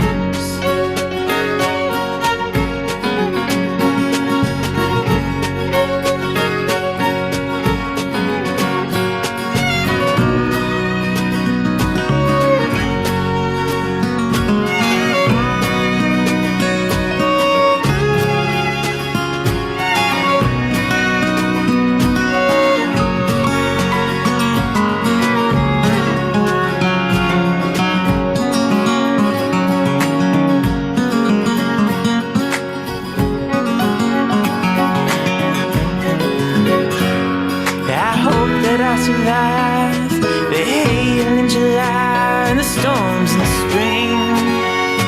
You know, when the winter comes, keep my leaves toward the sun and my roots deep. And if I make it through, I'll be blooming next to you, and we'll be humming with the birds this time next year.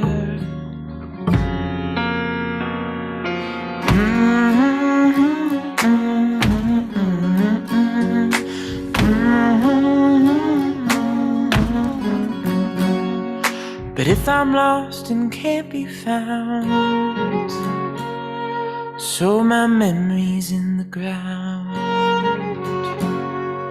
going back to where I came from, going where the corn grows tall, going back to where I came from. Feels like I never left it all. All right, welcome to our next session of building an authentic operational plan for DEI and supporting diversity in the entrepreneurial workforce. I'm joined with 4 panelists today, Betty Artez, Sonia Stovall, Ricardo Cabrera, and Fred Davis. I'm Jenny Loper. I'll be your moderator today. I'm the Director of Operations at Zebulon Solutions. My background is in operational consulting and helping companies take their products really from that final stage of development into manufacturing. Zebulon is an end-to-end product development firm, and we help with a lot of companies, small startups, large corporations, take their ideas from concept all the way through the end of manufacturing. I would like to introduce our panelists today. I'll start with Betty Artez. She's an immigrant who was born in Buenos Aires, Argentina, and raised and educated in New York City. She has been a bilingual educator, government worker, mother, real estate agent, restaurateur, and food entrepreneur. The longest and most fulfilling role, aside from motherhood, was the ownership and management of Casa Alvarez restaurant in Boulder, one of the largest and longest running Mexican restaurants. But after 20 years, the restaurant closed and a new company emerged, Casa Alvarez Foods, that produces and sells the restaurant's award-winning chili, sauces, and to retail and wholesale outlets. This last venture is a work in progress with some of the same ruling principles as all the other ventures. Know your why, have fun, and give back. We also have Sonia Stovall. She's a professor that loves educating people on how embracing diversity creates space for authenticity and innovation for everyone. From parents to educators, entrepreneurs to businesses looking to interconnect DEI principles in their mission. Sonia earned her diversity, equity, and inclusion in the workspace certificate from the University of South Florida's Muma College of Business. She earned her law degree from Creighton University and took her constitutional law seminar with Supreme Court Justice Clarence Thomas, with whom she respectfully disagreed with about her homework. Having taught diversity for nearly 10 years, Sonia encourages others to embrace the cultural adventures found in everyday life. One of her own diversity adventures involved taking line dancing class in Korean. Ricardo Cabrera is a business professional and real estate agent. He focuses on helping with wealth building matters, from assisting people in buying or disposing of their home, their most important asset, to assisting on business matters to the Latino Chamber of Commerce and coaching on NAPRO 10 disciplines on wealth creation. Ricardo believes in working hard, living on less than what you make, and investing the difference with the goal of attaining wealth. Frederick Davis is an accomplished diversity, equity, and inclusion professor with experience as a senior leader. He acquired his bachelor's degree at Colorado State University, where he was a 3-year letterman in football, and received his master's degree from San Francisco State University. Before starting his current role as the Director of Cultural and Diversity for a Washington financial services company, he worked as a senior leader for a tech startup and for 3 Fortune 500 companies as part of their talent acquisition and global diversity and inclusion human resources areas.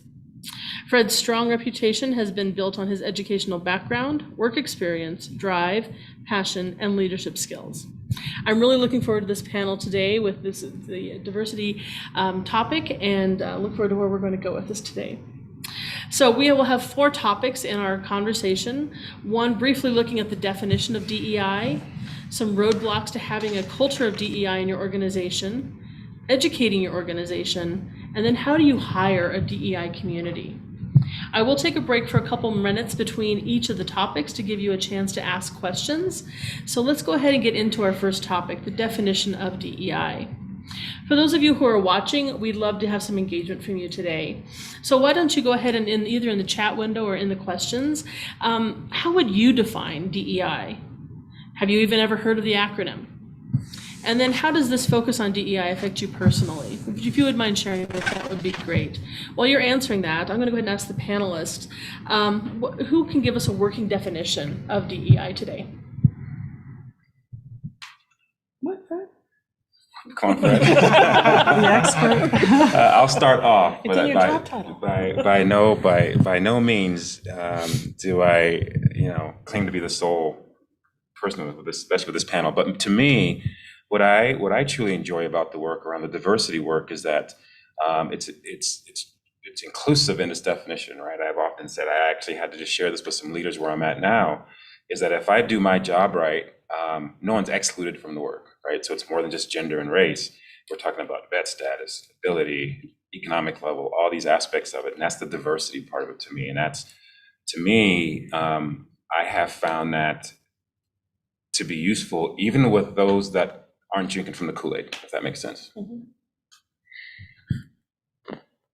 Hi, I'm Sonia Stovall. For me, I think in the workspace area, the E is almost the most important in this particular acronym.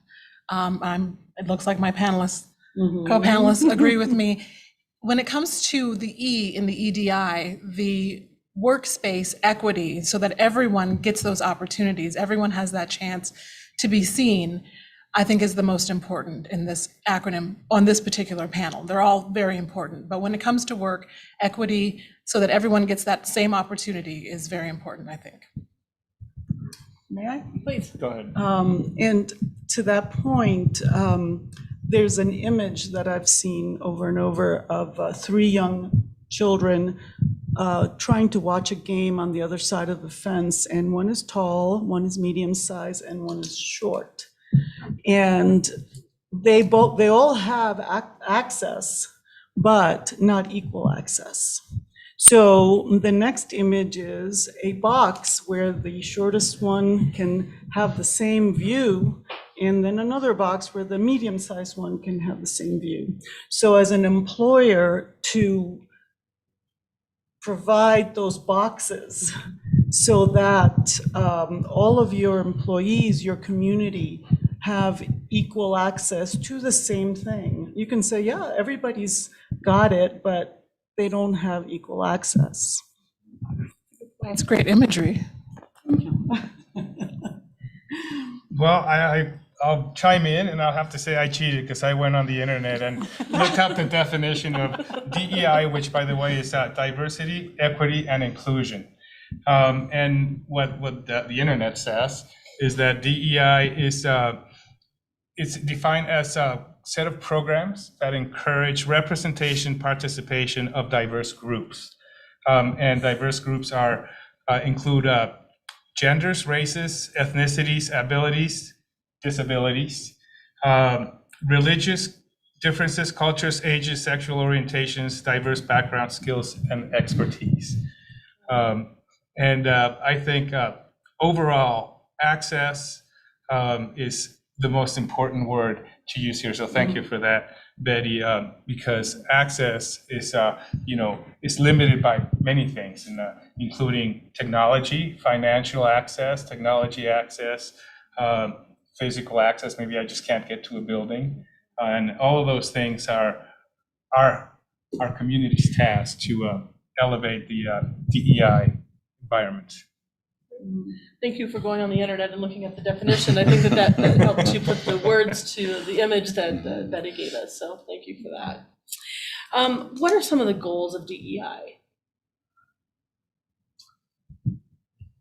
Well, as an employer, I think the most important thing is to create a space in your work area or in your company that will attract and retain people of diverse backgrounds in a way that they want to be there, that they are enjoying the environment and they can be the best that they can be, as productive. And that is community building. That is incumbent on the employer to build within the organization and in the surrounding community by encouraging volunteer, not paying your employees to go out and volunteer if that's what you have to do, but really encouraging that engagement within the organization and the community. And then diverse workers and professionals, they'll want to work for that organization and want to elevate it to the best that that could be as well. So I think that's a big goal for businesses. No, not just to be a silo within their own organization, but to make an impact on the community that what they're serving. Yes. I would, in addition to that, to what was shared, I have found, especially with the places that I've worked, it's kind of a healthy balance between ROI and social justice, right? Especially now over the last year. If as an employer, especially for the entrepreneurs that are listening in, if it would be inauthentic if you just said, I want to do this because it's the right thing to do, it's our mission, but without realizing that there's an ROI to it. For example, if you're, I know one of the questions or one of the sections is about recruiting. For recruiting, we want to do it, we want to cast a wider net to get the best talent. That's why we want to make sure that we're doing DEI work, right, for example. In regards to products and services and designing and innovation, we can all kind of speak to that, the aspects from there. But I think, once again, for the audience here, be honest, you're doing it because you want to have an excellent business. You want to be seen as one of at the forefront of what you're doing. You got to have an authentic, holistic, comprehensive DEI program. Absolutely. You can't do DEI inauthentically and have ROI on it and have it pay back for you. So, absolutely.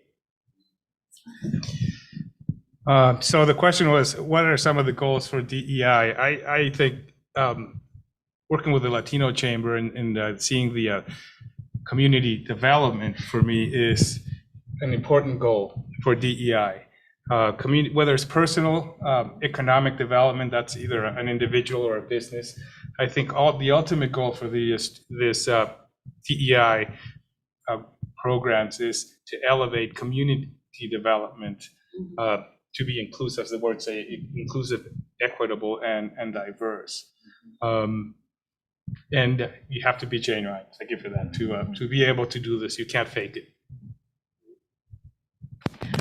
Well, I think everyone here has talked about authenticity in some fashion, but I think that has to start with you, the entrepreneur, and the people who are making that mission statement. And a lot of that comes from who are you and where are you at in your DEI journey? Have you faced your own implicit bias? Do you understand what that is? Do you have those tools? Are you discussing that with your coworkers, your partners, whoever you're either starting up with or in business with? Where is that coming from? It can't just be, oh, this looks good and this is trendy right now. It needs to be, this is how we're going to get the best people. And then we're going to come up with a plan on how we're going to keep them. And we're going to make that part of our operations. It's not just going to be on paper, and it's just not going to be culture talk. It's going to be something that we can follow through with. I think you've already started talking a little bit about a potential roadblock that is very hard to be authentic if you haven't done that work yourself. And so we do have a question coming in actually for you, Sonia, and I'll go ahead and just read this to you. You bring up a great point about working and keeping people. Realistically, we are all dealing with COVID, the COVID overhaul. Is there anything that is free out there that we can do now with employees or people to start a conversation and see if we are all on the same page? Oh, well, thank you for the question. I certainly appreciate that. One of the things I've done for a long time now is teach diversity in criminal justice. And that's not just about Black and brown people being in jail, which a lot of classes are. So to that question, one of the first things I do with my class is we do the implicit association test from Harvard. That's free. You can go online right now and look that up. It's called projectimplicit.com, I believe, or you can just Google Harvard implicit bias. And that's something that you can do today. You can start a conversation with whomever you're with today. And I had a police officer in class, and he actually talked about how he did this, because I made them, but it's great. The students actually really enjoy it. I hope they all do it. And those who feel comfortable share. And he discovered that he had an implicit association, a bias against people who were overweight. He was very surprised by that. So you'll learn something about yourself. And so there's a freebie from me to you. Thanks for that freebie. All right, let's go ahead and start. Betty, do you want to Can I add to just that? add that Sure. there are a lot of free things that you could do by taking the initiative yourself in connecting with people who don't look like you, and starting groups like we started a group sharing stories that matter, and basically spread the word and scheduled some Zoom calls, and people shared stories. People of all races and colors and nationalities, and it was fascinating to get to know people that didn't look like us. And it just opened up so many doors to additional learning. And I think that's the piece that we need to understand, is that we're always learning, that we're evolving. And now the doors are so open, the floodgates are open, and DEI is a buzzword and an acronym and all this, but it's always been there, but now it's at the forefront. Take advantage and create your own groups that will help you identify how you see people and how maybe you should be seeing people. Thank you. Thank you. Well, let's talk a little bit about roadblocks and get into our next topic. So what are some of the roadblocks that you've encountered or have observed that have hindered DEI? I'll start again. Take it, Fred. It's just been, it's been a hell of a political 4 years, right? 4 or 5 plus years, and I think the inability for people of different sizes, different perspectives to communicate effectively, and to come to a solution has been key, right? And as I alluded to before, not everyone's drinking from the Kool-Aid, which is fine, but especially as they perceive DEI work. But I think some of the roadblocks have been some of the things that we've all probably historically, but there are some people who they're cautious about doing it, and they want to take it slow. They want to pick and choose which aspect of diversity they want to do. Let's just deal with this for now, right? Because that whole prayer during the day thing, that whole LGBTQ, that's too much, right? Let's just deal with race and gender. And it's all or nothing. To me, it's all or nothing. Right, and there's an effective way to do it. You can build pillars and then try to build other pillars, and each year, each fiscal quarter, whatever you want to do. But to just say I'm never, we're not going to get to that issue is just, I think it's an ineffective way to do it. And it's going to come back to bite you at some point. So those are my roadblocks. It's to be focused on one area and not considering the whole. Yeah, and that's me from a kind of infrastructure kind of, corporate kind of thing, that it's embedded. It's just tough to break that wall because there's so many people who are holding up that wall. You know what I mean? Yeah, I mean, from my perspective, there's fear of trying something new. Maybe one of the assumptions, or that's not an assumption, but the point that I want to make is that assumptions always create roadblocks, and the assumption are those things that we don't know. So somebody may have all the intentions to create a inclusive, a diverse environment in their business, but because of their assumptions, they're going to create a gap unintentionally, maybe, by trying to do good. So, I'm not trying to give you an answer to how to solve it. There's always different ways to try to solve that, but it always starts with the person, right? You have to be open to understand that you don't know everything, and sometimes you may learn more than when you think just by trying something. Get over a fear and just start a conversation, start an action, and be prepared for the reaction, because this, talking about DEI, and I can't remember who I was telling earlier, is let's see what comes out of this, because it's like talking about religion or politics. It's very personal, it's very subjective, and but it's a beautiful thing. In the end, I think the fact that we're talking about it here is already a step in the right direction. Briefly, just building on what you said about fear and what you were saying earlier, well, all of you actually.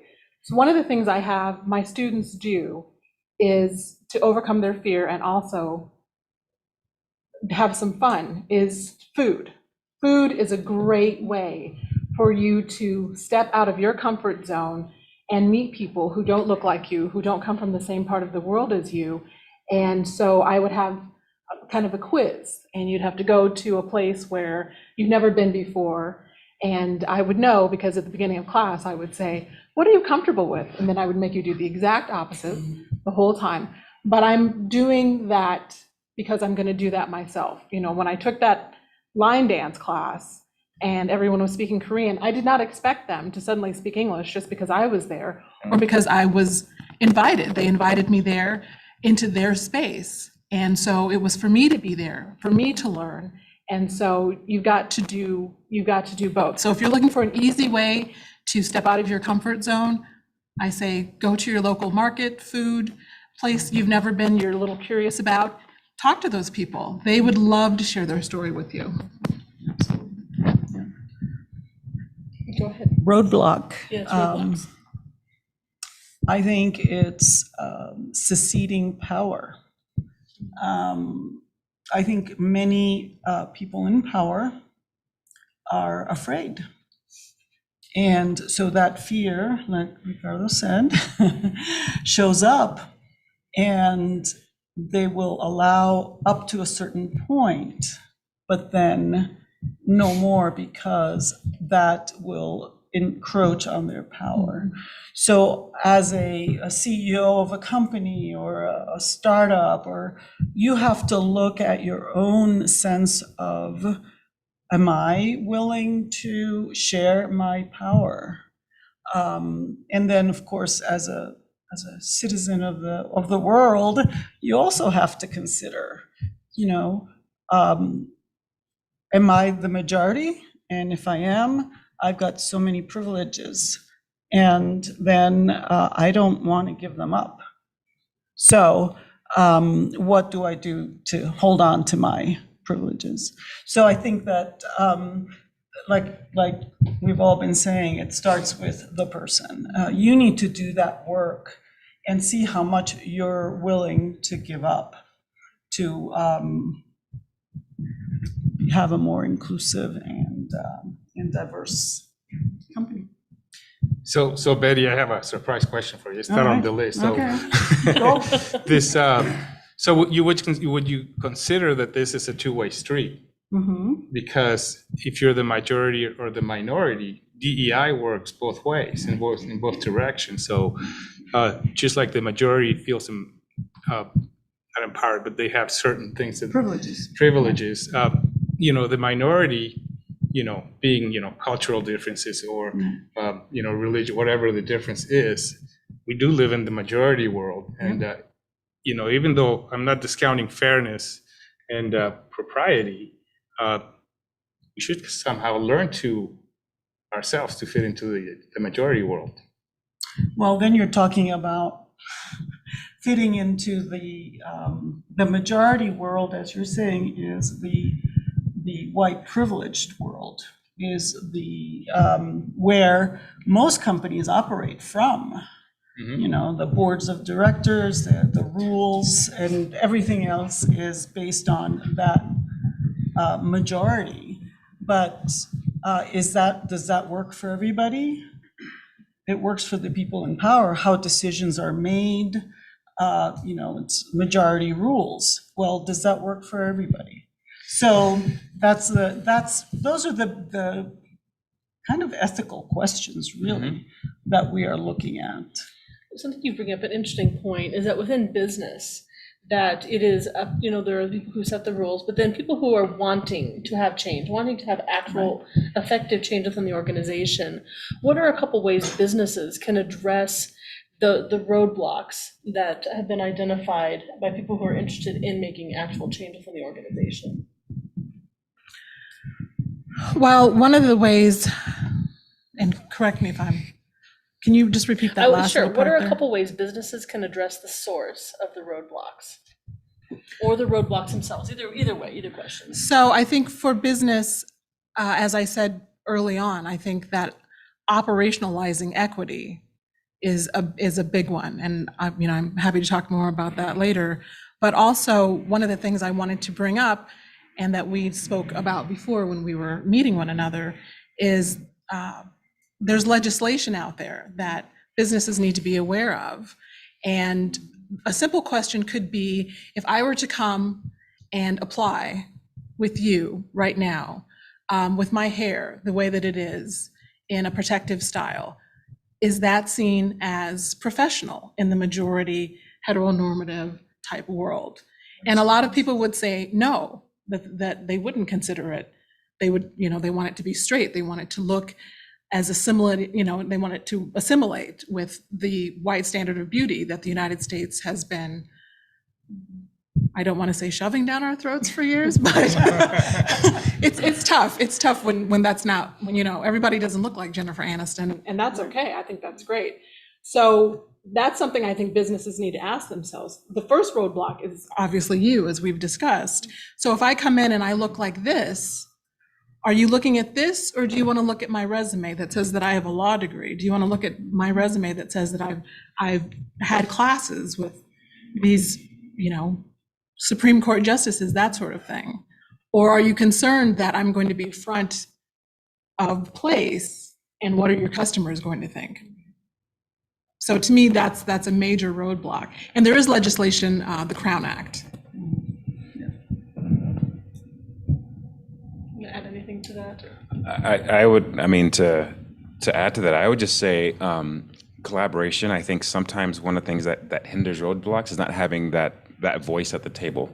As you plan things, as you plan to advance, to seek, to talk to a funding source, right, for example, right, for an entrepreneur, as you seek to bring on new talent, someone needs to be at that table, say, hey, did you ever think of this?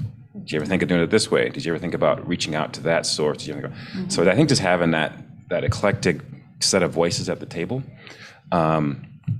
is also beneficial. Now, but you got to listen to it too, right? There's difference, and I always say the difference, having worked with gang members in Richmond, California. Right? I say there's a difference between listening and hearing, right? You hear a gunshot, but you listen to somebody, you listen to a person, and you agree or disagree respectfully right from there. I think it's a great point that you bring up, because we've heard a lot about that you've got to have a seat at the table, you've got to have a voice at the table, but simply being seated at the table does not mean that you're being heard. And so, I think that there has to be a willingness not only to have you sitting there, but also to have you have your voice be heard and contributing in a way that is making change. So You don't want to have a token person at the table, basically. Is you want to, like you said earlier, spread a wide net and invite. I like to use this kind of image also, is not just send invitations to the party once you've already planned the party. Yeah. Send invitations out to help plan the party. And then you will have engaged planners who will want to stay for the party and invite their friends. So it's a very intentional act. I think we all have to be very intentional about this, authentic and intentional. That's a great point. And I would say, because nothing sucks more than being a DEI person and not having your voice heard. Right. Say, do you really want me here? You have sometimes you got to say, for those that are looking to hire somebody, or a diversity recruiter, or whatever these things that entrepreneurs do, just like, are you sure right? Because it's going to entail all these things we talked about before. It's not just race and gender, it's all these things. And it's going to take effort and resources and a commitment to do it. Absolutely. Hard work is involved in making change. Yeah, absolutely. We do have a question. I'll go ahead and read this to you. What are practical ways to diversify my personal network? Everyone I know is like me, so I don't know how to attract diversity hires. Well, I think Fred's probably, and you are doing a lot of hiring. I would say starting with some of that language in your, in the ads, what's that language look like and who is it targeted for? If you're getting the same people over and over, it's because whether you realize it or not, you're angling for a certain kind of person. And so there's an easy place to start. Plan the party and invite people to help you plan that don't look like you. And you can join groups. There are so many ways of, line dance with Koreans and all, but there are so many ways. You just have to open up your doors of associations. Join groups, start your own group, and really be intentional about it. That's really the most important thing. Well, and if I might say, the question is asking for some practical, correct, like things they can maybe do right now, some tangible takeaways. So perhaps reach out to the Black Chamber of Commerce, the Latin, is it Latino? Latino Chamber. Look for groups of Asian, South Asian, and ask them, what does this look like to you? Give it to them. Can you help me? So that way you have other people at the table that you're listening to that are contributing, who are helping you create that outline. Yeah, I would actually say this is my passion point here on the getting talent, because I think I don't know if we can cuss here or not, but I think it's crap when people say they can't find diverse talent. I think you're not trying hard enough. We talked about that before. So, in LinkedIn, there's groups. There's 30-something diverse groups in LinkedIn, for example, right? This is, once again, I don't claim to be an expert on stuff. We're all trying to do stuff. There's also specific platforms based on, I use the term community group, that you want to reach to. So you can actually start posting position descriptions, as Tony's saying, in targeted areas. Once again, you're kind of cast a wider net to get the best talent. And that's what, that's the sourcing part of talent, right? Sometimes you're looking on LinkedIn, you got to pick up that call. You got to find that company. You got to say, hey, you're a UX person, because it's tough to find some of these tech positions, right? So to post and pray and think that just by putting on your website, LinkedIn, maybe built in Denver, and think it's going to happen, it's not going to happen. You're going to have to either be very assertive, very aggressive, and cold call, as well as look at some of these specific platforms and get out there and do stuff. But it's very possible. To say it isn't is you're not trying hard enough. Would you mind listing a couple platforms? Because maybe the people who are watching aren't even familiar with the platforms. Yeah, if you give me, I'll jot some down and then add them to the chat. But I think the things that we just talked about. There's the chambers, there's other things, and then if you want to cast that international and national net, they're there as well. That'd be great. Yeah. So business networks. You have all sorts of chambers. Have Latino, Black, LGBTQ. This is all Boulder County. You have Asian. You have. There are various, there's social groups. I mean, Facebook has a million groups, not to drop names, but you can find somebody there. There's another place called Meetup. And then those are the ones that I'm dating myself, because there's probably 100 more that are designed for younger, individuals. So, go play soccer if you want to meet brown people or, whatnot. And, so I love the keyword that you use there, that is that you have to be intentional. It's just like anything else. If you want to do it, you can make it happen. The internet is ubiquitous, is ginormous, and all you have to do is pick up your phone and speak what you want, and you're going to have 100 options come up to you on your screen. Great, thank you for that. I think we're going to move on to our next topic. I think we've covered roadblocks. The next one is, and we started this a bit, about how to increase awareness within your organization. So before we get into that, let's start out with kind of the legal requirements. And Sonia, you already talked about this, about the legislation that we should be aware. Is there any other legislation that we should be aware of out there that either helps or directly hinders DEI? Well, wow, we don't have time for all that. We don't, one. I know. I So realize that, I'm going to focus on the Crown Act. And so for people who aren't familiar, the Crown Act is creating a respectful and open world for natural hair. And the reason this is necessary, because maybe people will say, oh my goodness, now they're legislating their hair. The reason this is necessary is because I myself, as a professional woman, have had my hair grabbed at work. Children as young as 7 years old are being suspended from school because they have locks or they have twists or their mothers braided their hair or they have some sort of protective style that's been associated with gangs or, I don't think most 7-year-old children in school uniforms, as this little girl was, are probably in gangs. So this is something that is important for you as a business owner or an entrepreneur, because if I come in and I'm great for front of house, you like my style, you like the way I'm talking, you like my skill set, you're not quite sure about my hair and it's not going to look like this next week or the week after that or the week after that, then you have to ask yourself, like I said previously, about professionalism, and also know that this legislation is in place. So it's not enough just to teach about the microaggressions, just coming up behind me and grabbing a swath of hair and walking away. That's not okay. I don't know if anyone told you, but you should not touch other people's children. That's what my grandmother always said.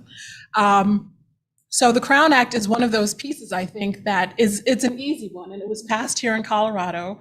Governor Polis wore a crown on his head while he signed it, and partially for the children that were there, because this is who we're also doing this for, these upcoming generations, who hopefully won't live in a world where they're on the playground being licked to find out if they taste like chocolate. I'm not saying that happened to me personally. Oh my goodness. Does that answer? That answers, yes. The question? Yeah. Okay, and then, That's great. and with the Crown Act, that's something that you can put together when you're talking about operations. Does that make sense? So if you create operations and let's say that one of your workforce imperatives is let people be themselves, then you've got the Crown Act backing you up. And you can marry those two things together and create a policy so that it's not just talk, it's not just part of your mission statement, it's actually part of your operations policy so that there are consequences. Let's talk about some really practical things. I think, Betty, this probably applies to you, but what are some actions that you've taken to change the culture within your organization to be more diverse, equitable, and inclusive? Wow. Put you on the spot. There's other people can answer that too, That's a good one. Well, I've had several different kinds of businesses. I want to say the restaurant, which was the one that tested us the most. What was the question again? What's the what have you done? What have we done? What have you done to create this type of culture within your organization? Well, I think really because, I'm an immigrant, so, and I grew up in New York City, which is like the place where there's people of every language and color and race and ethnicity. So it was not hard for me because as kind of like seeing, feeling comfortable around different people. So really in the hiring practices, and that business was in Boulder. Boulder is not the most diverse city. So I know it's a surprise. But we really encouraged the use of different languages. We created really an environment where people felt welcome from every walk of life also. I was actually thinking about this today, and one big mistake I made one time, hiring mistake, was, we had a Mexican restaurant, and this woman applied, and she was a little older, but had a lot of experience, and I was like, well, again, you can't, age is another, implicit bias, but it was, But she had a lot of experience and presented herself well and spoke well and all of that. So I said, okay, let's, we always had a little trial period, and she was good. So about a couple of months into her employment, I had a customer complain to me because they told me that she said that she didn't know what a jalapeno was. And that just it was like this bell of, wow,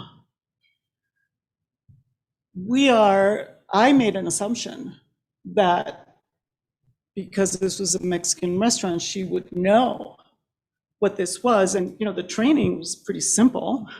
So, but it was like a kind of a reverse discrimination kind of thing, because I didn't push the envelope further as far as her cultural capability. So at that point, I realized we need to have all of our staff be totally culturally competent. So, and so we sponsored a softball team, and we also sponsored a soccer team. We really created that synergy within the organization so that people felt comfortable. And I think that's what you have to do. It has to come from you. You have to work on yourself, and then you create that space where people from all walks of life can contribute to your business and contribute positively, because they love being there. Our customers used to say, I love walking in here because everybody's smiling and they love what they're doing. It was like, yeah, we do. So creating that space. Yeah. Thank you for sharing that. Any other thoughts on that, around how to, either what you've done to build awareness or create that culture or change the culture in your place of employment? Well, I'm not an expert in all of that. I mean, I'm more of an experiential guy, right? I've lived it, and that's a key word for me. That's one of those KPIs in DEI. Cultural awareness is an experiential learning thing. I can't go tell you to be, equitable and understand my culture unless you've lived it. Mm-hmm. So, I like to think of, okay, so the assumption here is that we're in the United States talking about, the majority being the Anglo population, then we're the minority here. But what if a white guy goes to Brazil? Okay. It's all the same thing, but in reverse. Mm-hmm. He's going to learn a lot and come back and be a different individual when he's back. And then he'll really understand all of this that we're talking about. So, being intentional in education, there are professionals out there. This question came up a couple of times. There are people that do this for a living that can teach us all in different ways how to understand cultural differences, cultural communications. The spoken word is also an assumption, loophole, if you want to call it that. And if you're afraid of it, go hire somebody. They'll be happy to help you out in educating your minority. You may be a small business, it's nice if we have a large company that can afford this, but what if you're a company of 5, a small restaurant of 7 employees? Come to one of the chambers and we'll be happy to do something like this for you and help you get started at least. So, be intentional and go ask for help. You don't have, we don't know everything and we don't have to know everything. Thank you for sharing that. We do have a question coming in related to this. Would anyone be able to provide a good example of a workplace imperative using equity? I am in the construction business that brings in many cultures. I'm not Howard Smith, our expert. So what's the first part of the question? Can anyone provide a good example of a workplace imperative using equity? Okay, well, I will try, Howard, to help, and hopefully Fred will jump in here. I think, so if you look at places that have great cultures, for example, it's controversial sometimes, but Google supposedly has great workplace culture. And one of their workplace imperatives is let people be themselves, magnify people's strengths. So that's something that you can use perhaps as one of your workplace imperatives. And then as far as being equitable, are you giving everyone the same opportunity to magnify their strengths? If someone's got a strength that that resonates with you, just on an individual level, I think sometimes we tend to magnify that person, maybe promote them, maybe look at them more, when you might have someone else who has a strength in an area where you're weak, and you need to magnify their strength as well. And maybe that's something that doesn't resonate with you because culturally it's different from you. But that's just something for you to take a look at. So that could be a workplace imperative: magnify your people's strengths, and recognizing that things that are culturally different from you may be a huge asset to your business. I have to say something now. No, I think, what I really like what you're saying, because it's about maintaining this culture, right? That's part of the work I get to do now. And one of the things I'm a big fan of from a practical sense is there's a company out there called Korn Ferry, and they have these competencies, right? I think there's 36, 38 of them, something like that. And so as you hire people, you can bring those you can pick which competencies you want to keep, because that's the culture you want to have in your company.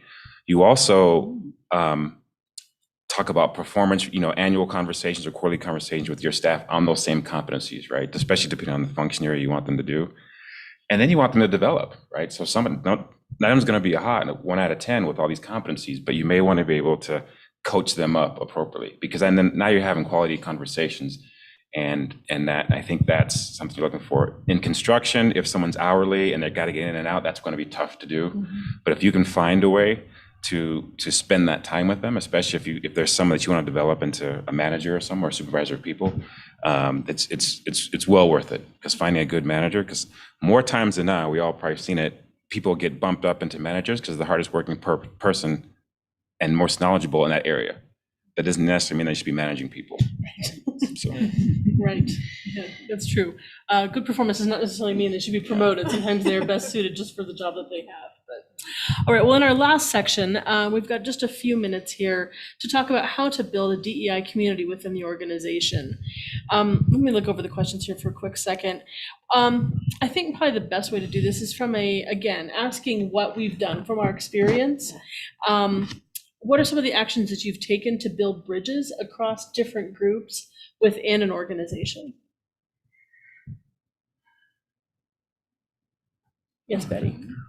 Well, one of the organizations that is pretty prominent in Boulder is Intercambio.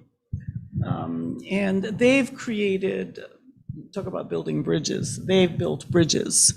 And really getting involved with them in their fundraising. They are a nonprofit, and in their events, helping sponsor events. That was a huge thing for us. It not only, it brought us together with this other community through that bridge building.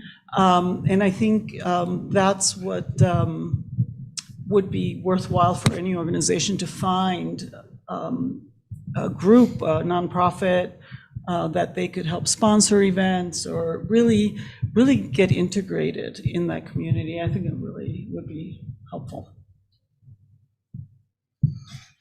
So building bridges, that's one of our vision statements of the Latino Chamber. But I'm going to look at my notes here because I wrote an answer or part of an answer for that. So I would say that, again, you have to be intentional. You have to want it hard enough that you're going to take actions on it. I would say that you know the importance of community engagement. You already said that. And ask yourself, does your business reflect your local community? Are you proportionally, because Boulder County is going to be different than somewhere in California or somewhere in Minnesota, right? So, if you can just look around and say, okay, my business looks like my community, that's a good starting point, because it'll start all the conversations and all the issues that we mentioned here today is, being diverse, you have to start by being diverse. And if you don't know, if your assumptions are there, so you don't know what you don't know, then at least if you have the diverse group, then you can start inviting people to plan the party. And one of the things I was jotting as I was getting to hear the team members here, we could talk about is, I talk like bias training, ERGs. I also had, thinking about when with startup folks, there's the incubator and the accelerator, which allows you to network, right? If you would hopefully, if for those you get accepted into one of those, these really top tier ones, it's accelerator or incubators, you may want to check their diversity, right? You want to, what their mission is. They're going to help you get started. There might be some funding involved, but if you really want to make sure your work represents the diverse client base that you want, as well as maybe a staff, you may want to check that out. But I think, sometimes low-hanging fruit, we see a lot of job descriptions now that talk about bias training and ERGs without really taking the time to do the other things that folks have talked about here. So there's no easy way to do this stuff. You commit, and you got to make it part of your business, your overall business plan. Absolutely. We've got about 30 seconds left, 15 seconds left. I'm going to ask a question, but is there any final thought that any of you that we didn't cover all of the questions that we laid out there? So is there any topic you're passionate about that you want to try and share in about 30 seconds? I want to say, be okay with being uncomfortable. I think that's the most important thing. If you are in your comfort zone all the time, then you're not doing the work that needs to be done to get where you want to go, especially when it comes to EDI. All right. I'd like to just offer a question for you guys, and it's this: what does DEI utopia look like to you? And once, we don't have time to talk about this, but once you can answer that question for yourself, it'll give you a good path forward on what to do next. I think that's a great way to wrap it up. I think we've talked a lot about, if we want to have DEI, we have to start internally first, and we need to be genuine. And then I think a great way to think about it is that, okay, what does it look like when we get there? What does the end result look like? So thank you all for being on the panel today. I think it's been a good discussion. Thank you, everybody. And I can get those resources. I'll get that to the organizers. Yes. However you guys share it with the participants. Yeah, we'll put up in chat. I think is what we'll do. So yeah, I think Dan, you had asked the question about some resources, and so we'll get those up in chat. Looking at the next session that we have coming up here is an introduction to employee ownership. We're going to be looking at what is it, and why would you choose to do it for your business? Ashley Ortiz of the Rocky Mountain Employee Ownership Center will teach us a little bit about how to learn about the different types of EO models, as well as the benefits they have for owners and employees, and then how you can start down the path of ownership towards that shared ownership in your own business. I will mention that there are a couple happy hours this afternoon, and so one of the great things about Longmont Startup Week is being able to connect with other people. And so the happy hours are from 4 to 7 p.m. at the Roost and Gross and Bart Brewery. So hopefully we'll be able to see you all there, and I don't know if any of the panelists are able to join us, but you might be able to connect with them as well. With that, thank you all for us today. Thank you. Why do chopped salads taste better? Chop 5 uses fresh from the farm ingredients and chops them into our salads to enhance their natural flavor. Add our delicious roasted chicken breasts and house-made dressings bursting with flavor. Mix everything together and taste why chopped salads are simply better. Come in at Chop 5 and enjoy our watermelon chop for only $8.99. Order online at chop5.com and find out how Chop 5 is chopping up fresh flavor, and eat with no regrets. What if the end is a beginning? What if flowers never bloomed? What if the cure to all this heartache is inside of you? We're all so full of questions. Where are we gonna go in this life ends? What if every moment matters? Or this is all pretend?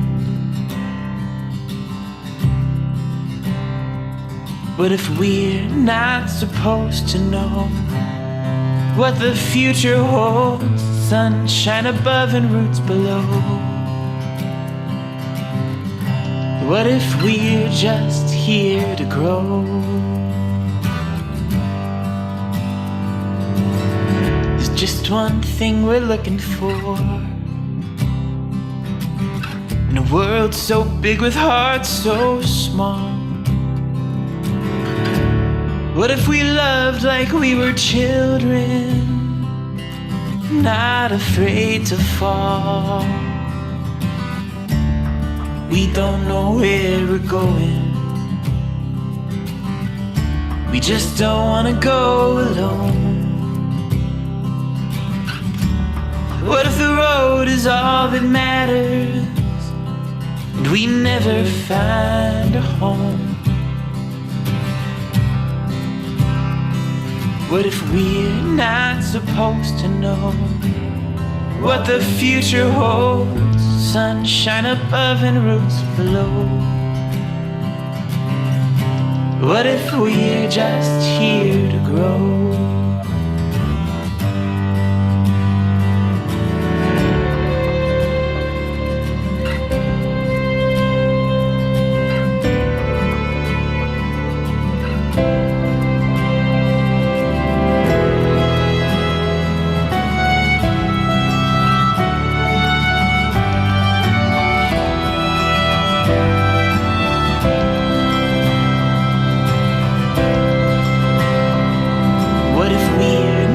Supposed to know what the future holds. Sunshine above and roots below. Flowers waiting through the snow. What if we're just here to grow? What if we're just here to grow?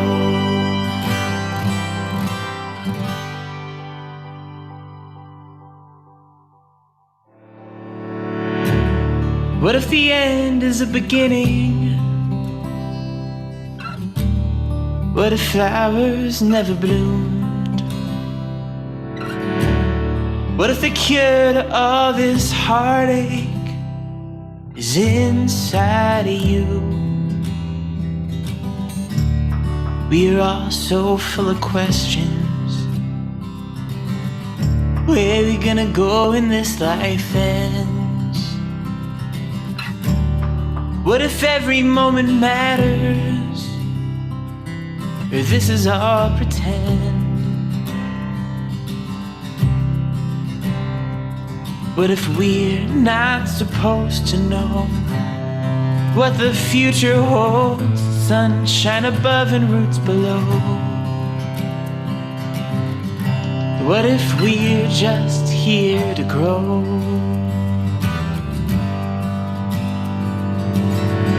Just one thing we're looking for. In a world so big with hearts so small. What if we loved like we were children, not afraid to fall? We don't know where we're going.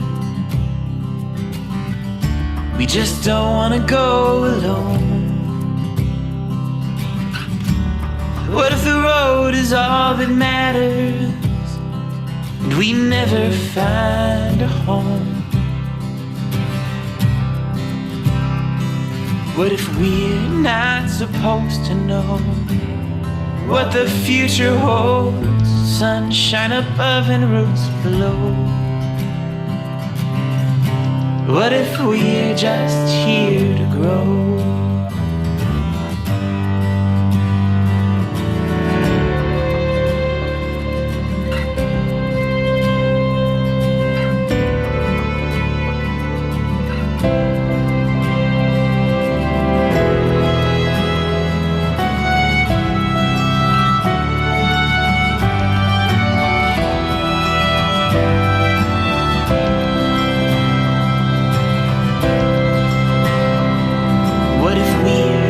Supposed to know what the future holds.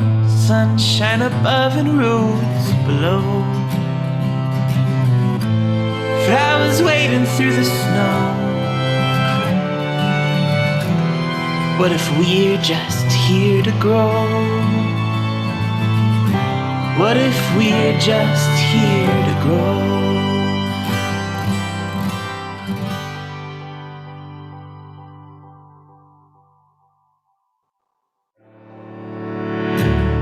What if the end is a beginning?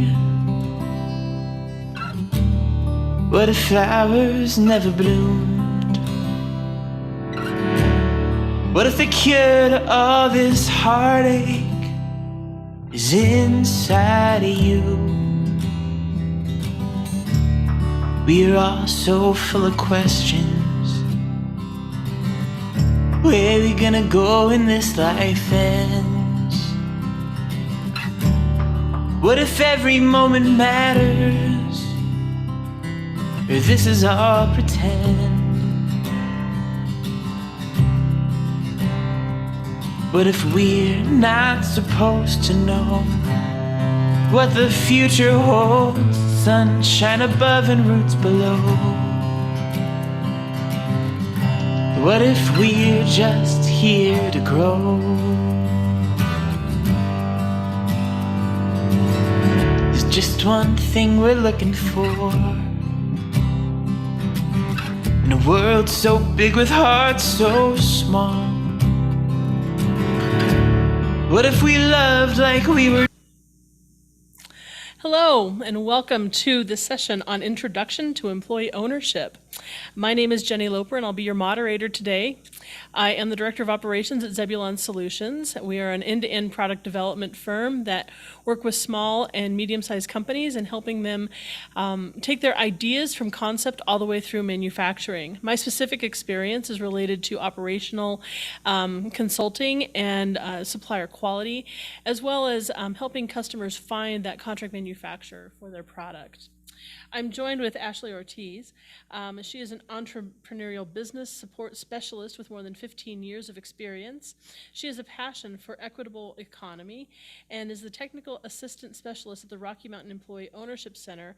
Previously worked for the Bay Area's Arizmendi Association. So Ashley, welcome, and thank you for joining us today. As we get into this, I think I will hand this over to you and let you talk through the first couple slides, and then I'll interrupt you again. Great, thank you. So yes, great to be here. Thanks everyone for joining us today. Before I do dive in, I just wanted to ask a question to anyone out there who's listening to see if you might be willing to put into the chat box any information about whether you're here today because you're thinking about starting up an employee-owned business as a startup.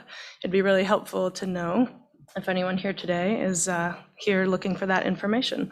So I will dive into a little bit of information, and Jenny will compile that information, and we'll report back in a little bit. So a little bit about the Rocky Mountain Employee Ownership Center, where I work. Our main mission is to build a more just and sustainable economy through employee ownership, and we do that by supporting businesses through technical assistance, helping businesses convert to employee ownership or support them through startup of these types of models. We also provide education on employee ownership, on different models, benefits of those businesses, and best practices. And then we also work to create connections between employee-owned businesses to help strengthen the whole sector. And a little bit about me, Jenny gave a great background, just a little bit more. I started focusing on worker-owned cooperatives, a specific kind of employee-owned business in grad school, and ended up focusing my thesis on supporting worker-owned businesses in Los Angeles, and then ended up working for the Arizmendi Association of Cooperatives in the Bay Area, which is a network of 9 worker-owned businesses.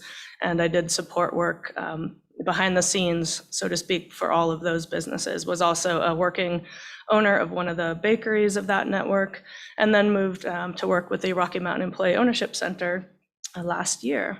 So really quick, I'll just pause for a second and see if we got any feedback.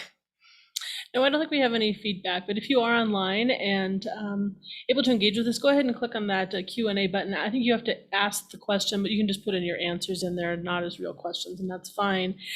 The question that I guess I will ask, if you want to go ahead and try and answer this in the Q&A, is what interest brought you here to listen to an intro about employee ownership? So I think with that, we'll see if anyone answers on that. Great, and I'll keep going. So I just wanted to start with a really quick overview. What is employee ownership? At its simplest level, it's a proven business concept which has really been around back to the mid-1800s. And it just means that a broad base of the staff members who work in a specific business own a financial share in the company where they work.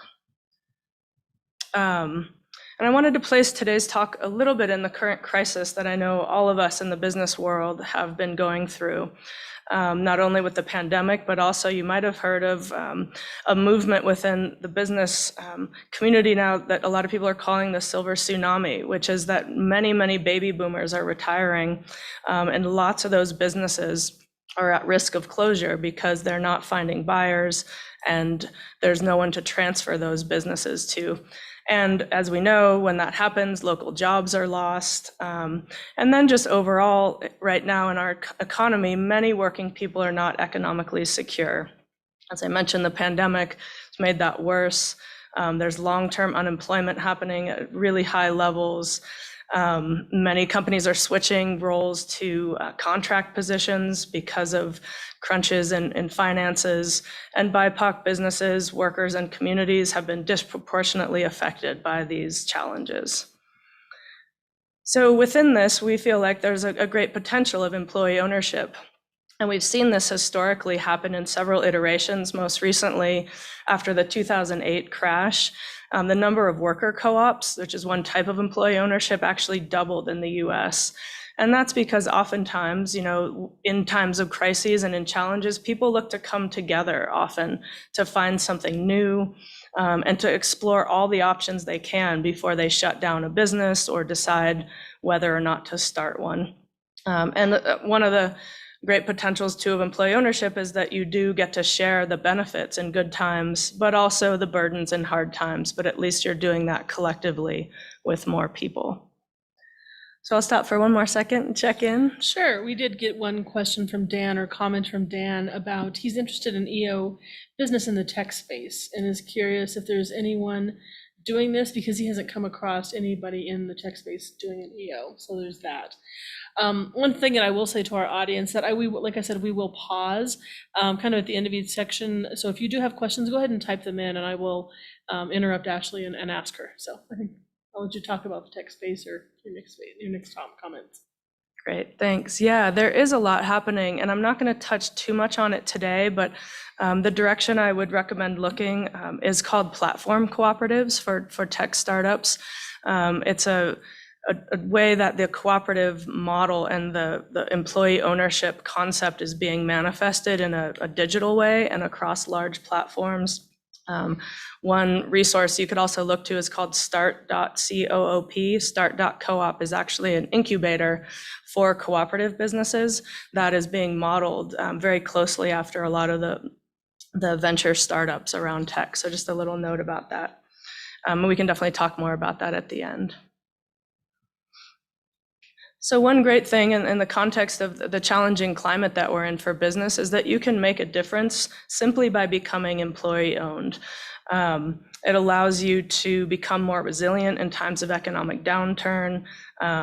There's solutions within these models that have been time tested over multiple iterations of businesses and the different waves that have gone through the economies. And it's a really great way to help revitalize not only the local economy where the business is, but also the larger economy that the workers and the owners are contributing to. So some benefits for the EO for your company. These 6 I'm going to dive into in a little bit more detail here as we go along. So creating a stronger, more resilient company. As you can imagine, if the workers who are there within a company actually own the firm, the company tends to perform substantially better. And here are some statistics about that. EO companies tend to have higher profit margins, faster growth per year, 25% more likely to stay in business than traditional companies. And worker co-ops, one of the types that I mentioned earlier, are way more likely to still be in business after 5 years compared to about 20% of, 90% are still in business after about 20% of traditional companies.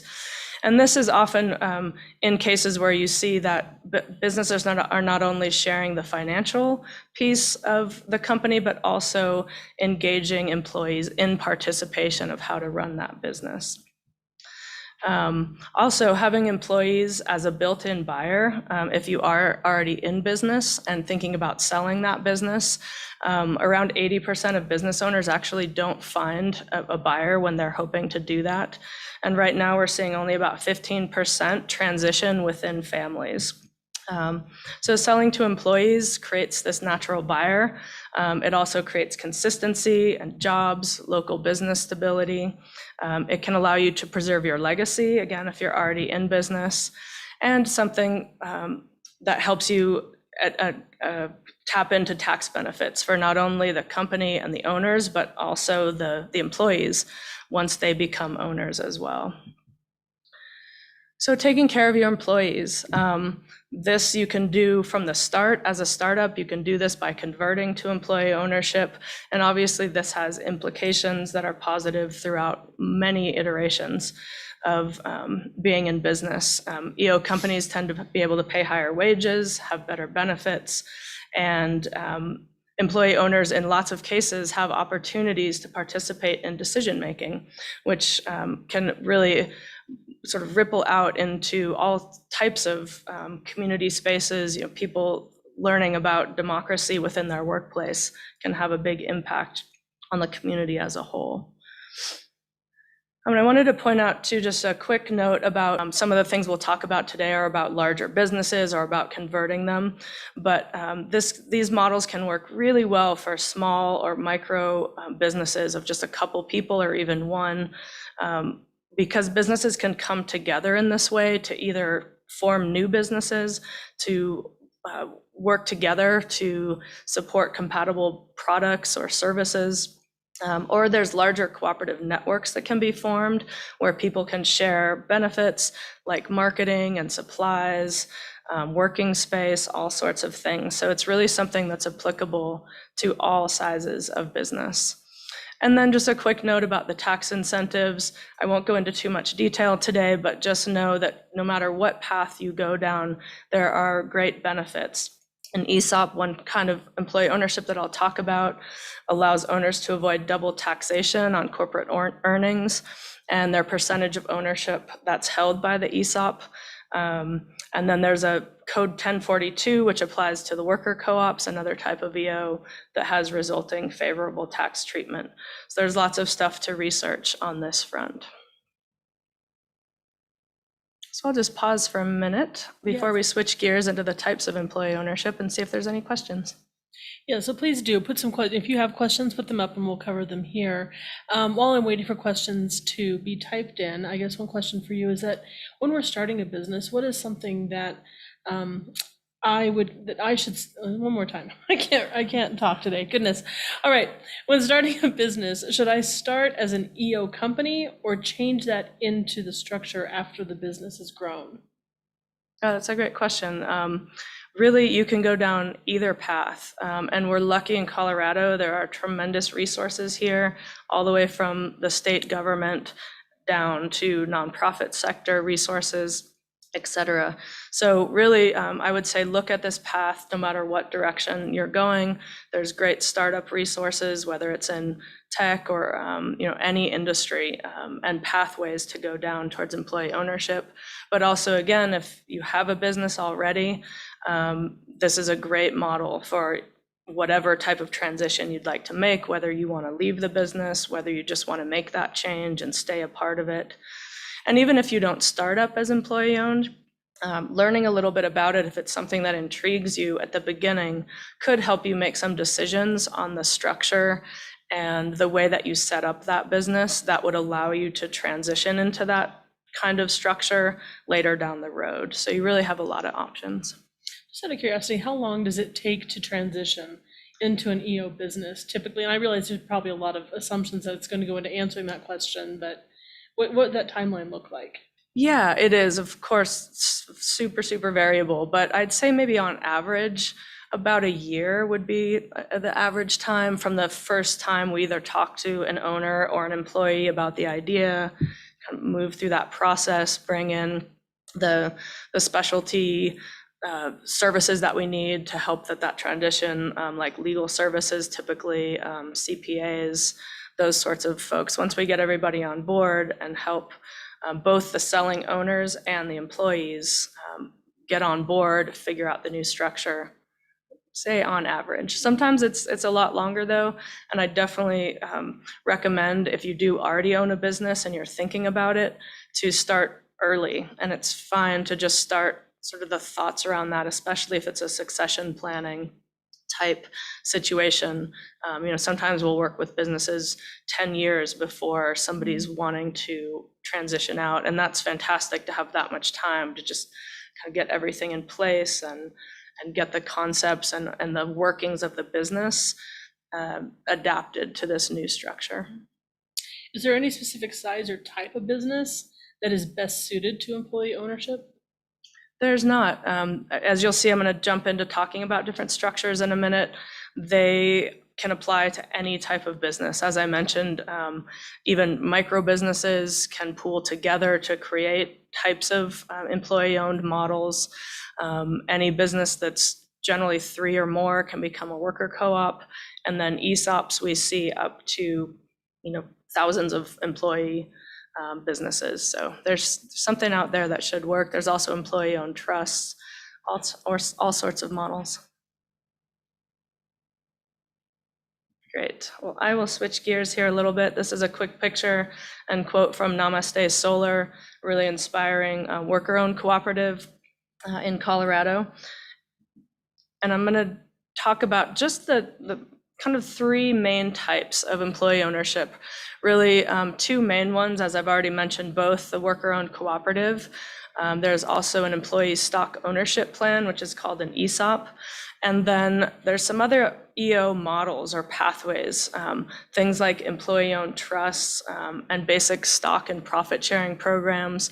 And just a note here, a lot of companies do take gradual steps to full or broad-based employee ownership. So again, if you're small or just starting up, it's not something you have to do all at once. There's lots of ways to begin to share the ownership in terms of the financial aspect possibly, and then bring in more participation. So lots of ways that this can happen.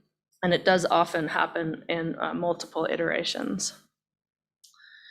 So just a quick overview nationwide to give you a sense of the sector. There's around 600 worker cooperatives right now, and you can see just kind of a recent scattering of where they're clustered. And ESOPs, there's around 6,500 total across the country as well. Let's see here, these are different industries. I don't have all the details here, but to answer that question further, all of these represent different industries, the different colors. So you can see they're really all over the country. But now diving in just real quickly into these few structures. A worker-owned cooperative is actually a 100% employee-owned business, and it includes democratic values in the very structure of the business. In this case, the workers own the business and they share the profits. And decision-making within this business is democratic, meaning that one worker has one vote, and nobody can actually own more of the company to collectively then have a greater say than anyone else they work with. And this one really is appropriate for any size company. It's great for very small businesses, startups with just a few people. You can start from this form. The state of Colorado has tremendous resources. As I said earlier, the state is supporting this. We have actually 2 different types of structures within the statute of the state, which is not universal across the country right now. We're lucky to have it here. So you can actually start up as this type of business within that path towards starting up a new entity. And this is a pretty popular option for a lot of companies because it only costs around $10,000 to $15,000 to set up as a conversion. And so I just wanted to point that out. That would be for companies that are already in business. If you're thinking of starting it up from scratch, it really doesn't cost any more to actually go down that path from the very beginning than starting any other type of company. And just a quick overview of the governance to give you a view of what it looks like within the business. So co-ops are governed by a board of directors like another company that's elected by and comprised of a majority of those employee owners. So as I mentioned, one worker has one vote. They get to choose who represents them. In a lot of cooperatives, everybody actually serves on the board of directors. So there isn't even a split between who's running the board and the business itself. And management can look very traditional. There can be hierarchy within a cooperative, but essentially the structures are in place so that those management teams are answerable to that employee-owned board, which in the case of a co-op would often be a lot of the same people. So you start to see in this case, people are just wearing different hats. They're not only doing the work of the company, they might be on the board, and they might also be a shareholder of the company. And just a quick couple examples of co-ops in Colorado to point you in the direction of if you're interested. Fly and Miata just actually was a conversion of a almost 40-year-old company last year where 9, or I think 8 in the end, worker owners ended up buying the business from the 2 original selling owners. Really great, inspiring story. Another one in Denver is an interior design company, fully woman-owned, and they are now an employee co-op. And just one more note here, back to the micro-owned business structure. As I mentioned, the cooperative structure can be a really great fit if you are starting up. It's very low cost, similar to other businesses. And it really has so much flexibility built into it for you to form your own entity and or then bring together other cooperatives or even other types of businesses to pool together. So definitely a great thing to research if that's where you're at right now. ESOPs are employee stock ownership plans. And basically in this type of format, the employees own shares of the company through a trust. So as opposed to the worker-owned co-op where they own the whole business, in this case, they're owning a portion of the company that's similar to a 401k retirement plan. So basically the company is making contributions into that plan, typically based on a % of wages. And typically this is better for larger companies, around maybe 40 or 50 employees with larger revenues. It can work for smaller companies. There's always exceptions. So if it's of interest at a smaller scale, definitely still reach out, see if it might be a fit.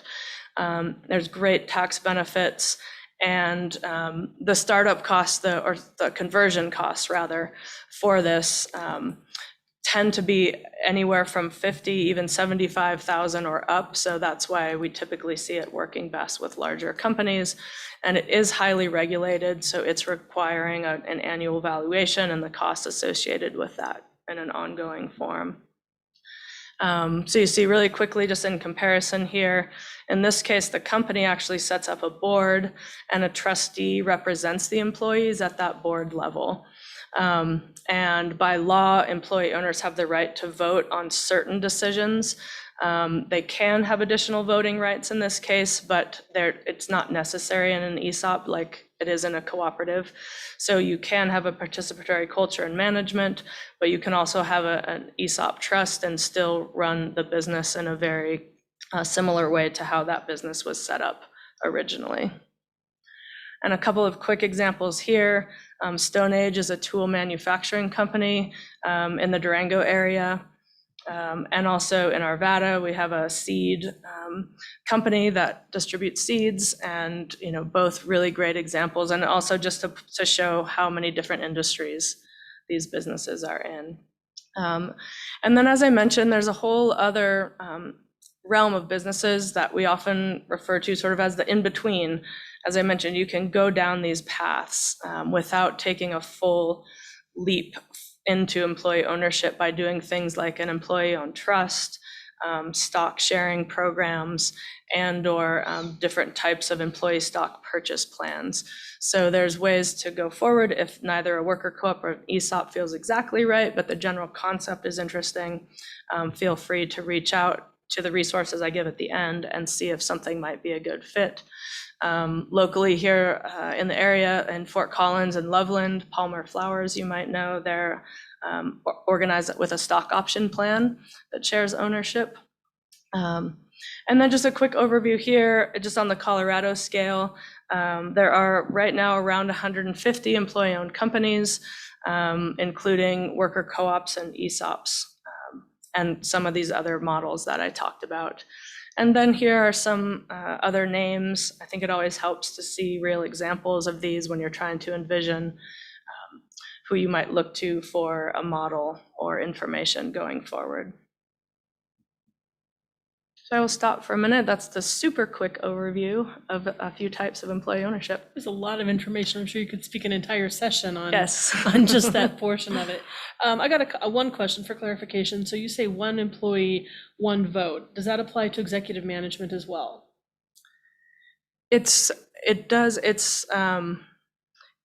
They happen in connection with each other. So you can have both of those. So co-ops can have executive management and they can have a board, and both are interacting, but it doesn't take the place of that.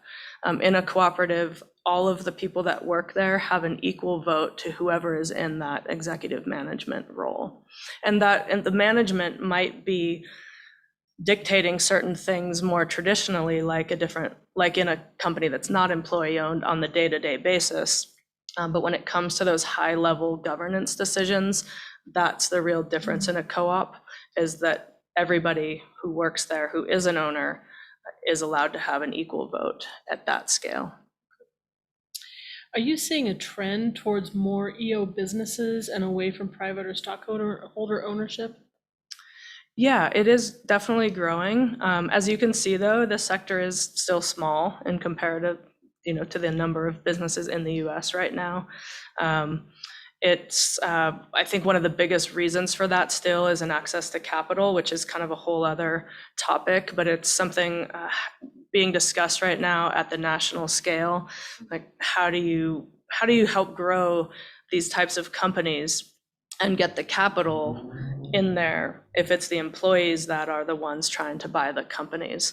The federal government has tried to start mandating some of these things all the way back to the Main Street Act, really putting their support behind it. But so far, there's still a gap around how the lending and the capital can get into the hands of the people that would like to buy the businesses. So I think that's probably still one of the largest hurdles to growing the sector. In a worker cooperative, how are people hired or fired? In a worker co-op, it's fairly similar to hiring employees, right? That you still have to go through the same process as having traditional employees of hiring and firing. But the difference is oftentimes worker co-ops for the hiring side will have what's called a candidacy period, which is where people will be hired on as an employee, but not brought on as owners. Because as you can imagine, you wouldn't want to hire somebody and become a co-owner with them right up front. You'd probably like to have some amount of time to say, do I really want to share my company with this person? So co-ops have really a wide variation of candidacy periods, and the business can decide that itself. It could be 6 months, it could be 5 years, whatever feels right. And then people are typically brought through a learning process. They learn about the company, they learn about how to understand its finances, how it operates from that governance level. And then typically there's a vote at the end of whatever that period is, and the current owners of that company will vote whether they want to extend ownership to that new person. And the other person, the worker, decides if they want to buy in. And there's typically some buy-in amount that's decided upon within the company. And then at that point, they become a co-owner and share in the votes from that point forward and in the profits of the company. And then firing, usually laid out in the bylaws. It's not that much different than in traditional companies. Typically, it's a vote of the working owners in a similar fashion. They would decide to ask that person to leave, and they would be given their buy-in back. Typically, again, this can be set up differently for different companies, but they might get that buy-in plus any of the profits that they've amassed as a coworker up until that point. Great. What specific resources are there in Colorado for EO businesses? We're lucky to have lots of great resources here. And we're the Rocky Mountain Employee Ownership Center. We're a nonprofit. We work statewide. So we have lots of resources that we can talk to you about. And also the state office was funded recently by Governor Polis, who's a big supporter of employee ownership. And so through OEDIT, the department of the state government in Denver, there's a whole employee ownership office, and I have links for those at the end. And they have tremendous resources now. There's a whole EO commission now that's working on behalf of this sector within the state that brings together incredible minds, all trying to help support the sector. There's also the Center for Community Wealth Building, which is in Denver, a nonprofit, especially for startups. I'd recommend reaching out to them. They work with worker-owned cooperative startups and have lots of resources as well. Great. Maybe we can put those resources up in the links at the for the session on the page. So great, we can do that. I don't have any other questions. So I think you can probably get into your third section. Going. Okay, so talk a little bit about how an EO startup or transition works. And it's a little different. So I'll just try to hit the middle here today. So hopefully this will apply to whatever space you're in if you're listening today. The beginning of the process obviously is the exploration phase. As I mentioned earlier, this can vary in the length of time that it takes within different types of companies, and for different reasons that you might be pursuing employee ownership. So exploring all of the types of benefits that I mentioned is a great place to start. There's a lot online about that. You can start, as I mentioned, with the Colorado Employee Ownership Office, reaching out to us. And then, if you start looking nationwide too, there's actually a US Federation of Worker-Owned Cooperatives. There's the NCEO, which is the National Center for Employee Ownership, that can help with ESOPs and other types. And through those, what you'll probably start to find is a lot of examples of other companies, and hopefully that will help start that envisioning of what this might look like. So there's lots to explore to try to figure out what is the right structure, whether you're just starting up or whether you're an owner or an employee within a business. You can start this exploration from whatever perspective you are coming to, because often I'll talk about the owner's perspective in this, but oftentimes we do have employees calling who are starting to think about this and wonder if they might be able to bring the idea into the mix of the place where they work. The second phase is the assessment phase, and this is where we can help the other organizations I mentioned. And this is where you're really starting to look at the details of your company. This would be, for startups, starting to look at how these models might work from the get-go, depending on your size. or possibly how you might build into the core of the structure the pathways that would make that transition even easier and less costly if you wanted to go there, and how you could start bringing people in, especially if it's one of those in-between type models of sharing stock or things like that. All of that you can start to assess. And this is where you'd really start to get into the details of, what size company are we? What model do we want to look at? How many people are we? What industry are we in? And starting to look at, is this viable right now? Might it be more viable later? So at the end of this phase, then you would move into the structure phase. And that's where you've really made the decision, what makes the most sense. And typically this is the part where you'd want to connect with lawyers who are knowledgeable about employee ownership, often CPAs, because as you can imagine, how the books are set up differs with different types of employee ownership. So that's the phase where everything is literally put into place. Whether it's a corporation with bylaws, those would be drafted. An operating agreement if it's an LLC. Different types of companies can be employee owned. And we do see that it can be helpful connecting with service providers that understand these models already, so that you're not reinventing the wheel when you're creating those kind of documents. And we're lucky in Colorado to have more and more of those people who are specializing in these specific ownership types. And then we see the execute phase, which is where the actual conversion would happen, or if you're a startup, the actual company would be set up and launched. And then you start to figure out all the details of how do you run a business collectively.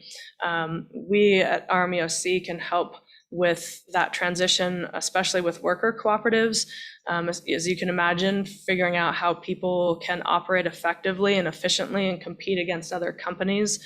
If there's, say, 8 people making every decision on a governance level rather than 1 or 2, it is different, but there are really, really great ways and structures for communication and decision-making that can allow businesses to remain competitive. And all the way back to those stats I talked about at the beginning, we really do see when co-ops and all types of employee ownership can work on those structures and find a place to operate effectively together, they can actually outperform other types of businesses.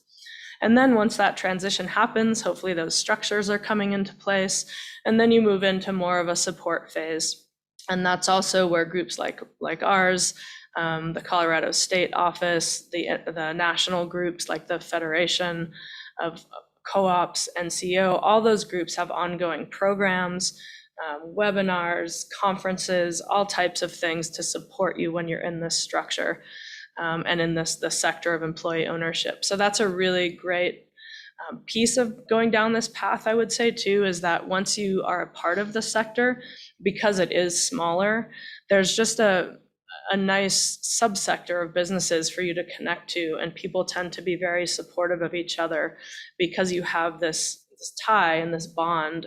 We're starting to see some great peer networks manifest in Colorado, one specifically for ESOPs, another for worker co-ops, and businesses are coming together for happy hours and different breakfast meetups specifically to share ideas and support each other as they move forward. So it's not only support within the sector itself between businesses, but there's all of us here within the state and nationally who are here then to help once you actually convert or set up as an employee-owned business.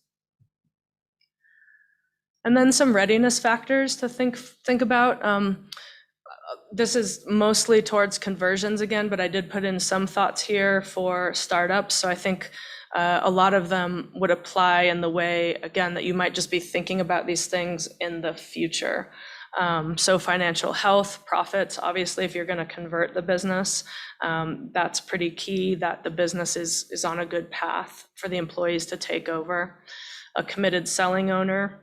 And in this case, as a startup, being committed to that path can just, again, help define the decisions you're going to make throughout all of the startup, so that you're on this path, even if you don't start there. Committed and experienced employees, in any case, obviously that's very key, but remember that it's often kind of the chicken and the egg. By turning into an employee-owned company or starting up as one, you tend to engage employees in that way, and they do become more committed and experienced because they engage with more within the company operations. And then a proven business track record, if it's in conversion, that can help. So some more sort of sub thoughts, which I won't go fully into, but specifically for startups, do you have a core group of 3 or more? That's the easiest way to start up a co-op. Again, ESOPs would be bigger, kind of more down the road. If you are smaller than 3, as I mentioned, there are ways to bring different types of businesses together. So you could still continue that exploration and see how that might be able to manifest. If you're already in business, is the business growing? What does that look like if the employees are going to consider taking over the business? Trust, obviously a huge word in this whole arrangement between employees and owners, and that can really start right from the beginning of working with anyone you're going to start up a business with. And looking at how you're going to share information, that's something you can build in at the beginning.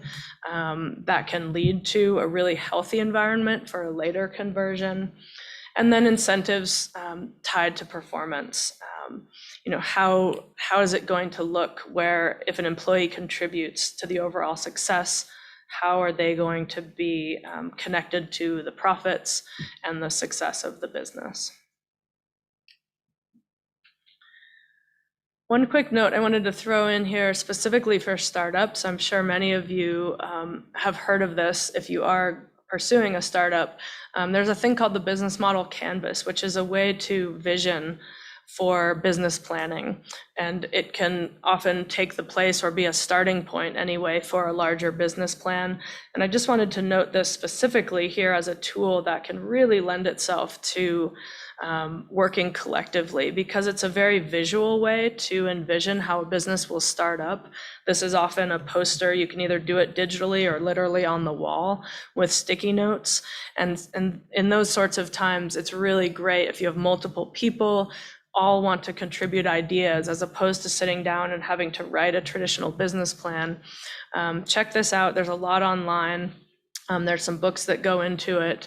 And companies of all types use this. It's not specifically for employee-owned businesses, but I just think it's specifically a really neat tool that has this collective leaning, because it's visual, it's quick, it's designed to be populated with lots of smaller ideas that pool together to form basically the way your business is going to make money. So here's just a kind of summary of what I've been talking about in terms of the support for the whole transition to this concept, whether you're just starting out and switching your mindset to this, or you're literally switching a business. We're here to help, and there's other entities here to help doing all of these things. So we can help you source solutions, help you explore the different models, help implement it, and then help get that education that I was talking about. So here are a few resources. Colorado Employee Ownership Office, the US Federation I already mentioned, the National Center on Employee Ownership. There's also the Democracy at Work Institute. I'd recommend looking them up. They have a ton of resources.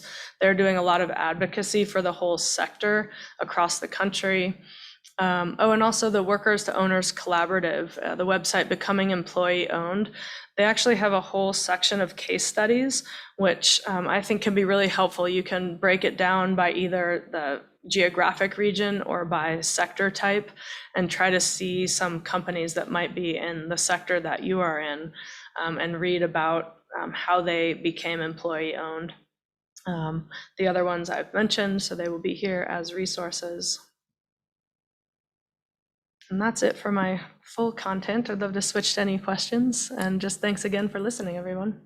Great, thank you, Ashley. One question, where can we find the vision template that you shared a few slides back? The business model, the canvas? Yeah, if you go back like 2 or 3 slides, Yeah, I think. That This one one? right there, yeah. Where do you? Yeah, it is open source online. So if you just do a web search for the business model canvas, I've found PDFs that you can download. As I mentioned, I've even used ones where we've blown it up to a big poster size where we've wanted to do visioning for employee-owned businesses from the beginning. And you can put those up on the wall, read a little bit about these different, they call them the building blocks. So there's 9 building blocks, and what you do is go through collectively to brainstorm everything you can think about of what would your customer segment be. Or one of their unique pieces is called a value proposition. What value are you going to bring to your customers? There's actually a whole sub book about that. So there's a book about the business model canvas, but a whole thing that dives into value propositions. And then you can see, you go into everything else here. Where do you think the money is going to come from? And they recommend brainstorming with sticky notes, as I mentioned, because it's meant to be a very light and quick way to envision and be able to change ideas over time. So as you can see, it's just a nice way, if you picture a group, say, of 6 people starting up a business together, to be able to do that over time. You can leave it up, you can change the ideas as things iterate. Also, larger companies, I think it was the iPod actually for Apple, they have an example where they use this. So you can use it later on just to set up ideas for new products and how the revenue is going to come in for that product and how you'll specifically tap into a segment of your customer base. So it really just has lots of applicability. It's a neat model. But again, it's nice. There's tons online that's open and free to download. Great. Someone is, Janine is asking if she can get a copy of your slide deck. Will you be willing to make that available? Sure, yes. Okay, great. In terms of setting up a new company, does deciding to go in the EO direction have any impact on the type of business that is looking to be set up? So like an LLC versus an S Corp, or are those an EO, like, is that another option, or can you talk a little bit about how those would work together? Yeah, there's really, I wouldn't call it an impact. It will look different, which is why I was recommending trying to find legal experts or CPAs that have that knowledge built in, because there are aspects of the bylaws that the statutes dictate need to be there, kind of like the guardrails that make it different than, say, starting up an LLC. There will be things built into those structures if you decide to set up that way. For the in-between models and ESOPs, it's a little bit different because it's not built into the very core of the company, but those things would get written into whatever agreements there are around profit sharing, et cetera. So again, still nice if you can find someone to help you do that, but lots of people could probably research that. And we are finding more and more service providers who are interested in it and hearing about it and wanting to learn. So even by just going down that path and asking, they might be able to tap into the resources now as it's growing, especially in the state of Colorado, where people can adapt those pieces. But it can be an LLC, it can be a corporation. Everything can basically be applied. It does take that shift, that difference, to put up those pieces that make it uniquely employee owned. Great. I think this is a really great question. If I have a startup, what are some actual first steps I can take to start as an EO company? As a startup, yeah. I'd say it's, really starting at that first bubble that I pointed out, exploring, try to find examples that are similar, so that you can look to those for inspiration. Reaching out to all the groups that I mentioned, almost all of them have startup resources. And more, I just recently talked to someone at the Denver Public Library, and they have a whole realm of business support there, and they're starting to learn more about employee ownership so that when you go in there, they can help you do research around these types of companies. So in a lot of ways, for a startup, you would go down exactly the same path as any startup, because at the end of the day, a business that's employee owned has to be a business and has to be successful. So these things get put into the mix along with the traditional path to employee ownership. So first and foremost, going down the road of making sure, like using the business model canvas, those types of tools, knowing that the business can be successful, and then looking to these resources either statewide or nationally to figure out how the specifics need to be set up for whatever type you choose or whatever type you might want to reach later down the road. Say if you're starting up, but 5 to 10 years out, you want to switch to this, you can start to find that information to build it in to the core of that business. Yeah, I think one thing that, and with the startup companies, funding is, and having enough resources is always a challenge. And so you certainly have a lot of information about this. And the organization that you work for, the Rocky Mountain Employee Ownership Center, how does that organization help convert a company to an EO?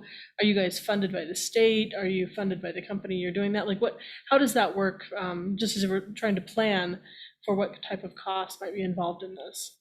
Yeah. So first, I guess to answer the first part, we are funded not only in partnership with some state funding, but also by nonprofit funders, grant funding. So we can work a lot of times without having to charge clients. We do a lot of introductory work and a lot of ongoing support and things. If we do engage more deeply with a client to go down a worker cooperative path, then we do have a small technical advising contract that typically spans about a year, as I mentioned, walking through the company, with the company through that whole process. And then, yeah, it is the part of the startup challenge, right? Where does that funding come from? It's a challenge for EO companies or other ones. For conversions, I think in the slides I mentioned some ballpark planning. For startups, I don't think you'd have to plan for much different. Again, if you're already decided on that path, you'll be going down a very similar path. So there's not much of a difference there, but the conversions are where the costs come in, where some planning has to happen. And oftentimes there is, in a conversion situation, the selling owners are willing to finance some of that cost for the employees and get paid back over time for the value of the company. And then we oftentimes also look to some national lenders who specifically will support employee ownership, and through a merger of those two sources, the employees can get enough funding to buy the business and then pay that off over time. So a lot of times those costs for the conversion get lumped into that larger sale and paid off slowly. Great. Thank you so much for your time today and for sharing this information about employee ownership. I know that it's not something that probably comes to the forefront of one's mind when they're starting a company, but I think this is very helpful today. So thank you so much for doing that. This actually wraps up our sessions for today, so the end of day 2. Looking forward into day 3 tomorrow. The theme tomorrow is going to be Reimagine, and there's several panels and sessions on DEI, the heart of leadership, and the Great Resignation. So that sounds like a great lineup tomorrow. Again, a reminder this afternoon, I've said this the last couple of sessions, one of the best things about Longmont Startup Week is meeting other people in the community. And so there's 2 happy hours that start in about an hour at 4 o'clock and go until 7. There's the Roost, and then also the Gross and Bart Brewery. So I think I'm going to probably head over to the Roost and grab a little bit of lunch because I haven't had that yet, but then I'll probably see you at the happy hour if you'll go there. Again, thank you so much for attending today, and I'm looking forward to your participation tomorrow. As I do wrap up, I do want to thank our sponsors, because without our sponsors, Longmont Startup Week would not be what it is. So thank you to the ARC Thrift Stores, Avocet Communications, Ward Electric Company, and the Longmont Economic Development Partnership as our platinum sponsors. For our gold sponsors, we have Biz West, Left Hand Brewery, and Docketly. The connected sponsors are Downtown Longmont and High Plains Bank. And then also we have some in-kind sponsors. And if you go out to the networking events, you'll see Handprint Inc., Circle Graphics, Sticker Giant, and Chop 5. And I know that Sticker Giant has provided some really fun stickers this year that you can pick up at the networking events and happy hours. So thank you so much, and hopefully we'll see you in the happy hours.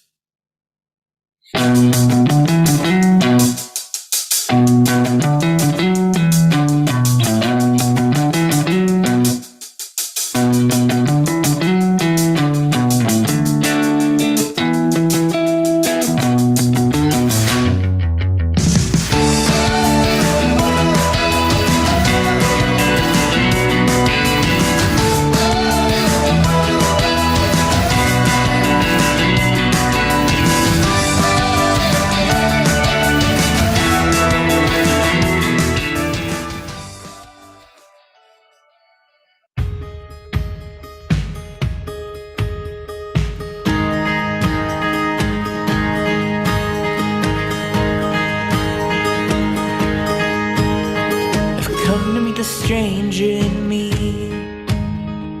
Come to meet the stranger in me, to dig in deep, whatever I see. I've come to meet the stranger in me. I've come to find an untamed love.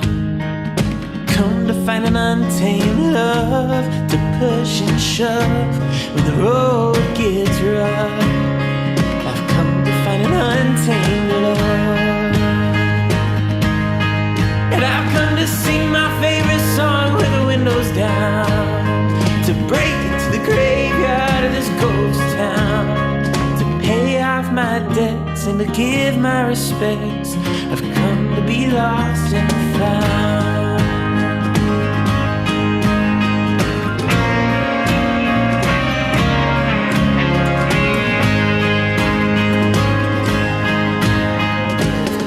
Tear my old house down.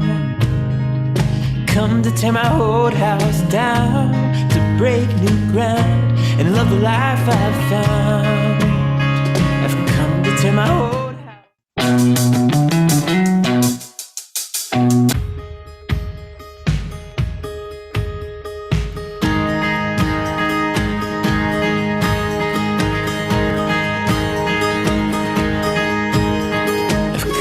stranger in me. Come to meet the stranger in me, to dig in deep, whatever I see. I've come to meet the stranger in me. I've come to find an untamed love. Come to find an untamed love, to push and shove when the road gets rough. Find an untamed love. And I've come to sing my favorite song with the windows down, to break into the graveyard of this ghost town, to pay off my debts and to give my respects. I've come to be lost and found.